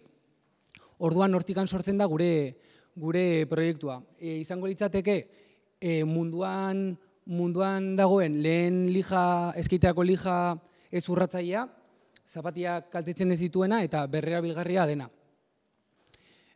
Bai, berrerabilgarria dela diogunean, esaten duguna da, behin erabiltzen dugula, eta tabla ondatu ondoren, hau kendu eta beste tabla batean erabili dezakegula. Honekin lotuta bai, esaten dugu gure produktua skate sozialean oinarritua dagoela, batez ere gure salmenta bakoitzeko gobernuz kanpoko erakunde bateri eskaintzen diogulako beste lija bat, hauek, herrialde, garapen bideetan dauden herrialdeetako aurrak ahalduntzeko eskaitaren bidez. Era berean, maiatzaldean, Palestina aldean egon ginen, bertako gobernuz kanpoko erakunde batekin lanean, eta bertako aurrekin egon ginen lanean, bai eta Jerusalemeko emakume skater taldearekin. Bideo bat grabatu genuen, Sabatan Shekels deitu genuena, eta agertu ginen Red Bullen, Quatron, Diario Vasco eta bestelako komunikabideetan. Eta era berean, etorkizunari begira, ere bai, nahi dugu bideo honetatik jarraitu, eta horretarako, gure skate sozial proiektuarekin nahi dugu azaroan Etiopiara jun, bertako gobernuz kanpoko erakunde batekin lanean jardutera, eta era berean gure hizkuntza ezagutaraztera bertan ere bai, honen bidez, aitzaki honekin ere bai, gure euskal kultura ezagutarazteko, eta behintzat jakiteko nondikan gatozen, eta hori. Eta besterik gabe, eskerrak ematea bai euskarari, eta antolakuntzari, eta hori.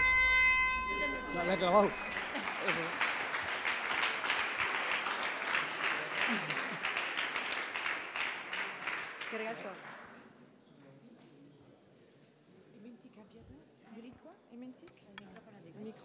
Hor ez da bi? Bai.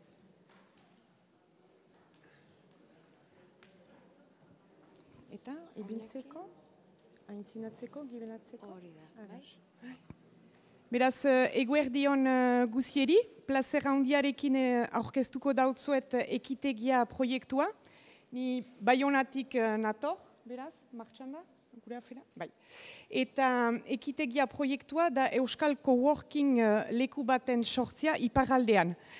Diagnostika batetik abiatzen da proiektua, hau da diagnostika, iparraldean euskal iztunak dira 75.000-koa, erran nahi da biztanleriaren erena, eta hori ez da bikain, baina ez da gutxi, baina ez da hortan problema. Arazoa da, biztanleria horietan edo iztun horietan, egunerokotasunean euskara erabiltzen dutenek dira bakarrik 100%. Beraz, badugu auska handia egunerokotasunean euskara baliatzeko. Hortik heldu da ideia, lantoki partekatu baten sortzia, Baionan, hor ikusten duzue, obretan da izanen da bulegotxo bat, beraz, esperimentala da eta xume-xumea da abiatzeko, 70 metro karratukoa, 2 bulego eta lan 4 postu, baita bilkura gela bat.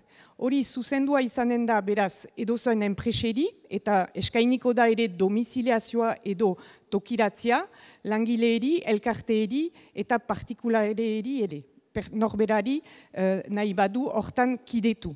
Proiektua da bera euskararen lehen estia, erabileran, eta jana baita, arnasgune izaiteko, pentsatzen dela, izaitia kideen erdia beden, ahobizi, eta beste erdian, belarri prest edo euskara lagun izaiteko.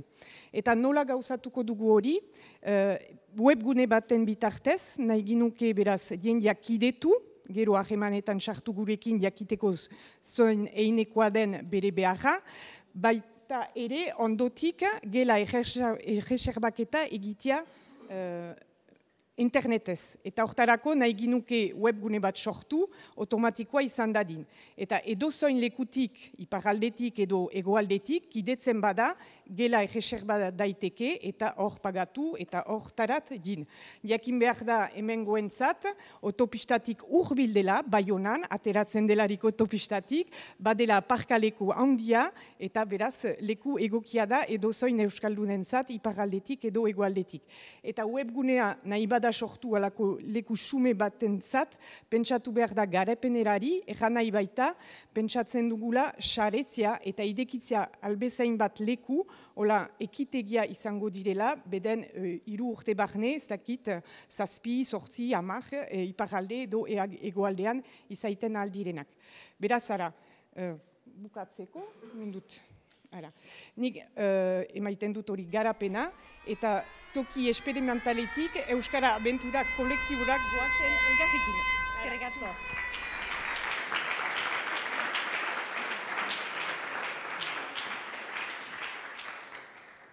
Eskerrik asko. Urrengoa?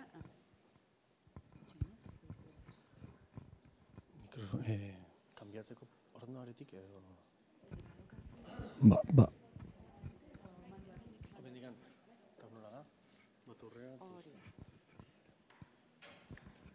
Bueno, kaixo, eguerdion. Bueno, eguerdion ni batura proiektu orkestean nator, eta, iruditzen zego baina orain iraldaketarekin nahitzen egiten ari ginela, irten bide eman dio zeiokela ze askori. Kontatzeko, batura da pertsona eta kolektibo desberdinetik sortutako ideia bat, eta azkenean baturen helburu nagusia da ekonomia eta jendearteen eraldaketa bat eragin nahi duten esperientzia guztien mapa bat osatzea. Mapa honekin zer lortuko da, alde batetik bisualizazioa ematea erakunde guzti hauei, eta beste alde batetik ere kontsumo arduratsua eduki nahi duen herritar hori erreferentzia tresna bat ematea. Horrela lortuko da, merkatu soziala sustatzea, eta baita ere ekonomia sozial eraldatzaia. Eta sinisten dugu, azkenean denentzako onuragarria den proiektu bat dela. Orduan, produktu finala edo esan dezagun mapa bat dela azkenean, horrelako mapa honetan azalduko da kokatuta erakunde hauetako bakoitza nun dagoen, nola kontaktatu berarekin eta zer egiten duen, baino, aurrerago aplikazio bat ere egin nahi da honen inguruan, baino hala ere ez da mapa soil batean gelditzen asuntoa, gure ekarpena da elkarrizketa bat ere egitea erakunde hauetako bakoitzari, eta azkenean elkarrizketa honekin lortzen deguna da erakundea bera ezagotu, eta ikusi egin diagnostiko bat ze puntura arte betetzen dituzten ekonomia sozial eta eraldatzailearen 16 puntu hauek.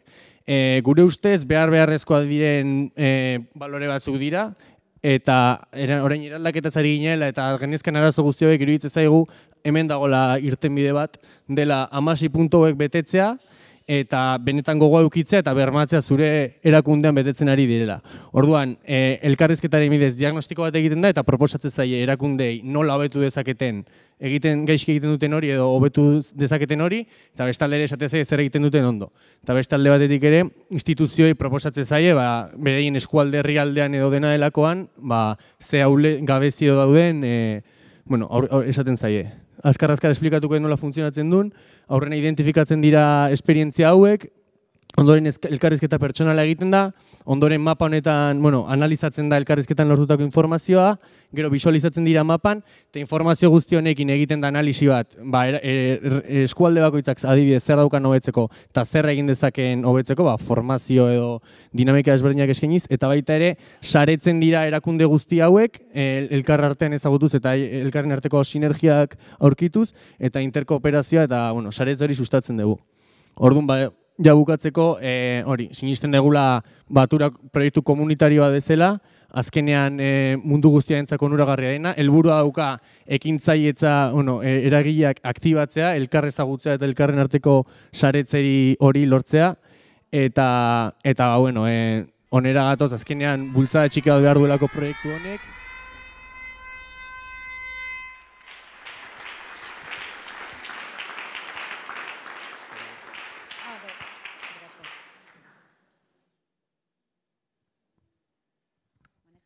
Bai.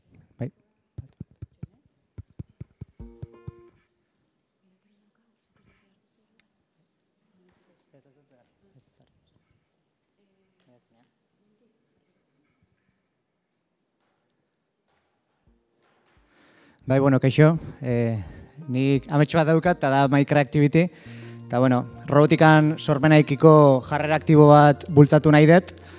Nondikan natorren, 16 urtetik kantautore izan naiz, euskaraz kantuan, eta aurreko urtean eukin aukera bat, eta izan zen mundu mailan konpetitu nula MITin.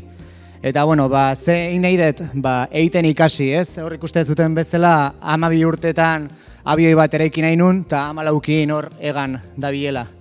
Sentitzen dut, ez ikusi izana oso ongi, ez? Eta, bueno, hause da eskaintzen dietena gaztei, robotikan murgiltzeko batez ere daukadan esperientzian edo ingenieritzan edo nahi izan dut servomotoren batez ere kontrola eta mugimendua gaztetatikan bultzatu gerora ingeniari ikuspuntu hori eduki dezaten eta lan mundura murgildu dezaten.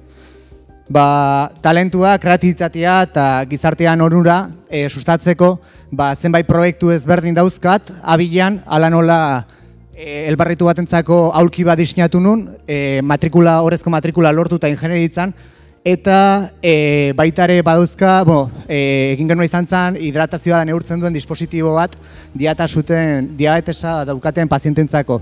Hoi aurkeztu genuen emaitin, eta 7., 6. inguru gelditu ginean hor Bostonen.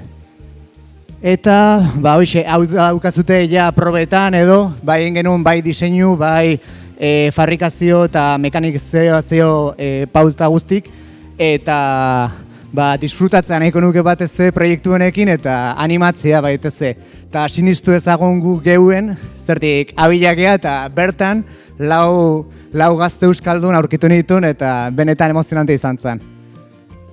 Eta zurekin disfrutatu ezatute, hau izan zen hidratazioa neurtzen duen dispositiboa, Bayerren aurkeztu dela, Alemanin, Txinara junda eta eraberian oain berriz Bilbon hackathonian parte hartu dugu eta Uzteleran astebukara honetan nasan parte hartu duten hackathon batian. Eskerrik asko eta plazer bat zuekin.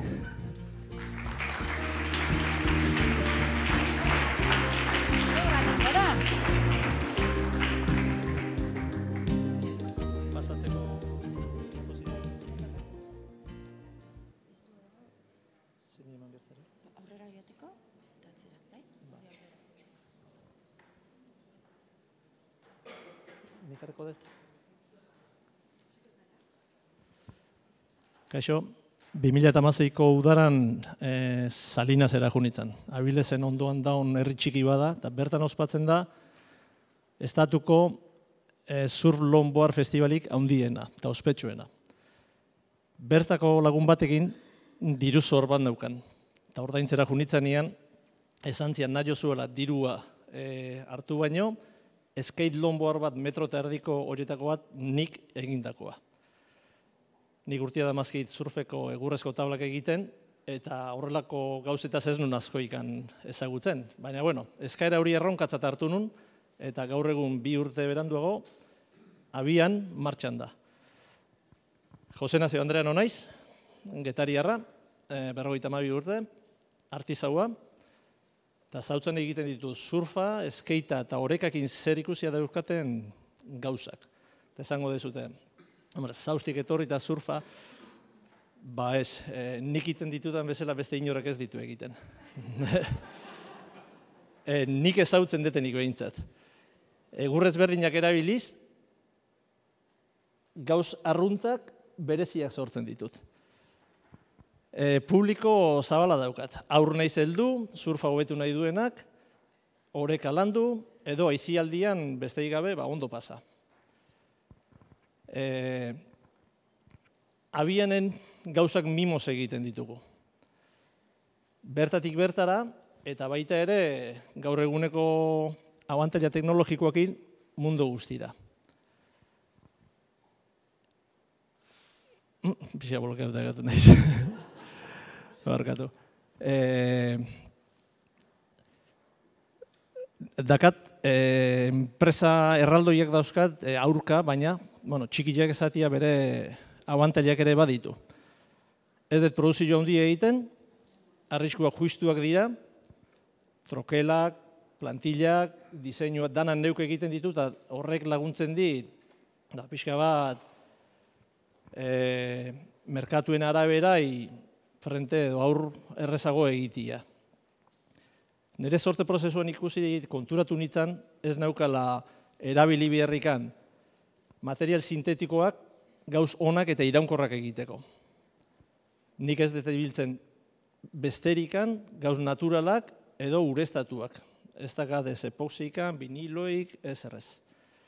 Eta, bueno, nire asmoa da, Euskaldunak bezala, onak bezala, kalitatezko goimailako lanak egin, eta konpromisua, eta hitza, eta nire helburua, nire lema da ezberdintasunean bizitzia.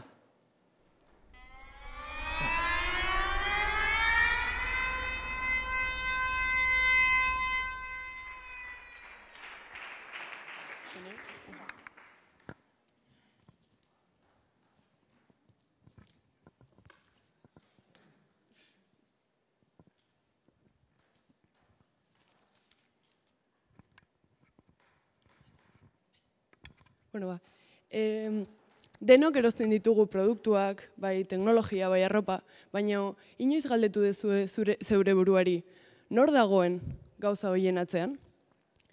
Zoko Handmaden materialak eta teknikak hartzen ditugu, produktu desberdinak eginez, baina horrekin 3 helburu dauzkagu. Bat, emakumeen eta komunitateen inpaktua eta laguntza izatea. Bai lanaren bidez, bai enpleguaren bidez, eta bai apoio emozionalaren bidez. 2, pertsonak ezagutu, pertsonak konektatu. Poltso guztiak pertsonaren historiarekin etortzen dira.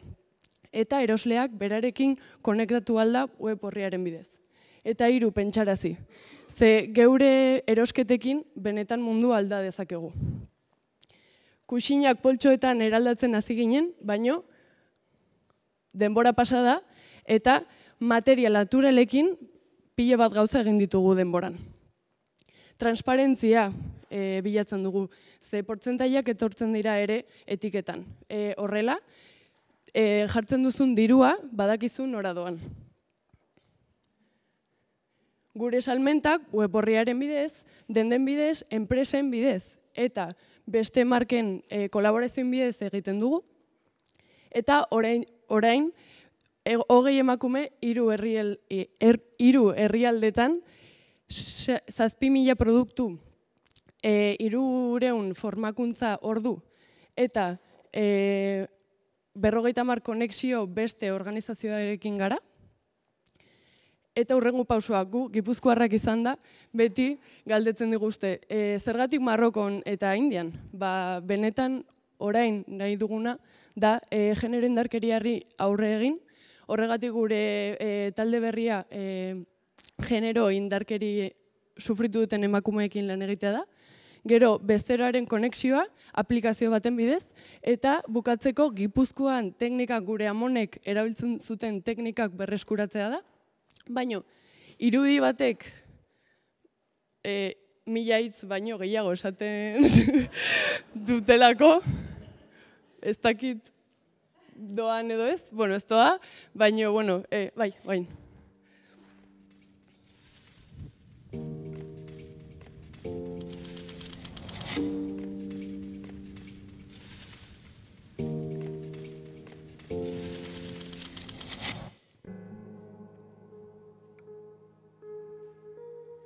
Benetan konexio pertsonalak egiten gaituzte gizaki. Beraz, bila dezagun produktuen bidez humanizazioa. Eta jazta. Bueno, geratuko da.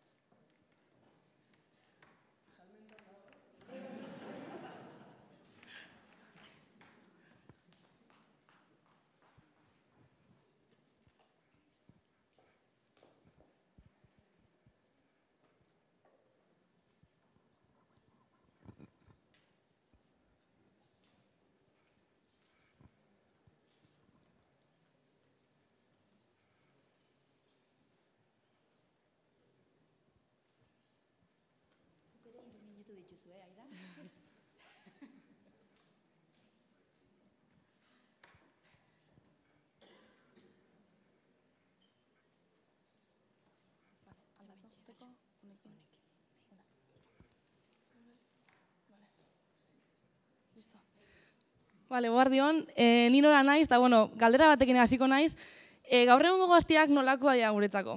Nik uste da kointzidetzen dugula, esatiakin hormonen estanda diala, ez? Askotan separatzen da, ez dakigula kontrolatzen euren jarrerak nolakoak izaten dian, orduan, amaitzen dugula bihurtzen pertsona horrek, pertsona kris batzuk, ez? Pertsona pasio batzuk. Berez, ondiokan landu gabeko harri bitxi batzu dianean. Orduan, maihueien zertan oinarritzen gera, gazte haueri ardura eta protagonismoa ematen, gazteragia batzu sortzeko, azkenean, ez da eraldaketa klimatikoan soluzioa topauko, baina gizartean aldaketarako pauso handi bat izan aldian gaztia dira. Horregatik guk, lauzuta betan ingarritzen gera, alde batetik gaztiek ondo pasatzia, eurak libre sentitzu daitzezen, eta horrekin erronkeri aurre itxeko kapazak izan eta beti ere talde lanian danean. Horregatik, gu maihuei gera, kooperatiba gera, eziketa esperientziak eta bideiak antolatzen dugu zenak gaztientzako, gazte hauek mundua, beste pertsonak eta euren burua deskubritzu dezaten. Hau itxen biligera 2015-etik, udaleku eta hainbat ikasbideen bitxartez, 400 baino gehiago 14-18 arteko gaztiekin. Eta, ontxe bertan zetan gabiz oinarritzen, impactu lokalian, ez? Horrekin, hemen ipindizkizueten eragileetan gaude oinarritzuta, gaztia bera eskola, herriko eragileak eta instituzio ofizialak eura bateratu alizateko. Zeba, udana ekiben bat izan da sortzen abizena, zuk zeuk ekimen da deitzen dana, eta ekitaldi batekin hasiko gera, egun batekoa izango dana, alde batetik Euskal Herri mailako udaletxea eta gaztien arteko loturuan bitxartez, gaztien parte hartze aktiboa sustatzeko eta herriko eragitara gerturatu izateko gazte hauek, eta izango da kompetizio moduan azalatu dugun ekitaldi bat, 10 eskolan artean, kompetizio bat danez, 20.000 eurotan balorautako ikasbide bateko dabe irabazliak, eta oinarritzen gerana hemen zer da, dia garapen jasangarriko helburuak. Hau ez edia, 2030 begira mundu mailan hainbat liderrek zehaztu zituen helburuak, eta orduan guk itxera guazena zer da, helburu hauek hartu eta herri mailara eraman. Herriko erronkekin uztartu eta gaztiak zuzenean kontziente bihurtu bertan implikatuz. Orduan, gure helburua osotasun honetan zein da, gaztien alduntzia. Gaztien alduntzia eta, hitz gutxitan esan da, esnatze hori, ez? Zertarako, eurek kontziente izan daitzezen, munduan segertatzen den, eta euren inguruan zer iniziatiba edian aurrera eramaten, gero eurek euren bidian sortzaile izan daitzezen. Orduan, hori gerago, hori da maihuei, eta eskerrik asko entzutiarren. Justo.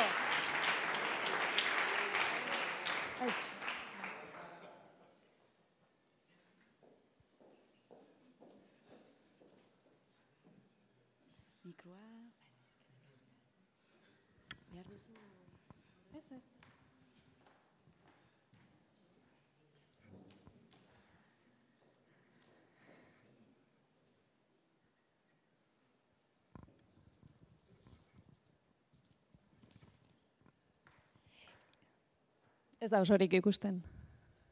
Bueno, baldio, eguerdi ondan hoi, nire izena Beatriz Mena da, dakat suertea kultur sustapenean administrazio publikoan Goierrin lan egiten detelako, Donostikoa naiz, eta nator aurkeztea proiektu kolektibo bat, ez da pertsonala, da gaude sartuta artistak eta administrazioan kultur sustapenean aritzen ari garen batzuk, eta gure proiektuaren izena da Tiny Projects. Gipuzkoa Tiny Kultur da. Zer da Tiny Projects? Konturatu gara badaola behar bat, ume bat eraman nahi baldin badezu esposaketa gune batera, eskolako ume bat eraman nahi baldin badezu esposaketa gune batera, egin dezakezu. Baina nahi baldin badezu eraman sortzegune batera, artisten sortzegune batera, ezin dezu egin zeatik ez daudelako Gipuzkoan, bai? Orduan, horri deitzen diogu guk pobrezia kulturala, eta nahiko genduke hortan eragin. Orduan, bakigu, nik ikasiet izalen, ikasiet ez baldin badao sortu egingo deula. Kolaborazioan sortu egingo dugu. Orduan, zer nahi dugu egin? Aprobetxauta asko aurreratuta daola Gipuzkoan, hau da, gastronomian. Basque Industry 4.0, Esprit enpresa digitala, coworking espazioak, badaude zenbait ekimen martxan jarri denak, gu proposatzen dugu hori kulturan egiteare bai. Orduan, zein nahi dugu, era kolaboratibo batean eskaini nahi diegu 7 artistei, sortzeko guneak. Bai, topatuko dugu libre dauden lokal batzuk, administrazioekin kolaborazio hitzarmen batzuk sinatu, eta horiek eskura jarri baldin eta dauden ongi komunikatuta besteik ez, berdin dio itxasondon baldin badaude. Eta gero, topatu nahi ditugu erakusteko, beren lana erakusteko leku berriak adibidez. Zentratuko gara bakarri bi disiplinatan, nunbaitetik hasi behar daulako eta oso proiektu xumea dalako, eta izango die arte bisualak, eta musika. Orduan, musikarako pentsatu dugu etxeko kontzertuak, hau egiten daia, Estatu Batuetan eta Europa mailan, etxeko kontzertuak, hau da, jendea interesatuta dagona, artista ekartzea beren etxera, beren lagun artean kontzertu bat eskaintzeko, eta erakusleio bezala pentsatu dugu, amesten tabakalerako atrioa utziko digutela, eta han artista bisualen obrak erakutsiko diela, eta nola aukeratuko die artistak aukeratuko die, behar omen da urtebeteko epea artista batek behe lana sortzeko. Eta orduan, egingo dugu bekatu bezala 7, egongo da hor komite bat, aukeraketa egingo duena, espertona, eta urte horretan egingo zaie proiektzioa, bilatuko die, oain daudela mezenazgo norma forala eta besteak, lortuko dugu zeintzu dauden interesatuta, berai gerora proiektzioa emateko, eta eskerrik asko, zen bukatu zaio.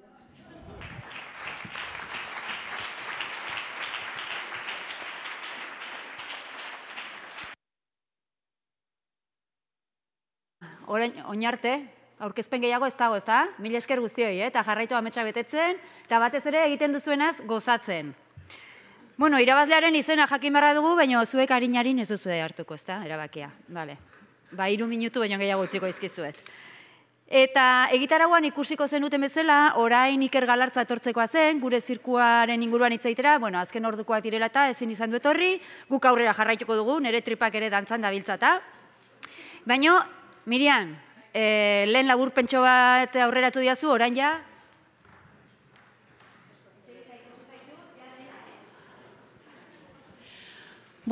Ikusten dezute, norbetek leheno galdetu dit, baina dena bete behar dezu? Hori izan asmoa. Baina agian hortikan hasiko naiz, dena bete dut, baina ez da dena bete. Eta ikuste ba ez dute, zuek ondo ikusten dezute atzetik, ni hemen egoten naizenean atzeraka bota behar dute begira da, zenola bait hemen bide bat ireki da.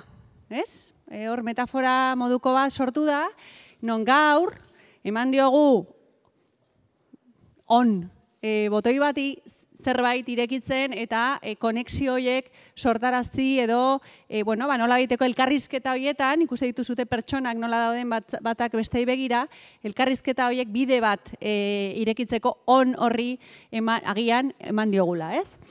Hori lehenengo metafora moduan, goizan esaten izuen, hasi gala nola baiteko estenategi edo etorkizuneko bide honetan, ez? Ekonomia eta etorkizuna, arratsaldean etorkizunak, arratsaldean ez, nian hau, bigarren partean etorkizunak ka horrekin, ez? Ez dago etorkizun bakar bat, eta bigarren partean, hemendik, beratik, nola baita izan da, nola etorkizun horri, nola ekonomia eta giza garapen horri erantzun bat ematen ari zareten, ari garen, digitalizazioa eta transformazioaren bitartez. Eta hor nolabait sortu, azaldu dira oso argi nolabaiteko konexioak. Konexioak hezkuntzarekin, prestakuntza, profil berriak, ez?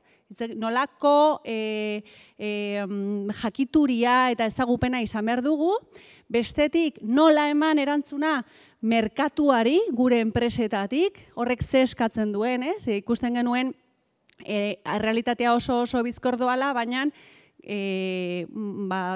zuzendaritza eta lidergoa eman bartzaiola horri, eta hemen ateratzen ziren eredu aldaketak eskatzen direla, aurrera pausoak eman behar ditugula, egokitu egin behar ditugula gaur egiten ditugunak etorkizun horrekin, ez? Orduan, profil hauekin eta merkatuari eta gure industriak horretara egokitzen, hirugarren elementu bat atea da ere, lana.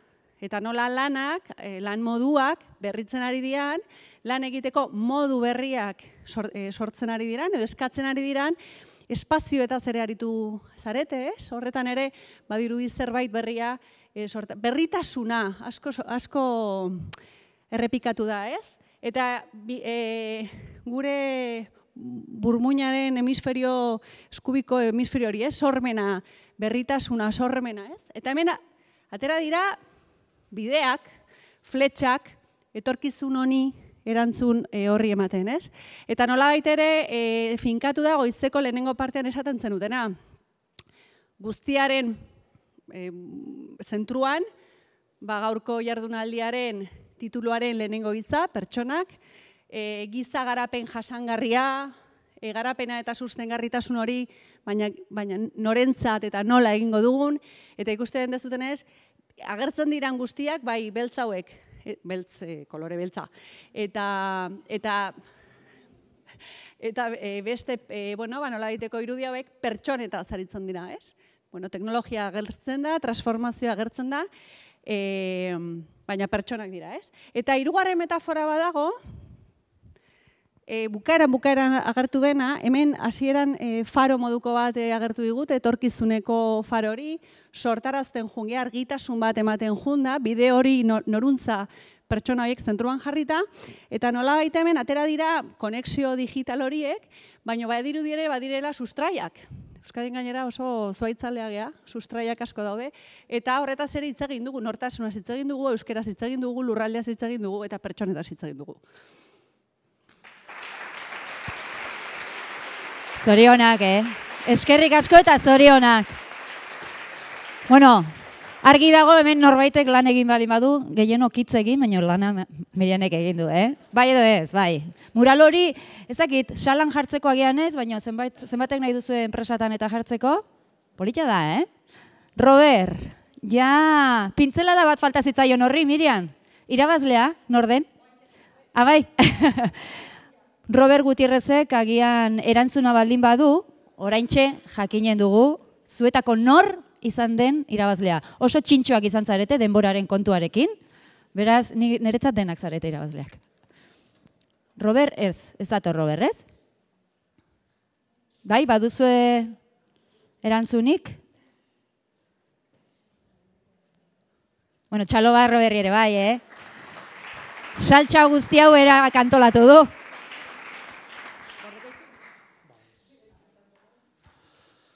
Bueno, mila esker aurkeztu diren proiektu guztiei, egia esan oso zaila izan da erabakia hartzea eta kosta egin zaigu ados jartzea, baina bat aukeratu behar izan dugu eta erabaki dugu Zoko Handmade saritzea.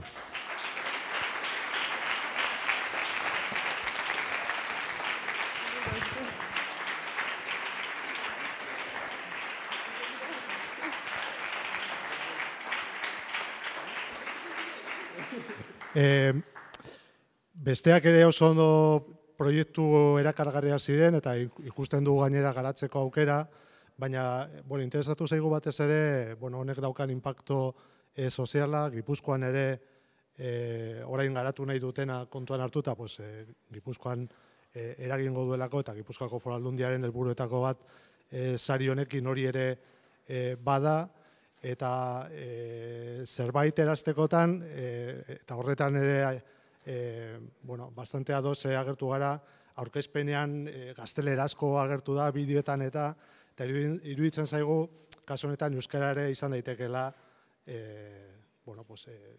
askotan hitz egiten da, etorkinak integratzeko tresna, edo baztertze arriskuan dauden emakumeak eta barneratzeko tresna. Beraz, zorionak eta ondo inbertitu. Ez dakit jaseran. Ez nun espero, ze beti aurkezpenak gaztelerak egiten ditut, baina erronka zan niretzat euskera zitia, eta egia zan nervioso neon, urduri neon. Mila esker,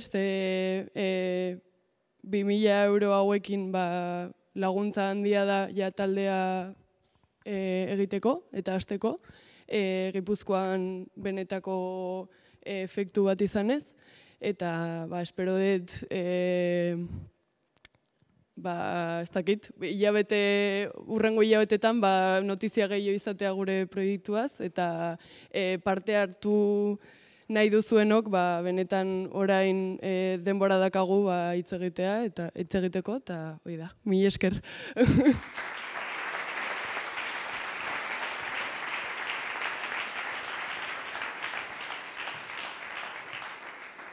Bueno, bazgera gehiago luzatuko. Mil esker guztioi etortzegatik. Mil esker, aipatu dizuedana, balorazio horria hor daukazue, hemen utzi, eta bazkariko txartelak ere hemen jaso behar dituzue. Bizirik mantendu ametsak, etorkizuna elkartasunetik eraikitzen jarraituko dugu, eta jarraitu euskaraz lan egiten eta bizitzen. Eskerrik asko.